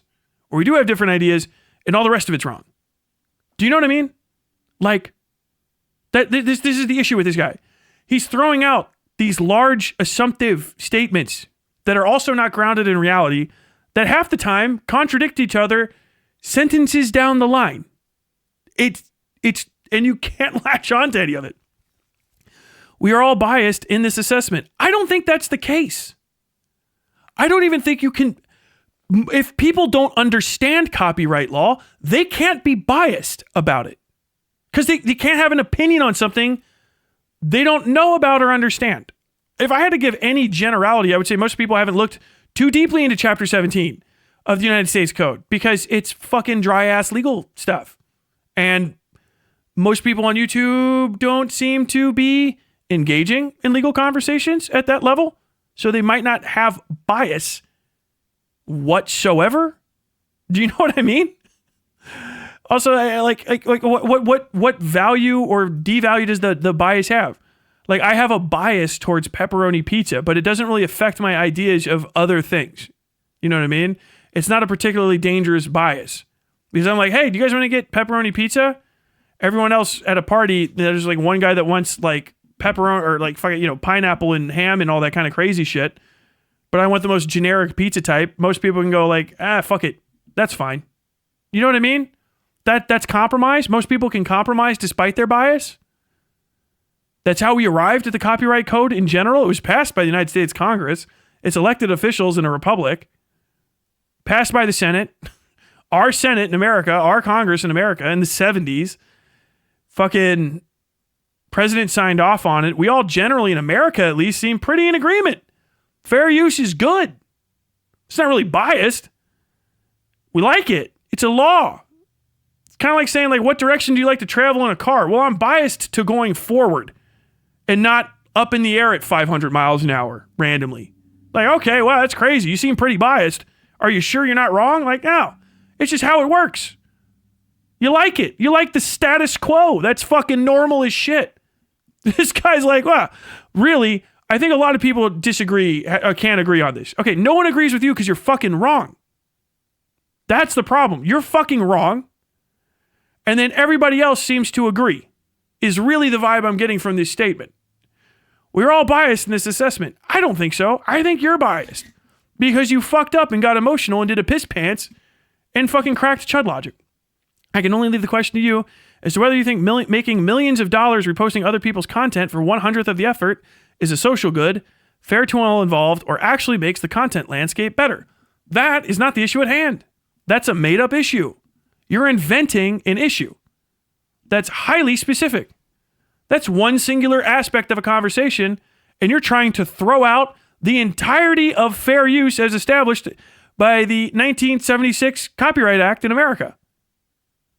I'm just describing literally what you're saying.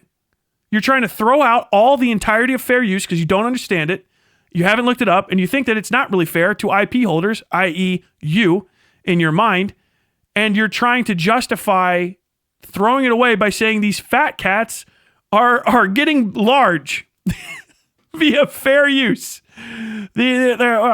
I can only leave the question as to whether you think making millions of dollars reposting other people's content for 1/100th of the effort is a social good. It's not reposting other people's content. Not all the time. So a lot of times it seems like it's in fair use. It's your assessment, and your assessment's been wrong. Your even ability to understand fair use is incorrect. And you're suggesting that Asmongold, who's massively successful, and his monetary compensation for it is somehow a deciding factor in fair use and whether or not it's good, when it's not. Fair use doctrine states, the entire copyright doctrine states that copyright violations don't give a fuck at all whether you made money. They don't even care whether or not you fucking released it officially. A copyright violation is a copyright violation. It's a violation of copyright. The amount of money you make is inconsequential. It doesn't matter. It affects everybody. You can't steal for free, and you can't steal for profit. You just can't steal. This is literally not understanding the entirety of it. There's no part of fair use that gives you permission to make money. It doesn't. It doesn't say you can or can't make money. It just says whether or not you can fucking pass it off on as your own. The money comes after that. You know what I'm saying? There's no rule in there that says that you can't use fair use if you do make money, or that it's not, you don't have to worry about it if you don't. Nonprofit is not the same thing as making or not making money. Don't try to make that connection, idiots. So you're adding stuff. You're trying to add a moral ill that's not remotely covered in the law, the entirety of it, including the fair use subsection, aside from the law saying none of this law describes whether or not you can make money from these things. It doesn't give you the permission to make money off of it.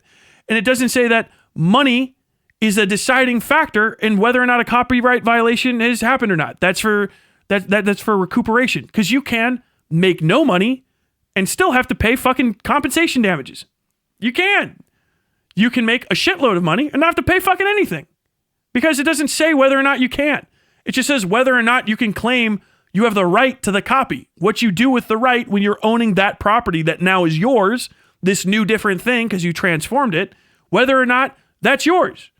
It's just a property right. You have the property right. Well, what, can I make money off of it? I don't know. That's up to you. Go out into the world and try to sell it, dumb fuck. We don't care. If you did make any money off of selling it, well, it's probably yours because it's yours. You didn't violate anyone else's copyright. We can establish if it's yours here. And then once we've established whether or not it's yours, we'll decide what you selling it was worth. That's a whole different fucking discussion.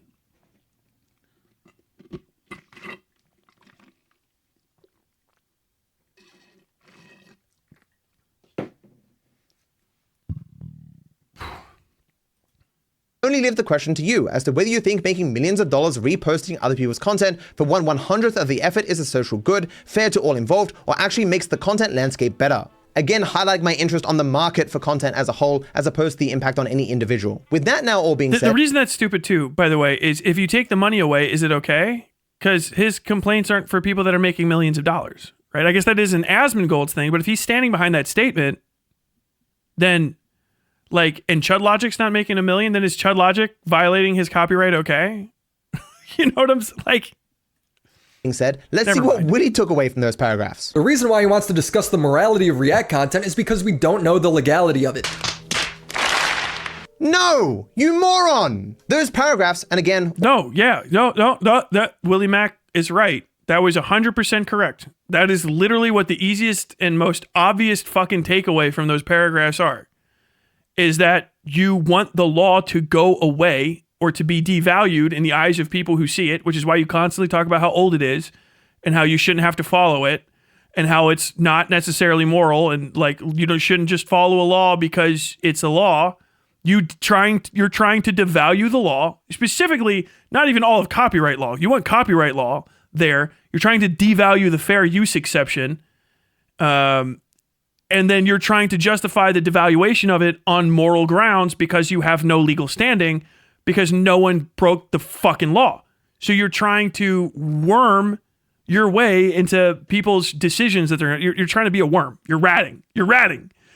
By trying to attach this, this is a moral ill that results in people getting wealthy. That's what you're saying. This is a moral ill that results in bad actors getting wealthy and destroying your content ecosystem. And if you're the kind of person that's with this, that's for the continuance of this legal situation, then you are for the moral ill that I'm saying it creates, which is Asmongold gets money without having to put in a bunch of effort. That's literally what you're fucking saying. I can't imagine anyone that would make a different interpretation on that. I couldn't fucking for the life of me see someone looking at that and then saying like, wow, man, I have some other fucking ideas of where we're going with this. I mean, I guess you're going to. And all my work specify that even if it was an answered question, it wouldn't matter. I'd say, okay, it's fair use. It's still bad and shouldn't exist. And I would argue as people have... That two different things. That you do care. Public opinion is how we pass laws in a democracy. So what you're saying is we should get people together to take away fair use. You're coming out as anti-fair use. It shouldn't exist is an anti-fair use standpoint as a person with a platform talking to people, ostensibly most of whom are probably signatories to the Berne Convention. I don't know. Trying to get them against it is trying to build public support to shut down a law. That's what that is. That's what that is. What do you mean? Did you think when you talked nothing was going to happen? When you say stuff, when you stand by it? Like, I'll just double check. And again, all my work specify that even if it was an answered question, it wouldn't matter. I'd say, okay, it's fair use. It's still bad. No, you moron! Those paragraphs, and again, all my work, specify that even if it was an answered question, it wouldn't matter. Even if it was an answered question. What? what was the question? Oh, if you're okay with it, even if you were okay with it, it wouldn't matter. Those paragraphs, and again, all my work, specify that even if it was an answered question, it wouldn't matter. I'd say, okay, it's fair use, it's still bad and shouldn't exist. And I would argue, as people have countless times throughout history, that those laws would need to be changed. But as I've showcased before, even in an example on my video about child logic, yeah, so Willie Mack was correct. Like literally, yes. You want you want fair use to go away, and you want a legal. You want the legal framework around it to be changed to suit your moral opinion on it, which is based on your pocketbook. You want everyone else to do this because it make you more money. It make you the money. It kill your enemy. It make you the money. That's it. Willie Mack is correct as fuck. Yeah. Also, it is an answered question. Like, yeah, it's fine. Because your interpretation of fair use is so fucking absolutely incorrect that it doesn't matter. Like it should be rendered inconsequential because you don't have any fucking understanding of it. And no, it is okay if people use fair use to make a shitload of money off of someone else's work that they have done fair use on and then make more. That's okay. That's fine. It's actually technically a moral good.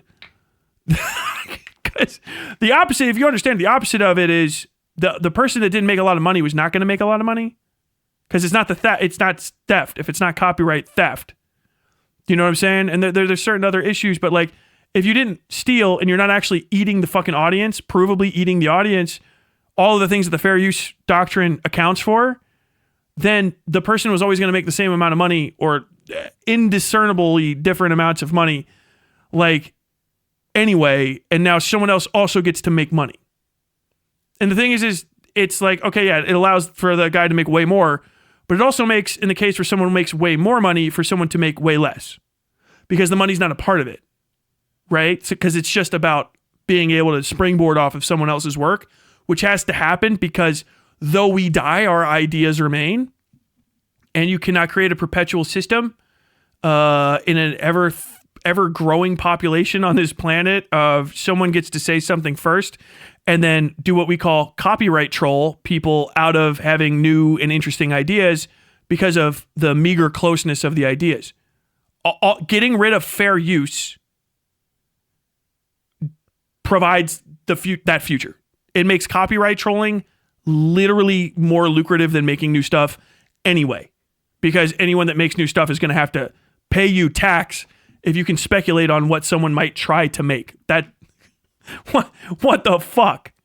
Judges don't even agree on fair use. An interesting thing to note is that for the first time in 30 years, a fair use case actually made it to the American Supreme Court in 2022. To very briefly cover the case... Well, hold on.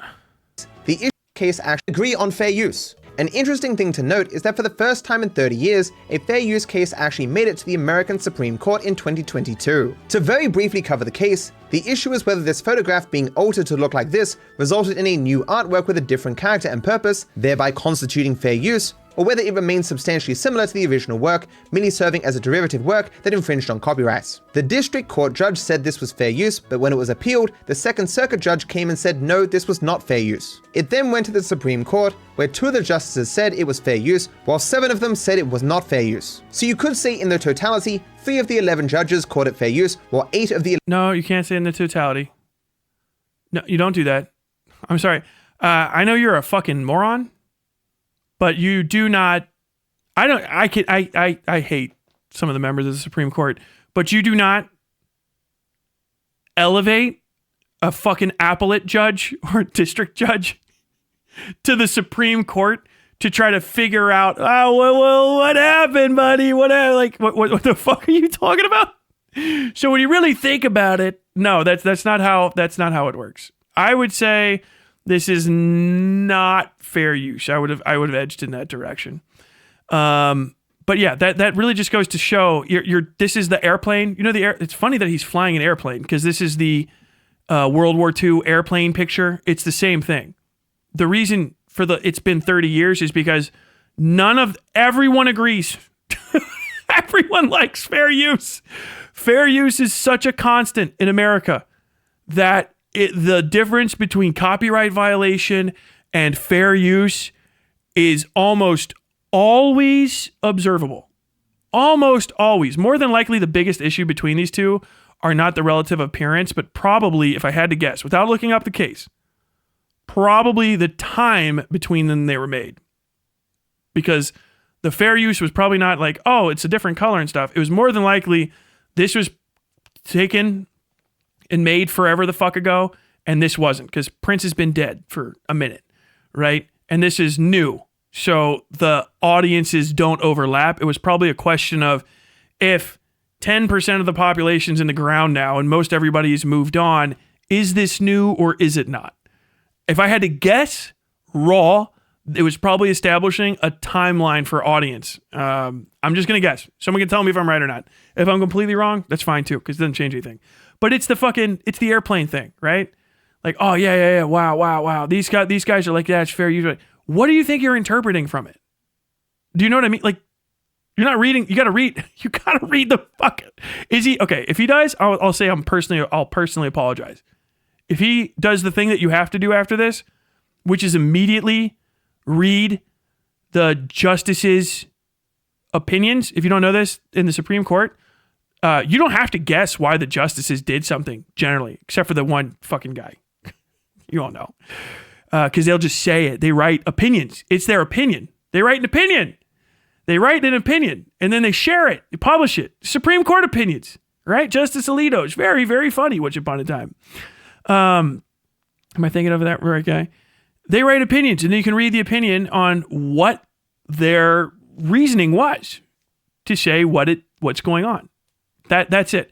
It's not that they disagree because they went and fucking squinted at the pictures. like they're not as fucking brain dead as you. They did something a little bit more fucking consequential with their life than become a fucking speedrunner. With all undue respect, they're fucking judges. If this is the vibe here, that he fucking said, oh, these fucking look very similar. Don't these look similar? Now, someone said it wasn't copyright infringement, but then he pushed it up. They pushed it up to the next one. And then up to the next one, up all the way up to the top, the tippity top of the American justice system. And then, like, in total, it's like a fuck. Would you buy a toothbrush? Would you buy a toothbrush with 4 out of 5 dentists sitting stand behind it? Only 3 out of fucking 8 justices. Fucking dick fuck, bro. Oh my God. The 11 said it wasn't. And obviously, all those judges feel justified in their views based on the law that exists. It is not merely the law itself that is ambiguous. They're not justified in their views based on the law. It's not their personal opinion. It's their legal opinion. Justices don't share their personal opinion. They're not supposed to. That's why they don't give fucking interviews. Judges don't share their personal opinions. It's not their personal opinion. It's their legal opinion. It gets written down immediately for that reason, right? They don't go, in my personal opinion. It's in my legal opinion. They're two different things. They are two different things. Judges will forego their personal opinions. It happens all the time. They'll forego their personal opinions in order to give a legal opinion on the matter because they're a little bit fucking more well-connected in their fucking brain space than you are. That whole like, oh, morals versus laws things, they'll fucking put that aside and go with the laws because it's the fucking right thing to do. Because maybe their moral is bad. They might be a bad person. Who knows? We're not morally congruous with you is what I mean by bad. But it's a legal opinion. Okay? It's their opinion over whether or not the thing meets these criteria. Not they fucking read the fair use index once, like they're fucking me, and then they squinted at it and went, and then you can weigh them, just a handful of judges, the entirety of the Supreme Court, and then like a local judge and an appellate judge or two, and then you just say, oh yeah, this is like democracy, right? 3 out of 5 justices agree. What in the fuck? What in the fuck? It's just brainless. It's so fucking stupid. I know you guys, this is Ultimate One guy. You wanted me to get into it. This is how long it takes to discuss this. His lack of understanding, sentence by sentence by sentence, is fucking bonkers. I mean, it's not surprising at all. He's fucking Australian. I don't know why he thinks he has the fucking... I'm not trying to talk about your literal kangaroo courts. What the fuck?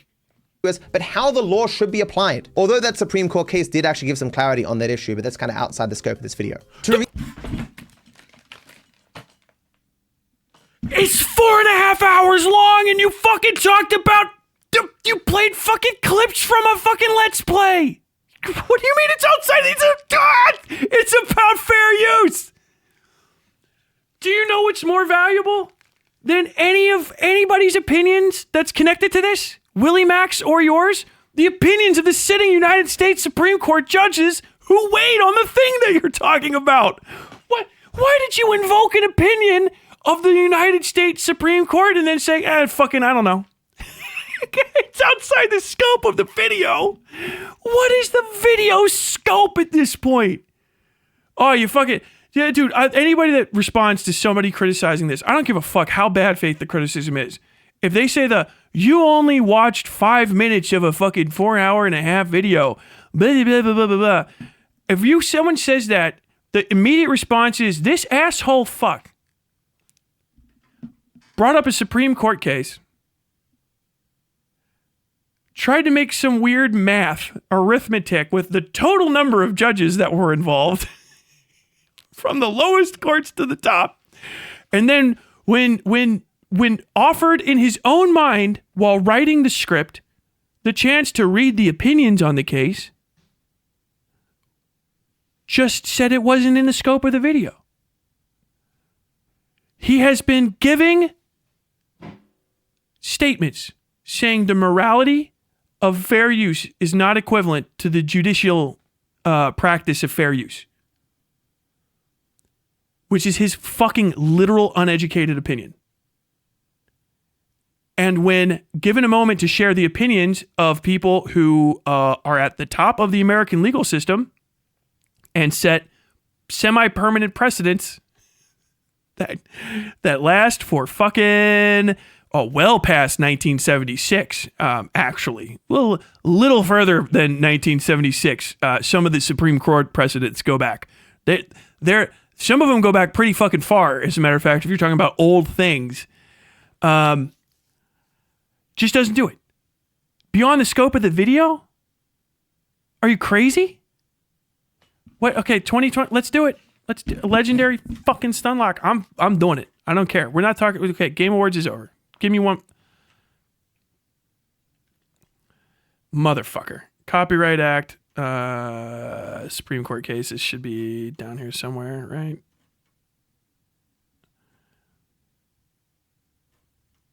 Supreme Court cases. Is that what I should look up? I thought they might have a nice... Oh, legislative history? No. Judicial history. Okay, yeah. Judicial history, Copyright Act. Copyright Act. Well, the first one, 1790 Copyright Act. Okay. Free use. There we go. Fair use Supreme Court cases. U.S. Okay, which one was this guy talking about? What did he say? To reiterate, 7 of them said it was not. Okay, yeah. Prince Art Supreme Court case. Okay, Supreme Court sides against Andy Warhol Foundation. Can I get the... Okay, Andy Warhol Foundation for the Visual Arts, Inc. versus Goldsmith, 598 U.S. 508 to 2023 is a U.S. Supreme Court case. Also, I don't know if... Did he say that was the first fair use case in 30 years? Because I just looked that up. It seems like there's a few more. I clicked through on accident. Docket number 21869, if you want to look it up. At issue was the Prince series, created by Andy Warhol, based on a photograph of the musician Prince by Lynn Goldsmith. It held Warhol's changes were insufficiently transformative to fall within fair use for commercial purposes, resolving an issue arising from a split between the Second and Ninth Circuits, among others. Goldsmith had taken her photograph in 1981 on assignment for Newsweek and retained copyright on it afterwards. It was not published. 3 years later, Vanity Fair licensed the image for Andy Warhol to use as a reference for a silkscreen illustration of Prince to be published by agreement with Goldsmith only once, with her credited. But Warhol used the images as the basis for his Prince series without asking or notifying Goldsmith, so she violated the that was probably one of the biggest issues. He violated the licensing agreement, which is a bigger issue than actually just doing fair use. She only learned of the image's existence when Vanity Fair's publisher, Condé Nast, used one as the cover image with no attribution for a special tribute magazine to Prince after his death in 2016, which was licensed by the Andy Warhol Foundation.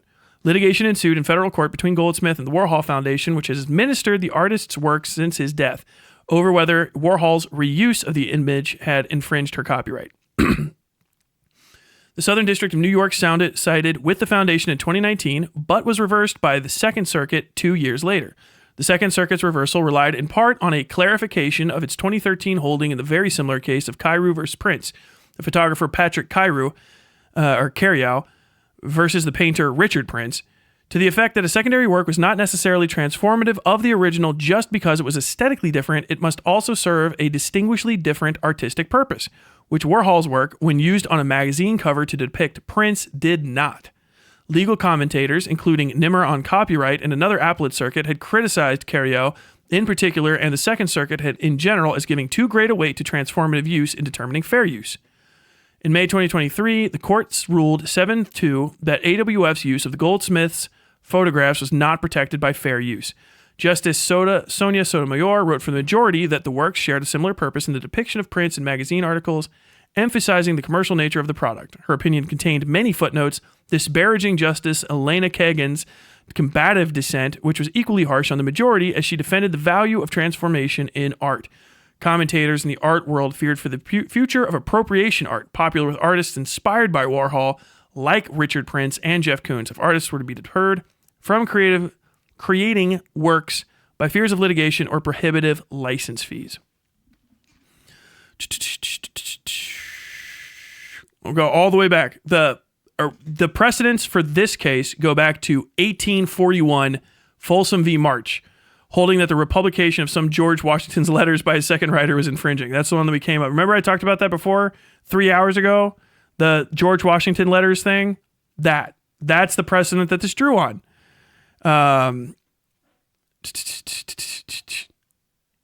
After over a century of remaining case law, Congress codified fair use in the Copyright Act of 1976. Oh, this is great.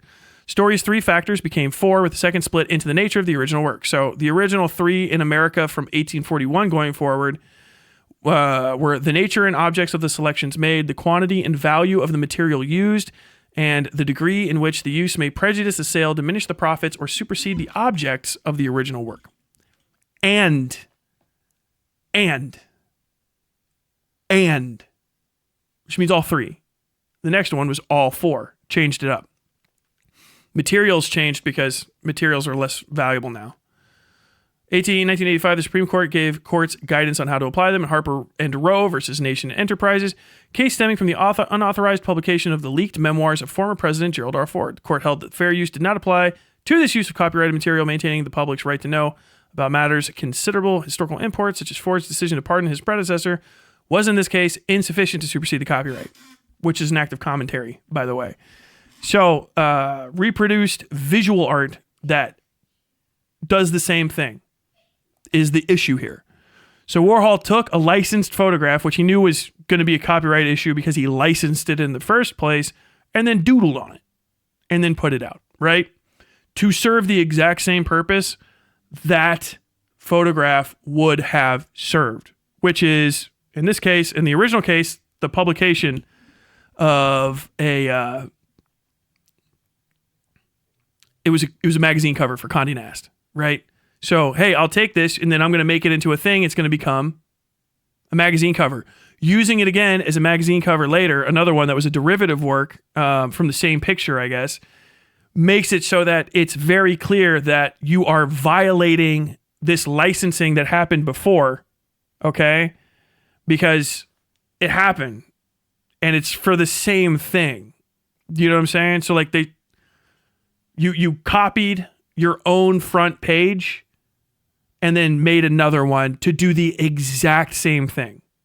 Still wrapped up in legal oddities down the line, but fair. Do you understand if you got to explain all of this stuff out loud? It wasn't just they squinted.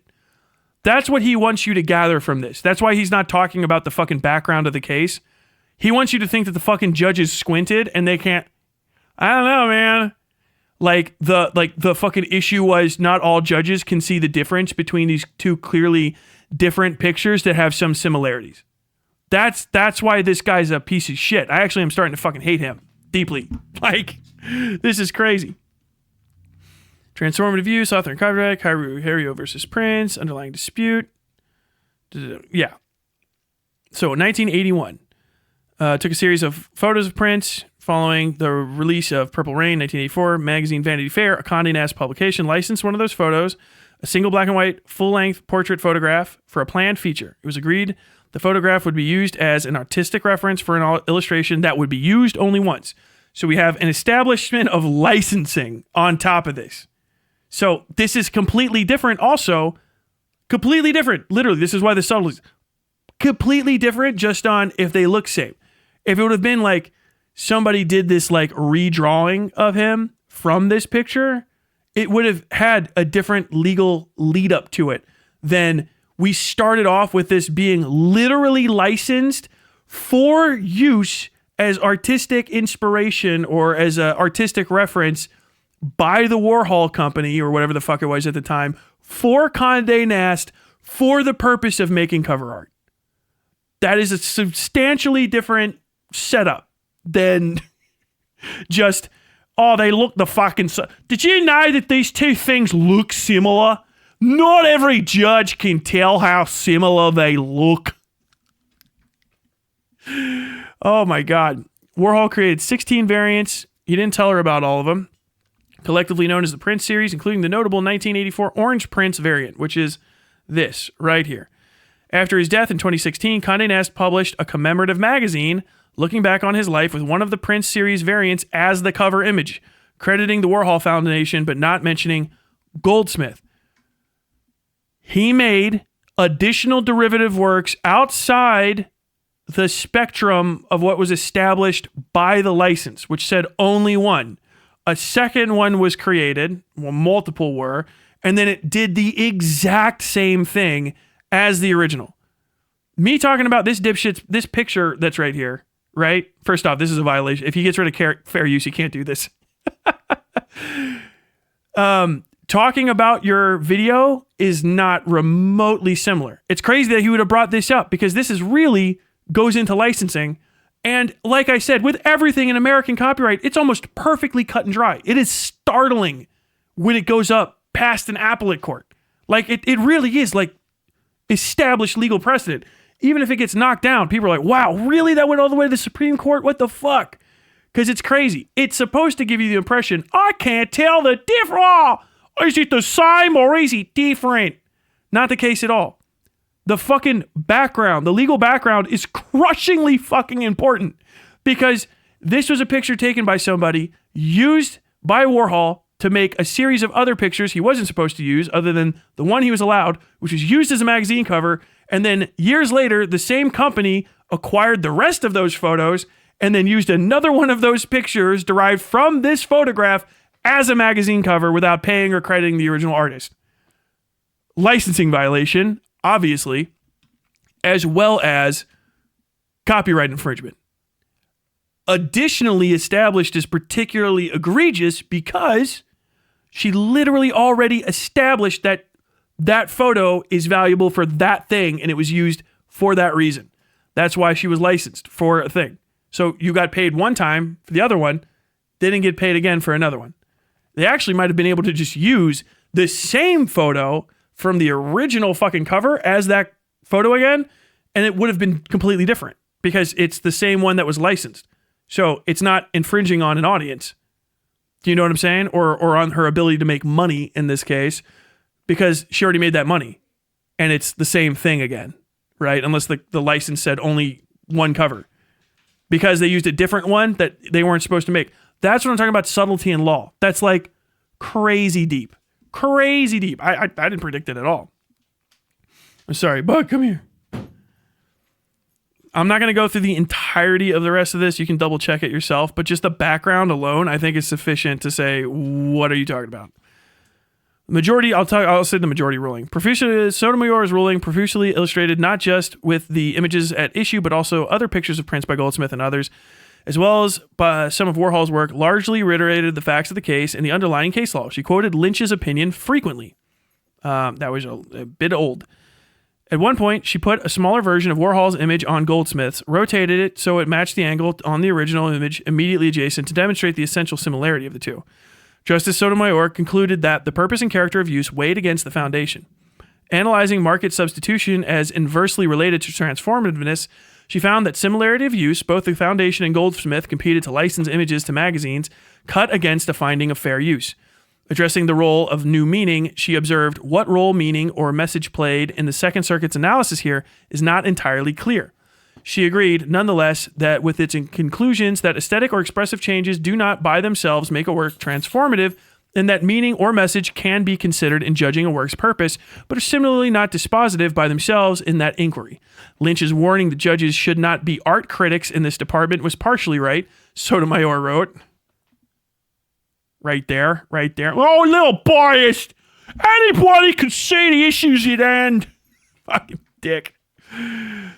But the meaning of a secondary work, as reasonably can be perceived, should be considered to the extent necessary to determine whether the purpose of the use is distinct from the original, for instance, because the use comments on, criticizes, or provides otherwise unavailable information about the original. In conclusion, Sotomayor wrote, the use of a copyrighted work may nevertheless be fair if, among other things, the use has a purpose and character that is sufficiently distinct from the original.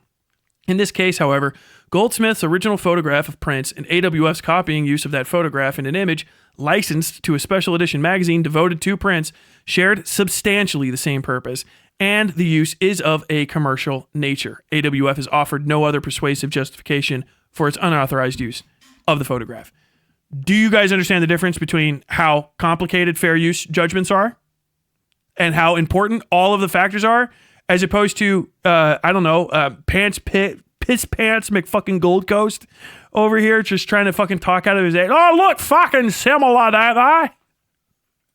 Was not fair use. To the work, merely serving as a derivative to the use. An interesting thing to note is that for the first time in 30 years, a fair use case actually made it to the American Supreme Court in 2022. To very briefly cover the case, the issue is whether this photograph being altered to look like this resulted in a new artwork with a different character and purpose, thereby constituting fair use, or whether it remains. Do you understand? Do you guys, can you get it? You know why this is long now? Ultimate fucking Stunlock? Do you understand how duplicitous he is just in this? I don't give a fuck. I'm not, dude, this is 10 minutes of this entire video. Not even, maybe 11. Do you understand how duplicitous he is? And how incapable, whatever, he is of having this conversation? This is psychotic. Like, if you were a lawyer, you might go to fucking jail for fucking malpractice. It remains substantially similar to the original work, merely serving as a derivative work that infringed on copyrights. The district court judge said this was fair use, but when it was appealed, the Second Circuit judge came and said no, this was not fair use. It then went to the Supreme Court, where 2 of the justices said it was fair use, while 7 of them said it was not fair use. So you could say in the totality, 3 of the 11 judges called it fair use, while 8... Do you understand how fucking stupid that is? In its totality, 3 of the 11 judges says it's fair use. Or the other 8 say it's not. Do you understand how fucking stupid he is? That it's beyond the pale of dumb. Like, that wasn't the issue at all. Just that it was simply fair use. Like, it's so fucking complicated. And it draws on everything. And he's trying to give you the impression that judges are literally sitting there squinting. Like the fucking justice system's not fair. Oh, the fair use case has only recently made it to the Supreme Court. Fucking, oh god damn, they 3 out of fucking 11 charges, they couldn't tell. They couldn't fucking tell which is good or not. They're squinting with their little glasses on. No, the issue was extremely fucking complicated. Extremely complicated. 8 of the 11 said it wasn't. And obviously all those judges feel justified in their views based on the law that exists. It is not merely the law itself that is ambiguous, but how the law should be applied. Although that Supreme Court case did actually give some clarity on that issue, but that's kind of outside the scope of this video. To reiterate, because it fucking makes him look like an idiot. And it doesn't defend his point at all. It's a completely different fair use case. It's heavily reliant on licensing and highly specific acts of use, and none of his complaints fall anywhere within the remote bounds of what was established with that specific act of case law. And that's it. He brought it up for nothing, really. That was a fun fact. There was a judge. Judges did this. Thank you, DarkViperAu, known fucking internet lolcow and speedrunner, for your attempt at interpreting the complexities of the American justice system and saying, for whatever reason, that, these justices, they not do where they're going. Nah, they could do anything that they fucking want. They're kangaroo court. All the fuck over the place. Up, down, left, right. Can't see what's in front of their face. Like, literally, fucking dumb as shit. Trying to convince people that the fair use doctrine in American copyright law is somehow not great because when the one time it actually managed to go to the Supreme Court, not everybody agreed, ignoring the fact that that's the only reason it would go to the fucking Supreme Court. Supreme Court doesn't say like, hey, I agree with you all the way up. The appellate court doesn't just go like, hey, man, what's going on right there? Okay, hey, send it on up. Send it on up. I want everyone to see this. Put it on the top levels. Everyone generally agrees. They know how to interpret it. It's rare. It's a good law. It's been around that long, and that's how long it's been since there was a fucking major challenge in it, at least according to your fucking interpretation of events. To what degree I discussed the legal question largely relates to other people's And actually, it wasn't even a fucking challenge to fair use. It was, sorry. Just let me hammer this down too. It wasn't even a challenge to fair use. Fair use was accepted as a metric. Some laws, sometimes you send it up and the law itself gets challenged as being like unconstitutional. That's what you have to go all the way. Supreme Court, hey, is this law constitutional or unconstitutional? Obscenity stuff, right? It wasn't even called out. The law itself is fine. They all used fair use as their doctrine to figure out whether it was good, because it's a good doctrine to figure out whether or not something's fair use. It's very fair. Like Chud, it's fair. Views. Many people are young or just philosophically illiterate, so sometimes use the legal system to argue moral positions. In those cases, it is far easier to argue the legal question than to try to change their view. How did 2 judges become 3 in all? What? 3 courts. 1 judge, lowest level, against... against fair use. 1 judge, appellate, for fair use, appeal. 8 judges, or 9 judges, 9 judges of the Supreme Court, right? 3rd court, 9 judges, 2 of those judges for fair use, for a total of 3 judges out of 11. Their views of morality or teach them philosophy. Further, in cases where I personally have used the law to achieve certain things, like striking a video, at that point, the legal system does matter, because the legal question impacts whether I've used the legal tools justifiably. But to be clear, this could all be set in stone, and you haven't really used it, like, that is a little bunny rabbit. YouTube is not a governing body or a legal system. That is his face. Jesus Christ. He is just lumps, dude. He is just lumps. YouTube's not a legal body. You haven't used any legal tools. You've used like tools based on laws, but you haven't legal tools. Legal remedy is what you're talking about. You haven't used legal remedy unless you've sued somebody. You have to actually press charges against them. Or not press charges, but you have to file suit. You have to file suit against them, which I don't think you can do because you're a fucking Australian. I'm just kidding. I'm getting more and more pissed about it. You didn't use any legal tools at your disposal. You used the electronic tools of the company that you subcontract for. You basically filed an HR complaint. Is literally like, that's it. You filed an HR complaint with an automated like human resources robot, and then it's deciding whether or not somebody's fucking maneuvering in on your fucking area. That it's not legal at all. As a matter of fact, it's private.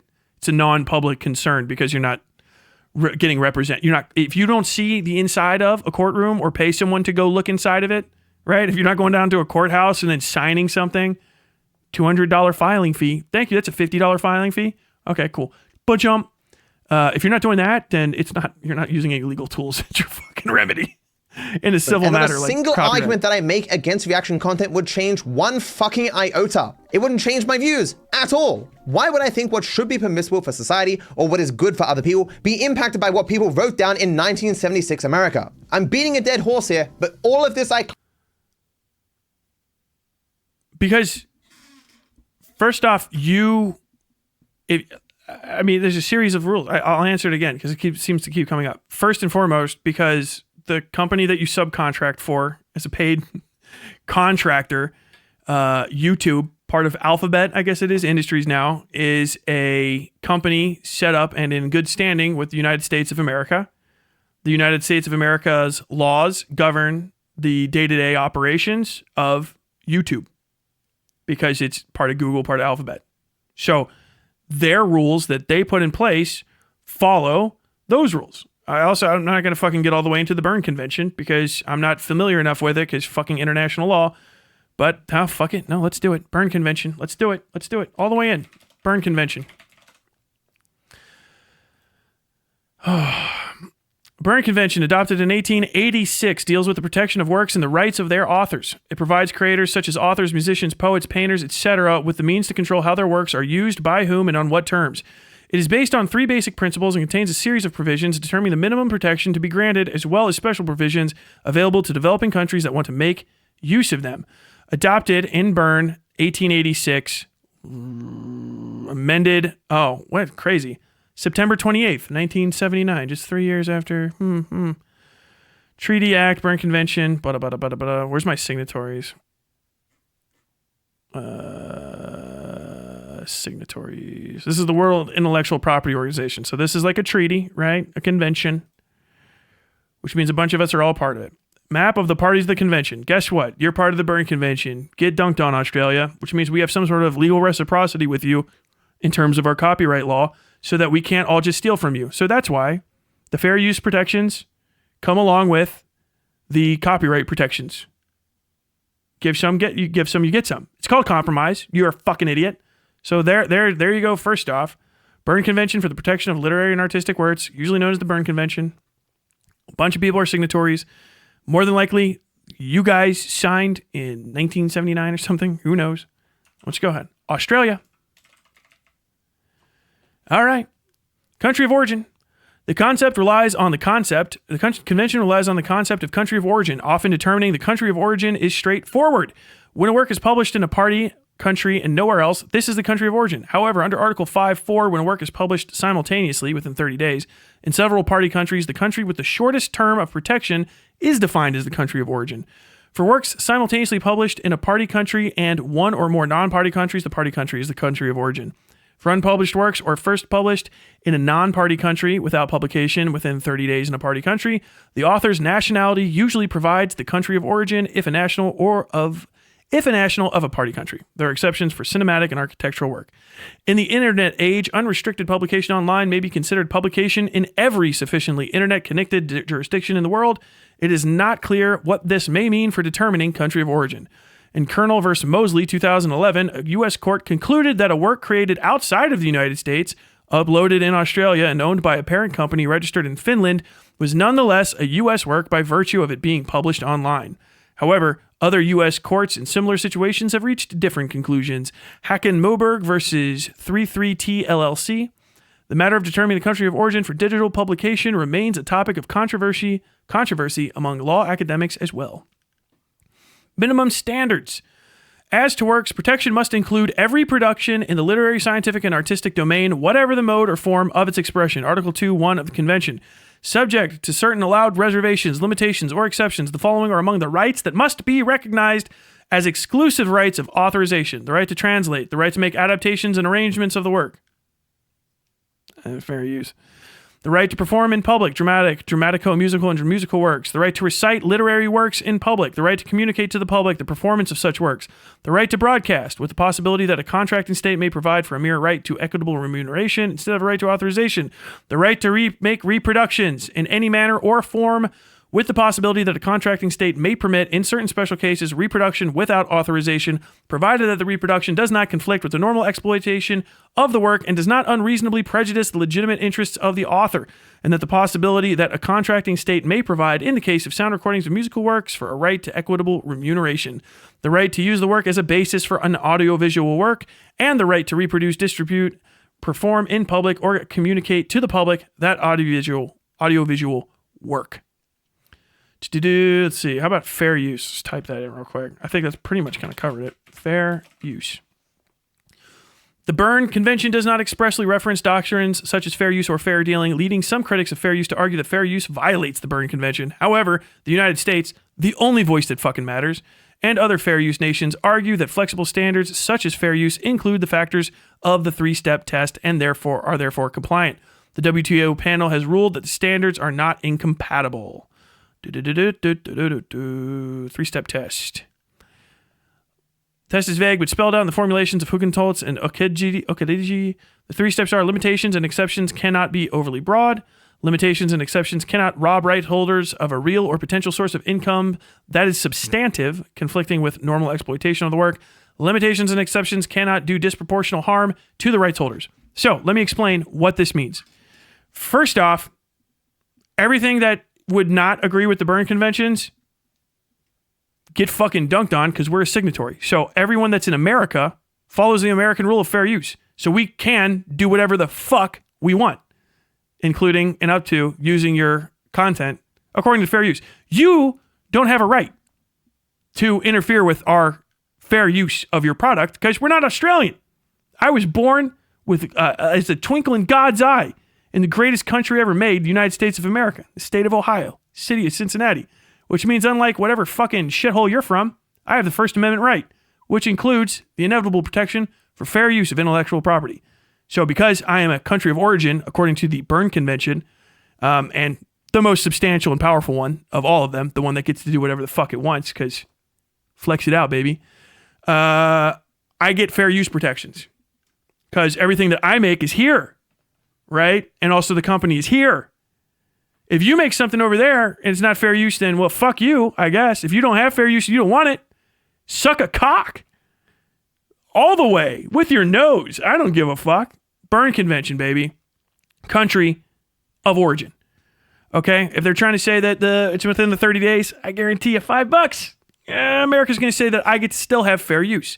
Now, YouTube as a company, you might be able to use YouTube's tools in order to attack people or strike people, but as far as use goes, we have fair use because I'm an American citizen, all right? And fair use is a better system than any of the ones that you guys have because your country would be more notable if it was better at running itself. Let's just be fucking honest with each other, all right? Constitution's fucked, but it kind of slaps. Y'all keep fucking up, all right? So if Chud Logic lives somewhere where there's no fair use, okay, fine. But as a creative, you should push for the use of fair use. Fair use protects your ability to play American video games in fucking Australia on camera. That's pretty much it. And there's nothing in the Berne Convention that would ever give anyone the right to seek damages against me for doing fair use. As a matter of fact, I am now somewhat emboldened spiritually to obliterate any fucking foreigner that tries to fucking copy strike me. Because holy shit, you fucking dickheads have no protections. I swear to God, you live like fucking in chains. In chains, enslaved to the rich. Does he have anything else to say? Clarified in intricate detail in my main video on reaction content. The video expressly details things so simply for dumbasses like Willie, and he didn't even fucking watch it. Did you watch any of the videos? And he goes, no. But as I say, when you're not interested in the truth and you're just trying to... Well, Willie said any of the videos to Hassan, and it was like, what, 2?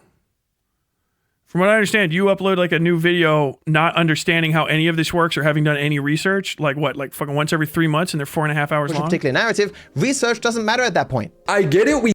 Research doesn't matter to you. You're wrong. You're wrong. You're asking questions that have answers.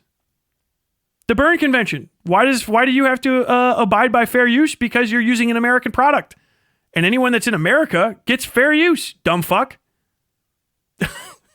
I'm not coming to Australia to hand out guns to all your citizens, okay? Then you can't come over here and try to impede my First Amendment rights. There you go. Use a different system. Go on Waiwu or some Chinese shit, whatever the fuck. That's the answer. So you had a question that's, why? Okay, there's a fucking very obvious answer. It takes 10 seconds to get to. Talking about research. You don't even understand how fair use works in America. You don't understand the laws. You don't even understand how to clarify or qualify Supreme Court decisions. And then you're stacking judges in together like there's so many interchangeable Legos. Like, you don't have any fucking legs to stand on. It's trash. Garbage. We don't have a legal precedent set. For fuck's sake, even before Willie's video came out, in America, in the Supreme Court in 2022, they had a fair use case, which obviously and set precedent. The problem— No, he didn't! Ah! What? Do you not know? Holy... Trying to push a particular narrative, research doesn't matter at that point. I get it, we don't have a legal precedent set. For fuck's sake, even— What does Willie Mac... Send this to Willie Mac Show. I refuse to look up his video. What part of the video? What was he saying in that clip? Before Willie's video came out, in America, in the Supreme Court in 2022, they had a fair use case, which obviously set precedent. The problem— He's fucking stupid as shit. You're a fucking... Everybody should copyright strike him if he uses their videos. You should... Okay, all hold bars. It's it. If I ever see an inch of my face, I'm going to hit you as hard as I can in any of your videos. Absolutely persona non grata. It's nuclear option. Oh my fucking God. There's no precedent on fair use relative to the situation that you're talking about. I would guarantee you that's what fucking Willie Mac's show meant. I would guarantee you that's what he meant. And then you just said, there was a fair use precedent set in 2023. Does it have anything to do with what he's talking about? Did Willie Mac's show take a picture of your face? Did you sell him a picture? Did you license him a picture of your fucking face? And then he used it as a magazine cover after he did some doodles on it?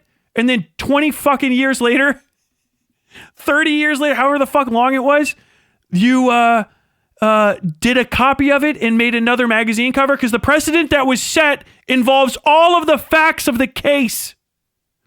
It has nothing to do with digital media. The case is about analog media. It doesn't involve anything that you make. There's no precedent to draw on.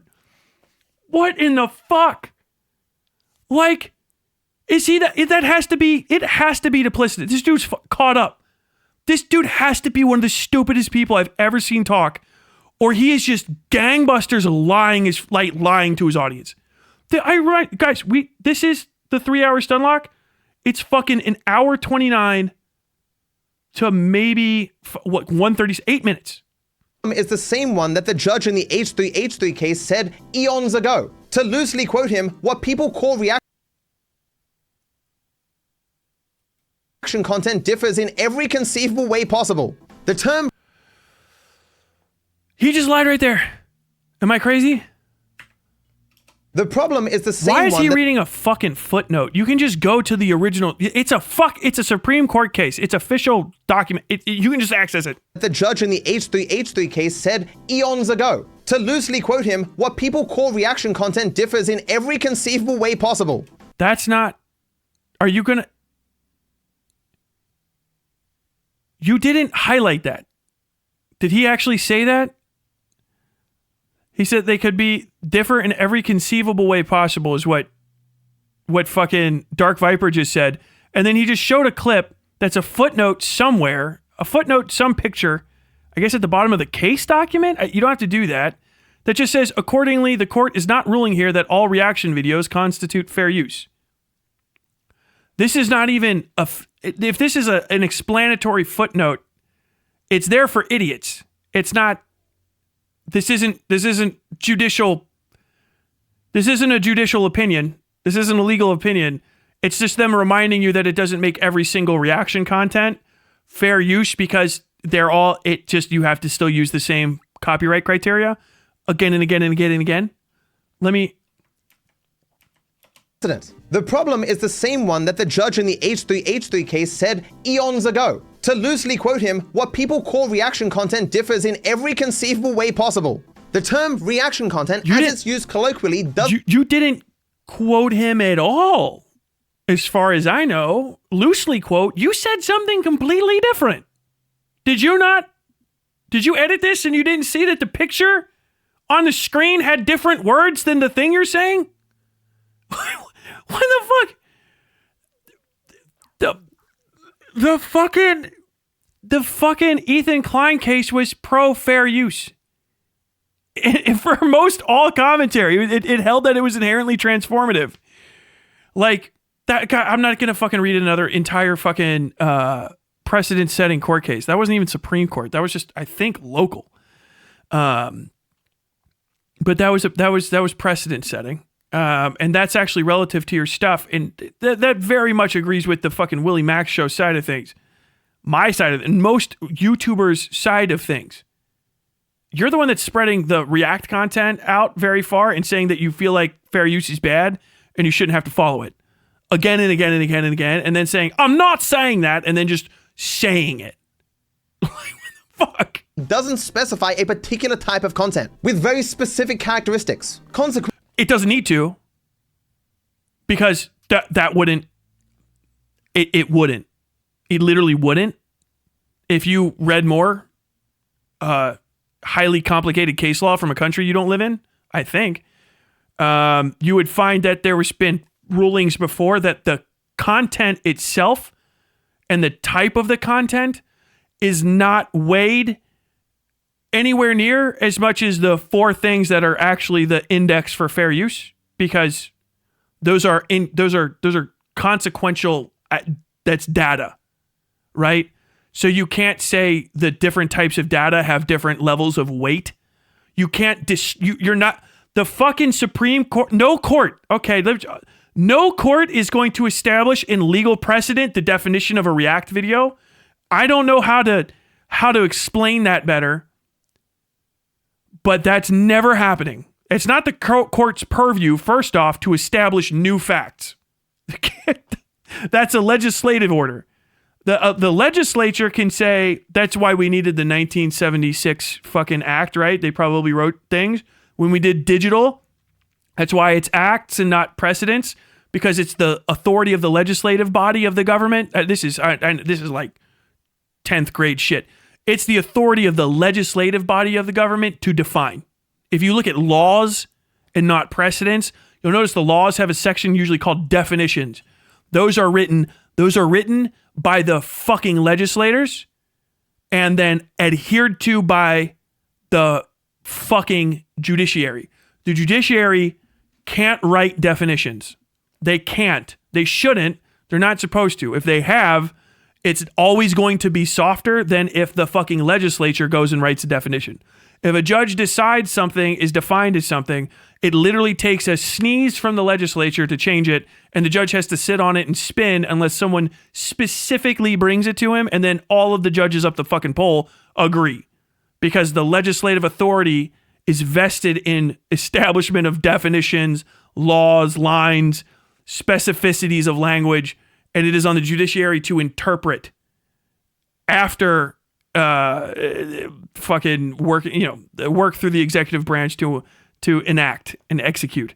Like, what in the fuck? Why would they? Why would they? Why would why would a court? I'm not a lawyer. But a 2-year-old, I don't know what to say. I like basic freshman level high school stuff. Standard, the minimal amount of education you need to talk about law, just understanding how the three branches of government work and knowing that courts are not there to establish definitions. Well, I've never even fucking thought of that. Why did you say it? Why would the fucking judge make a fucking legal ruling on a new, create a definition. He can't make a legal ruling. If he wants to create a definition, that's new information. He can't make new information. The judge can't add to the case. He's a judge. With all the facts before me, not with all the facts before me, and a special few new ones I brought out of my coat pocket. Maybe I'm crazy down the line, but like, that's just a thing I know.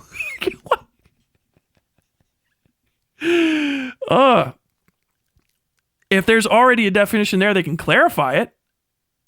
But I don't know why anybody, it's also that definition exists. It's just a written record. You don't need all that other stuff. Why would a judge define what React content is? Even if he could.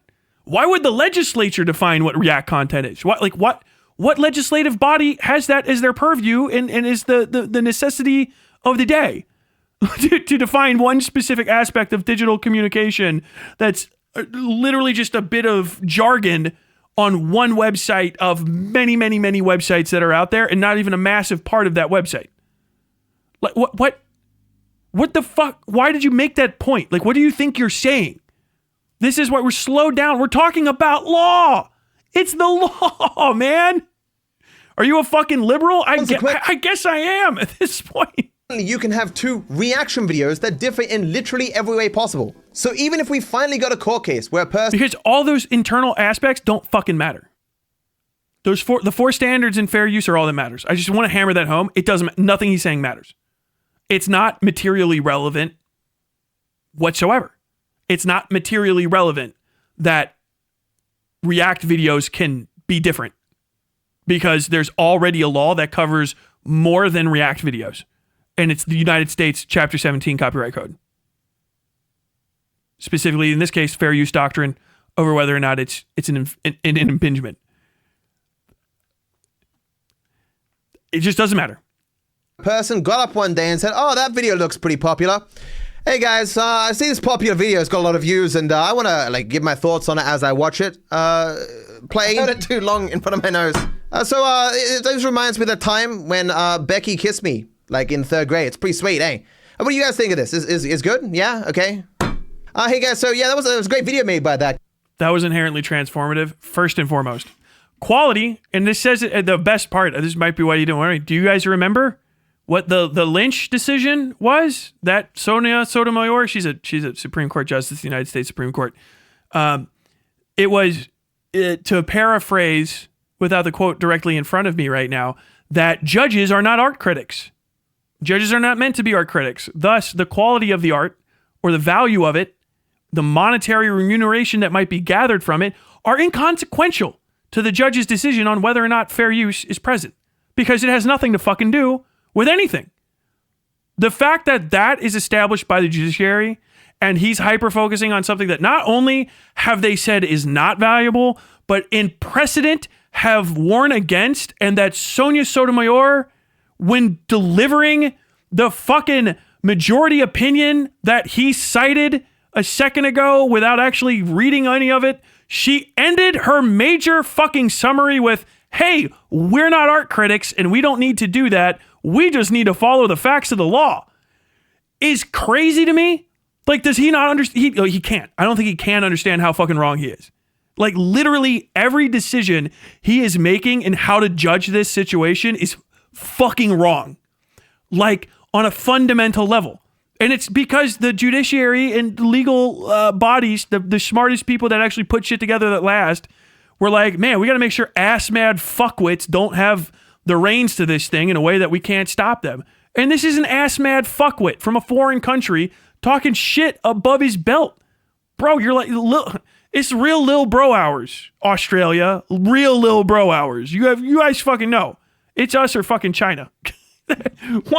You got to pick between which one of us is going to smack you in the side of the fucking head with a newspaper today. I hope you choose wisely. Fucking print going to be in fucking Cantonese, or is it going to be in fucking English? That's pretty much it. Motherfuckers. God damn it. Literally just talking above his fucking weight belt about shit he cannot comprehend. Right, 4.5 hour video. This small subject. Oh, he really touches on that. He touches on Supreme Court cases. He touches on the legality of fair use. He goes into it. Does he? This is the stun lock. The stun lock is me giving you a fucking glimpse into my own highly limited education on Chapter 17 and the First Amendment at large. Limited. I didn't take constitutional law. You take me past fucking 1 and to a degree 2, I'm fucking lost. I don't know what all the fucking Supreme Court cases are and the fucking precedents and the amendments and subsequent changes to the Fourth Amendment and the Fifth Amendment are. The best I could tell you is Miranda is basically dead now. Miranda rights aren't fucking real anymore. Don't rely on them. You can't get out of shit with it. The fucking Ninth Amendment, you gotta fucking rack my brain for it. Some of the major ones, sure. 17th Amendment, fucking 15th, what the fuck? I don't know. You get lost. There's like fucking 40 amendments now. I think it's like 24. But this is how hard I could talk circles around this guy. This is me with two semesters, because it's the long ones. We switched from quarters to semesters when I started college. 2 semesters of fucking First Amendment legal training, or First Amendment, like basically 6 total credit hours or whatever of First Amendment are required to be taught by a lawyer. We had a judge. I had an actual sitting judge teach my fucking First Amendment class, which is why I remembered everything, because she treated the fucking classroom like a courtroom. And I was also in my 20s, so there's no reason to not behave myself. I learned a lot because I listened to a fucking judge explain the law, and I paid attention. I took notes, and I passed with an A. That's it. And I don't know fucking anywhere near as much as the people that went to the law college right over there on the fucking corner of campus. The fucking William Taft statue at UC.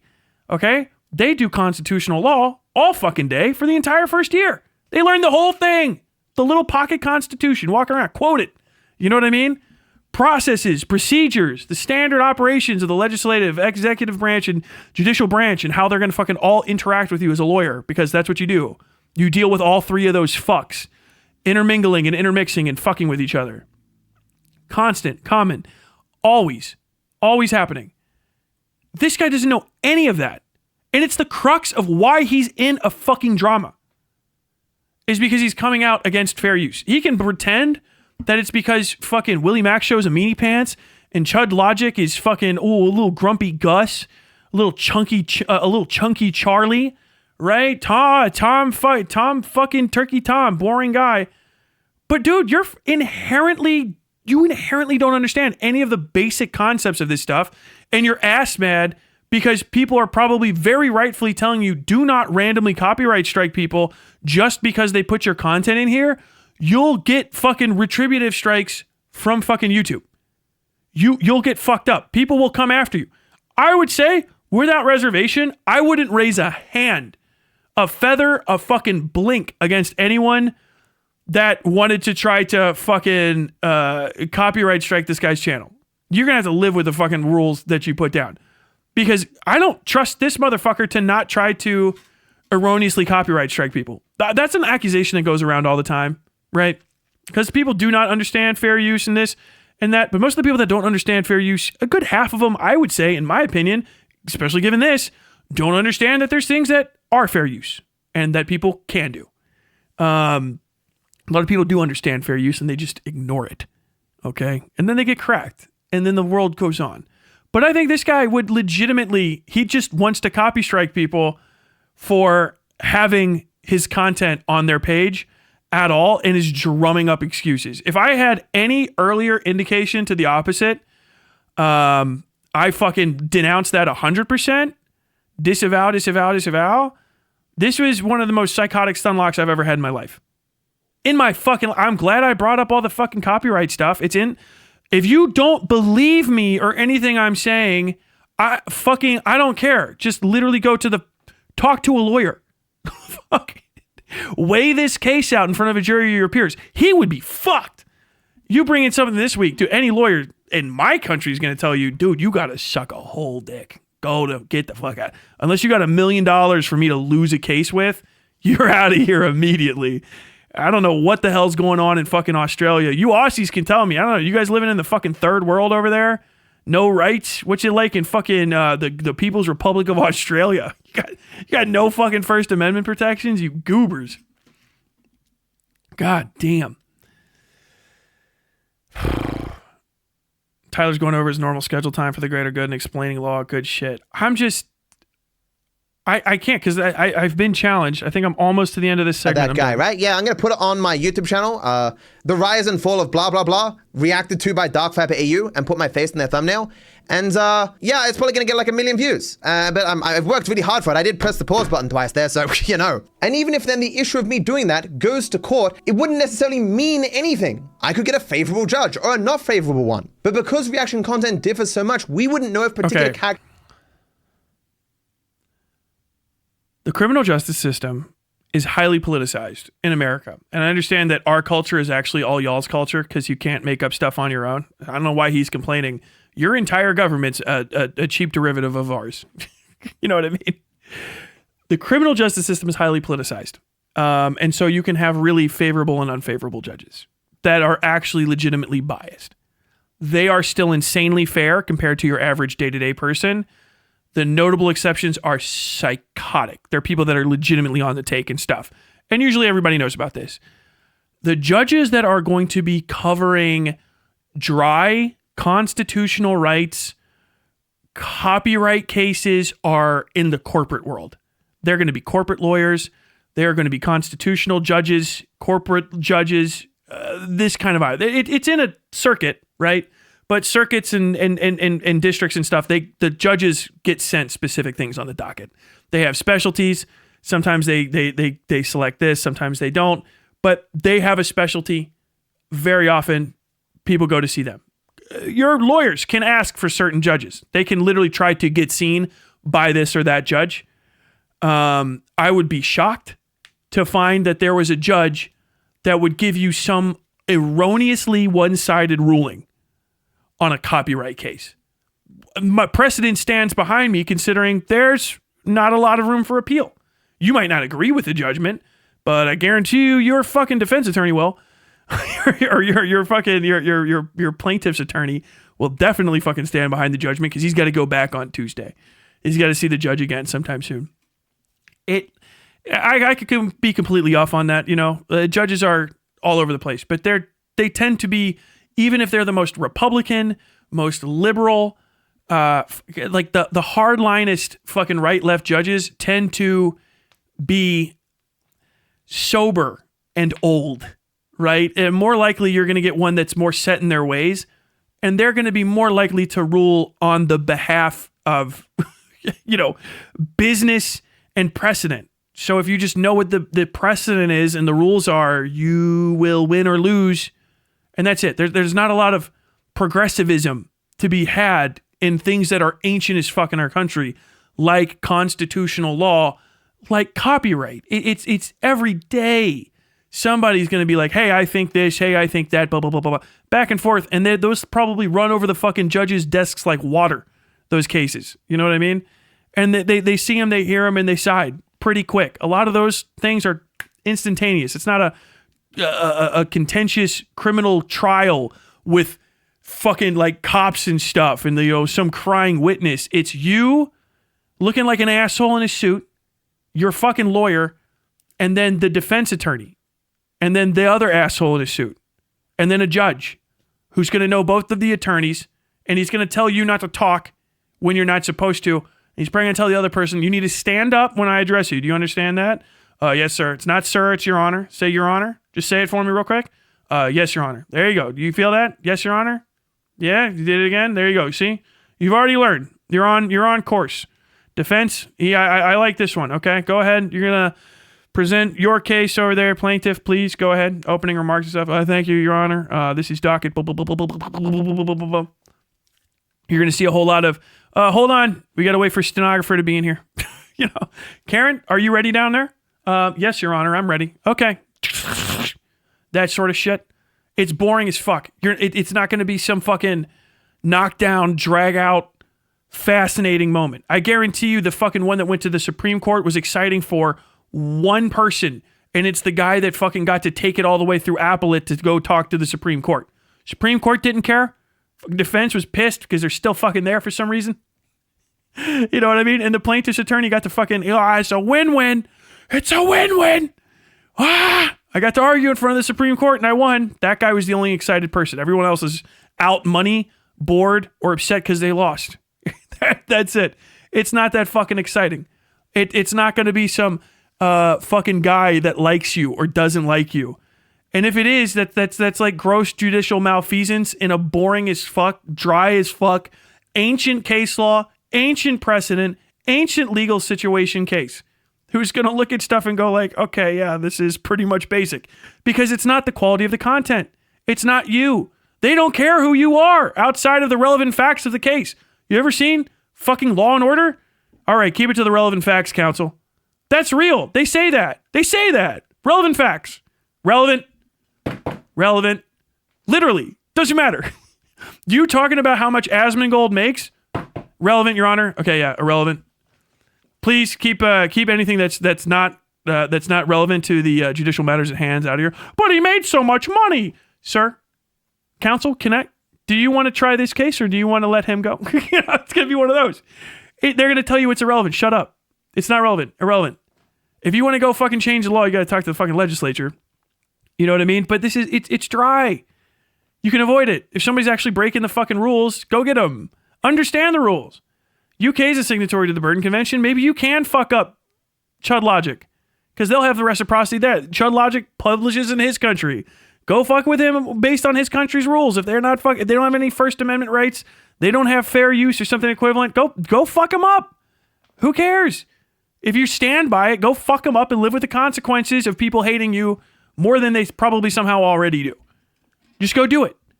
Go just literally stand on your morals. You're the guy that's like, oh, fuck, just because a fucking law is the law doesn't mean it's moral. But here you are talking about your morals and still fucking following the law. So like, obviously, I guess the law does have some strength. You know what I mean? This isn't even a real law. It's just a fucking agreement between thieves. No legal standing on YouTube. It's the ethics of a loose fucking affiliated group of assholes that talk into cameras. Psychotic. Characteristics of that reaction mattered for the ruling. And even to the degree that would be detailed, people wouldn't care. As I've tried to argue, if you go back and read the H3H3 case and why he won his case, all the reasons why he won do not apply to the content that I critique. But no one cares. Okay, I have to explain another thing. That doesn't matter.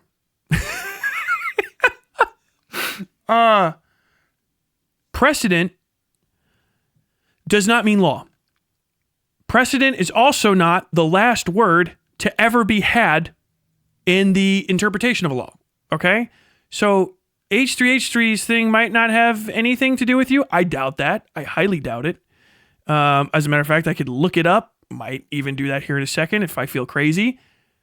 But just as a fundamental statement, the existence of a precedent in law does not mean that it has any relevance to you, or that because it doesn't have relevance to you, you somehow exist outside the scope of the law. So, like with the fucking thing that you did bring up for some reason that you said was a precedent, still don't understand why you did that. The Prince case that's new from 2023, that has literally nothing to do precedent setting wise with you at all. At all. Legitimately. Like, nothing. Literally fucking nothing. The use, the purpose arguments, the similarity arguments, none of that has anything to do with what you think you're arguing, right? It just doesn't, but you brought that one up. The H3H3 case more than likely probably does have some presidential connection to you, what with it actually being in digital media, even at all. But just because, even if you were on a third thing that does those two precedents don't have any saying over, right? There's still additional precedents. All of them that are there, they precede the case. They're precedent. They precede the case. They're before it. So what a precedent is there's a law, right? The laws get updated. I know you don't think that happens, but it does, as we saw to the amendments to the 1976 law, which was a replacement revision of the 10, I think it was, or 1903. And then that was a change of in 1841, and then it goes all the way back to 1790 for copyright laws in America, they get replaced. And as they get replaced, new precedents arise because usually the replacements come with new definitions, new rules, and additional language that needs to be interpreted in the judiciary because things change. The old precedents might, in that case, go away, but a lot of times they stay the same, or they're even drawn on because the way to arrive at the precedent is the way that you should arrive at the precedent in the future. We should consider these facts when interpreting these. We haven't considered these facts, or you didn't consider them in the appellate, but we see in this fucking precedent from 1802 that this is a blah, blah, blah, blah, blah, blah, blah, blah, blah. Okay? And then they make that decision. This precedent stands over this precedent, but this precedent informs this precedent. If you've heard these words before, it's because they're fundamental to understand how the government of the United States of America and every other common law government works. All of them. Parliamentary doesn't fucking matter. That's what common law is. We interpret it, and to save us time and to show faith in the system, we accept the former interpretations as being the way to describe the law unless they are appealed to the highest court, at which point the end of appeals comes and it must be passed over to the legislature if any further changes must occur. That is how precedent works. Saying H3H3's precedent doesn't have anything to do with you doesn't change a fucking thing unless somebody was arguing specifically, and you haven't repeated that argument, that this specific aspect of that precedent informs the decisions that you made relative to the other people's content. Because the cool thing about a precedent is it's only an aspect of decisions in a law. A precedent doesn't change, generally, how the executive branch executes a law, right? They might change their operative procedures if it's significant, but generally they might not give a fuck because the precedent might only have to do with judicial practice. It might only have to do with evidentiary matters, presentation of evidence, who can and can't speak on a certain thing, who is weighed more valuable in a fight over assets or something like that. It has to be relevant. Is the precedent relevant? Yes, no, okay, maybe, sure. But what in the fuck is the counter argument? You're just saying the precedent doesn't have anything to do with my case. Okay, does it overrule the entirety of the 1976 legislation and all of the legislations that have amended since? Because that's the most important thing. After that follows the precedent. I'm just this is, everyone needs to know. If you've never heard this and you live in America, understand you need to know this. You must internalize this deeply because it's just chaos. It's chaos. Is he in a lawsuit right now? The UK does have fair use and freedom of speech. Bro is like a deem from on high that all React chant content in the name of our Lord God shall henceforth be banned and punishable by death in the eyes of our Lord the court. Yeah. Mogboogle, thank you very much. Somewhat relevant to copyright and fair use. Just compiled third draft of the medieval fantasy novel for editing, now to polish for publication. Good luck on writing. Uncle iRoll, $10.31. Give that bunny a treat for working overtime. Okay. One Sweet Cheeks treat.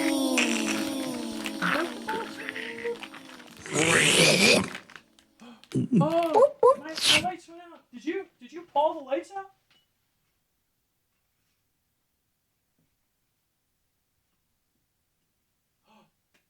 There you go. Dude, did the Christmas lights are on a battery, and I think they went out because I talked so long. I'm sorry, I've got to get this out, because this is one of those things where people, oh, you didn't really get into it all. I'm doing it all the way through.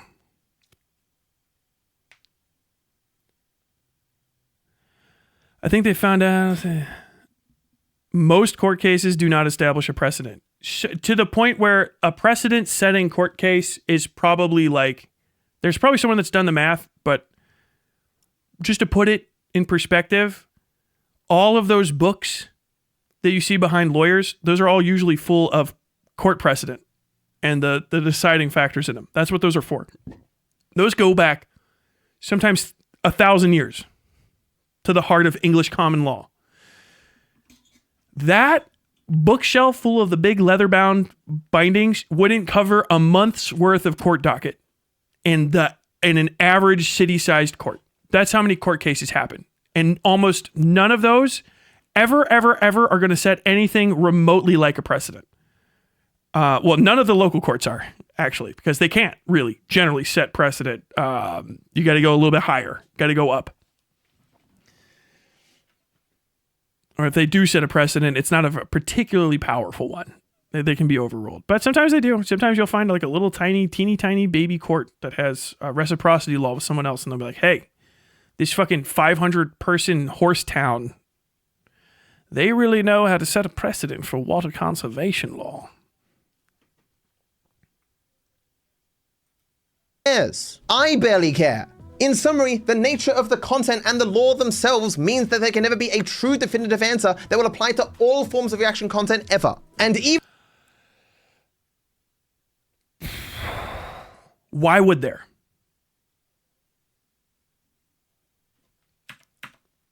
cares. I barely care. In summary, the nature of the content and the law themselves means that there can never be a true definitive answer that will apply to all forms of reaction content ever. And even if it did, it still wouldn't matter. It is somewhat annoying that I spend so much time explaining why something doesn't matter and we shouldn't talk about it. And when he is... It doesn't matter. We shouldn't talk about it in his mind more than likely because he's completely fucking wrong. And he doesn't want you to pay attention to the fact that the legal precedents of his argument are just completely without grounding.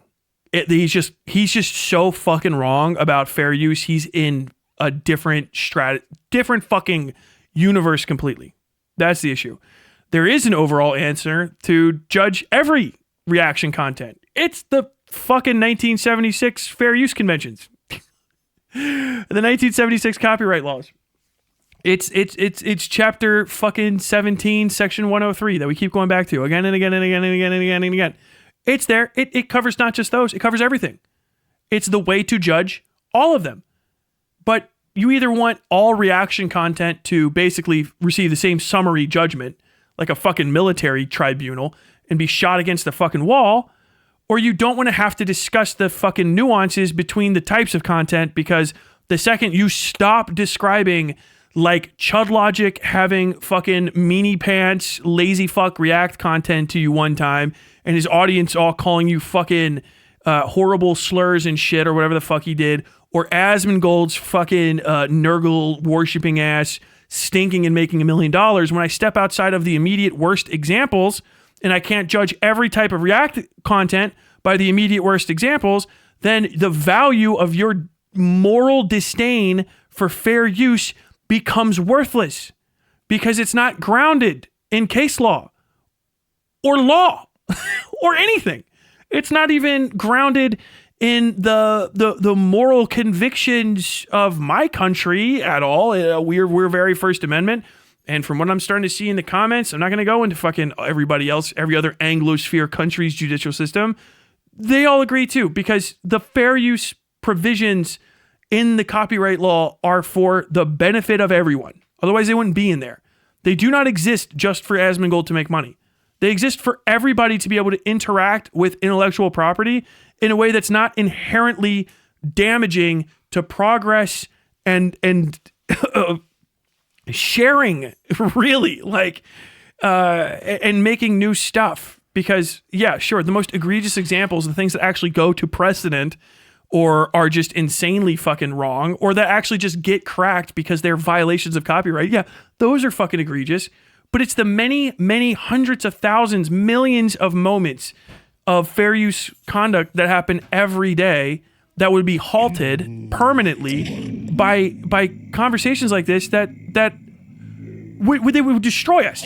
We would be annihilated as a culture. We would face cultural annihilation within the day. There's a reason that we fucking crack when it comes to making stuff, and you all watch our movies, and it's because we're better at it.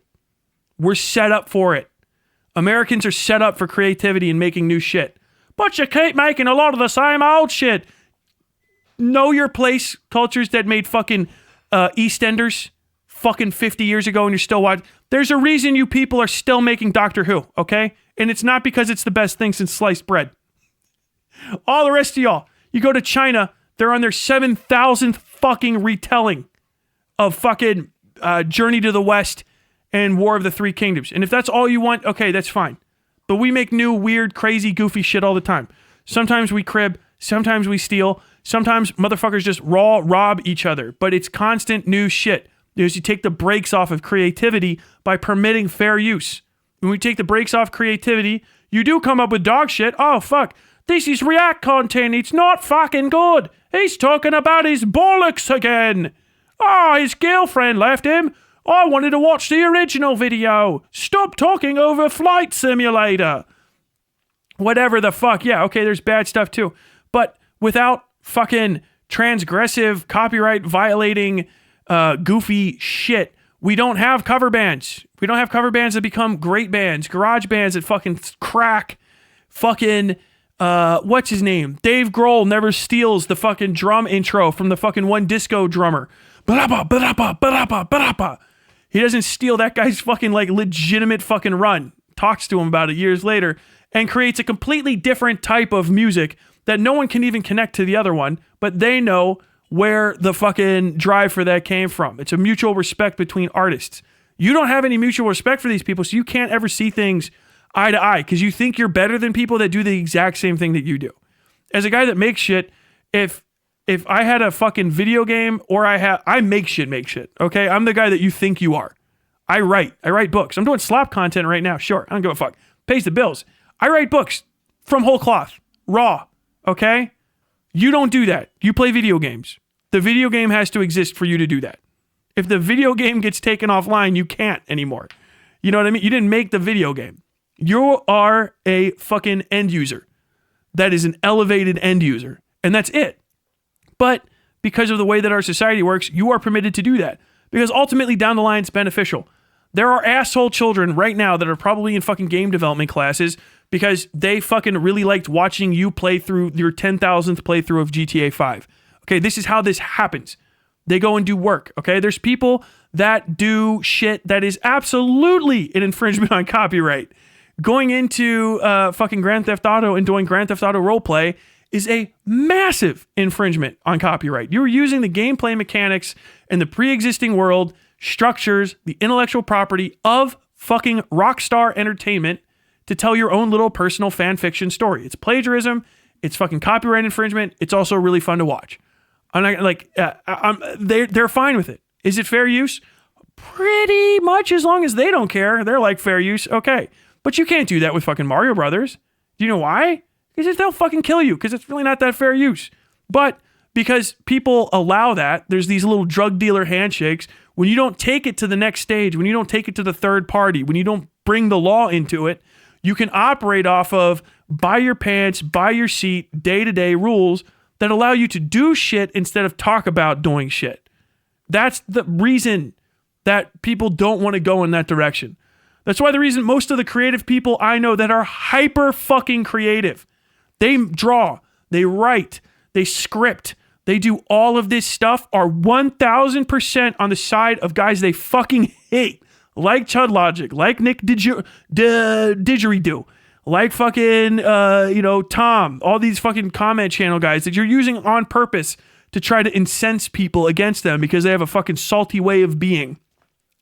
They agree with their standpoint on this 100% because it benefits them as actual from scratch creatives, as actual paper fillers, as actual fucking coding engine script fillers, as actual fucking word processor fillers from nothing to something type individuals, not a guy that sits down and looks at something else and talks about it. Do you understand what I'm saying? You know, and the fair use thing, you wouldn't be able to talk about football games. You wouldn't be able to talk about plays, all this stuff, all this sort of stuff. The criticism and commentary that goes into making people better, that lets people understand, like, wow, this guy seems to know something. You know, I don't even know that much about how to make this stuff, but I like the way this guy talks. I like the cut of his jib. I like the cut of his hair.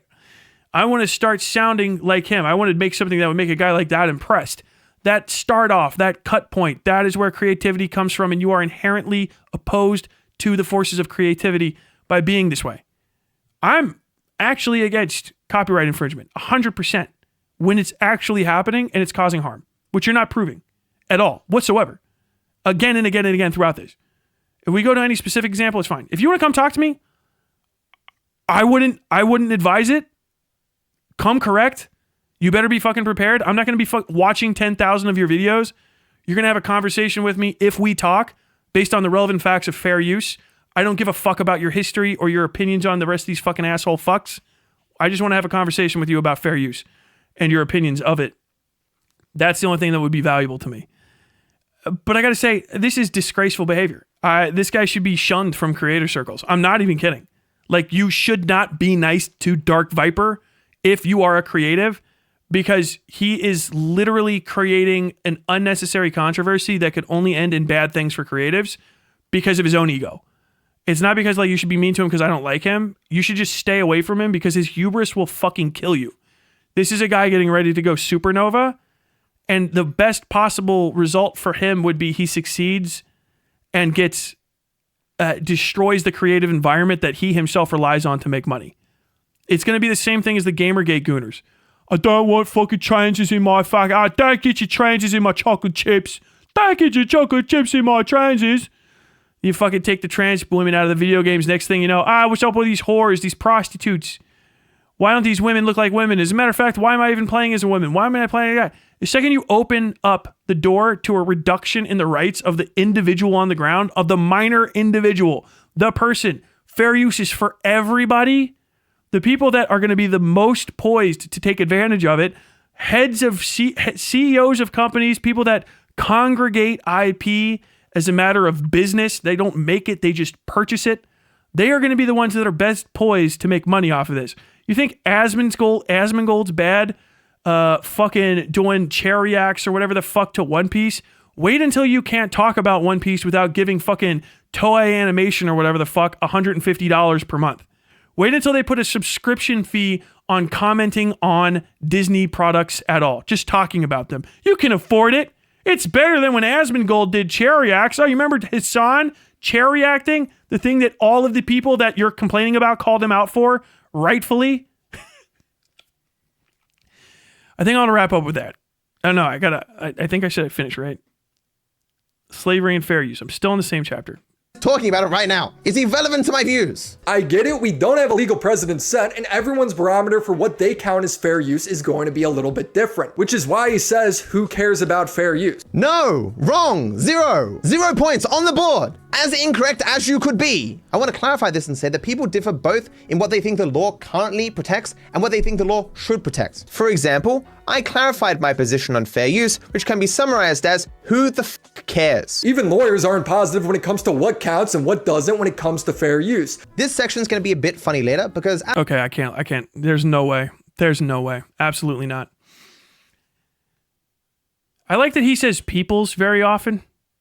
Like a possessive of multiple people, like peoples. Like there's a large congregation, a definitive majority congregation of human beings that agree with him. And I don't know fucking anyone in the creative arts that would be on this guy's side. None of the ones that I went to college with would be in the ballpark. Everybody that I know that fucking took a single First Amendment class would be against him. This is bonkers. I'm very sorry I didn't get to the Game Awards. I'll talk about that later. Oh, dude, we're at the 150 mark. I know. We got up to 272, though. That was pretty cool. I'm just going to go ahead and take the Gooners out. Let me just... you guys, you got me. I had to do this. I had to finish it up, man. I'll talk about the Game Awards tomorrow. I'm really sorry. This was a fun one for me.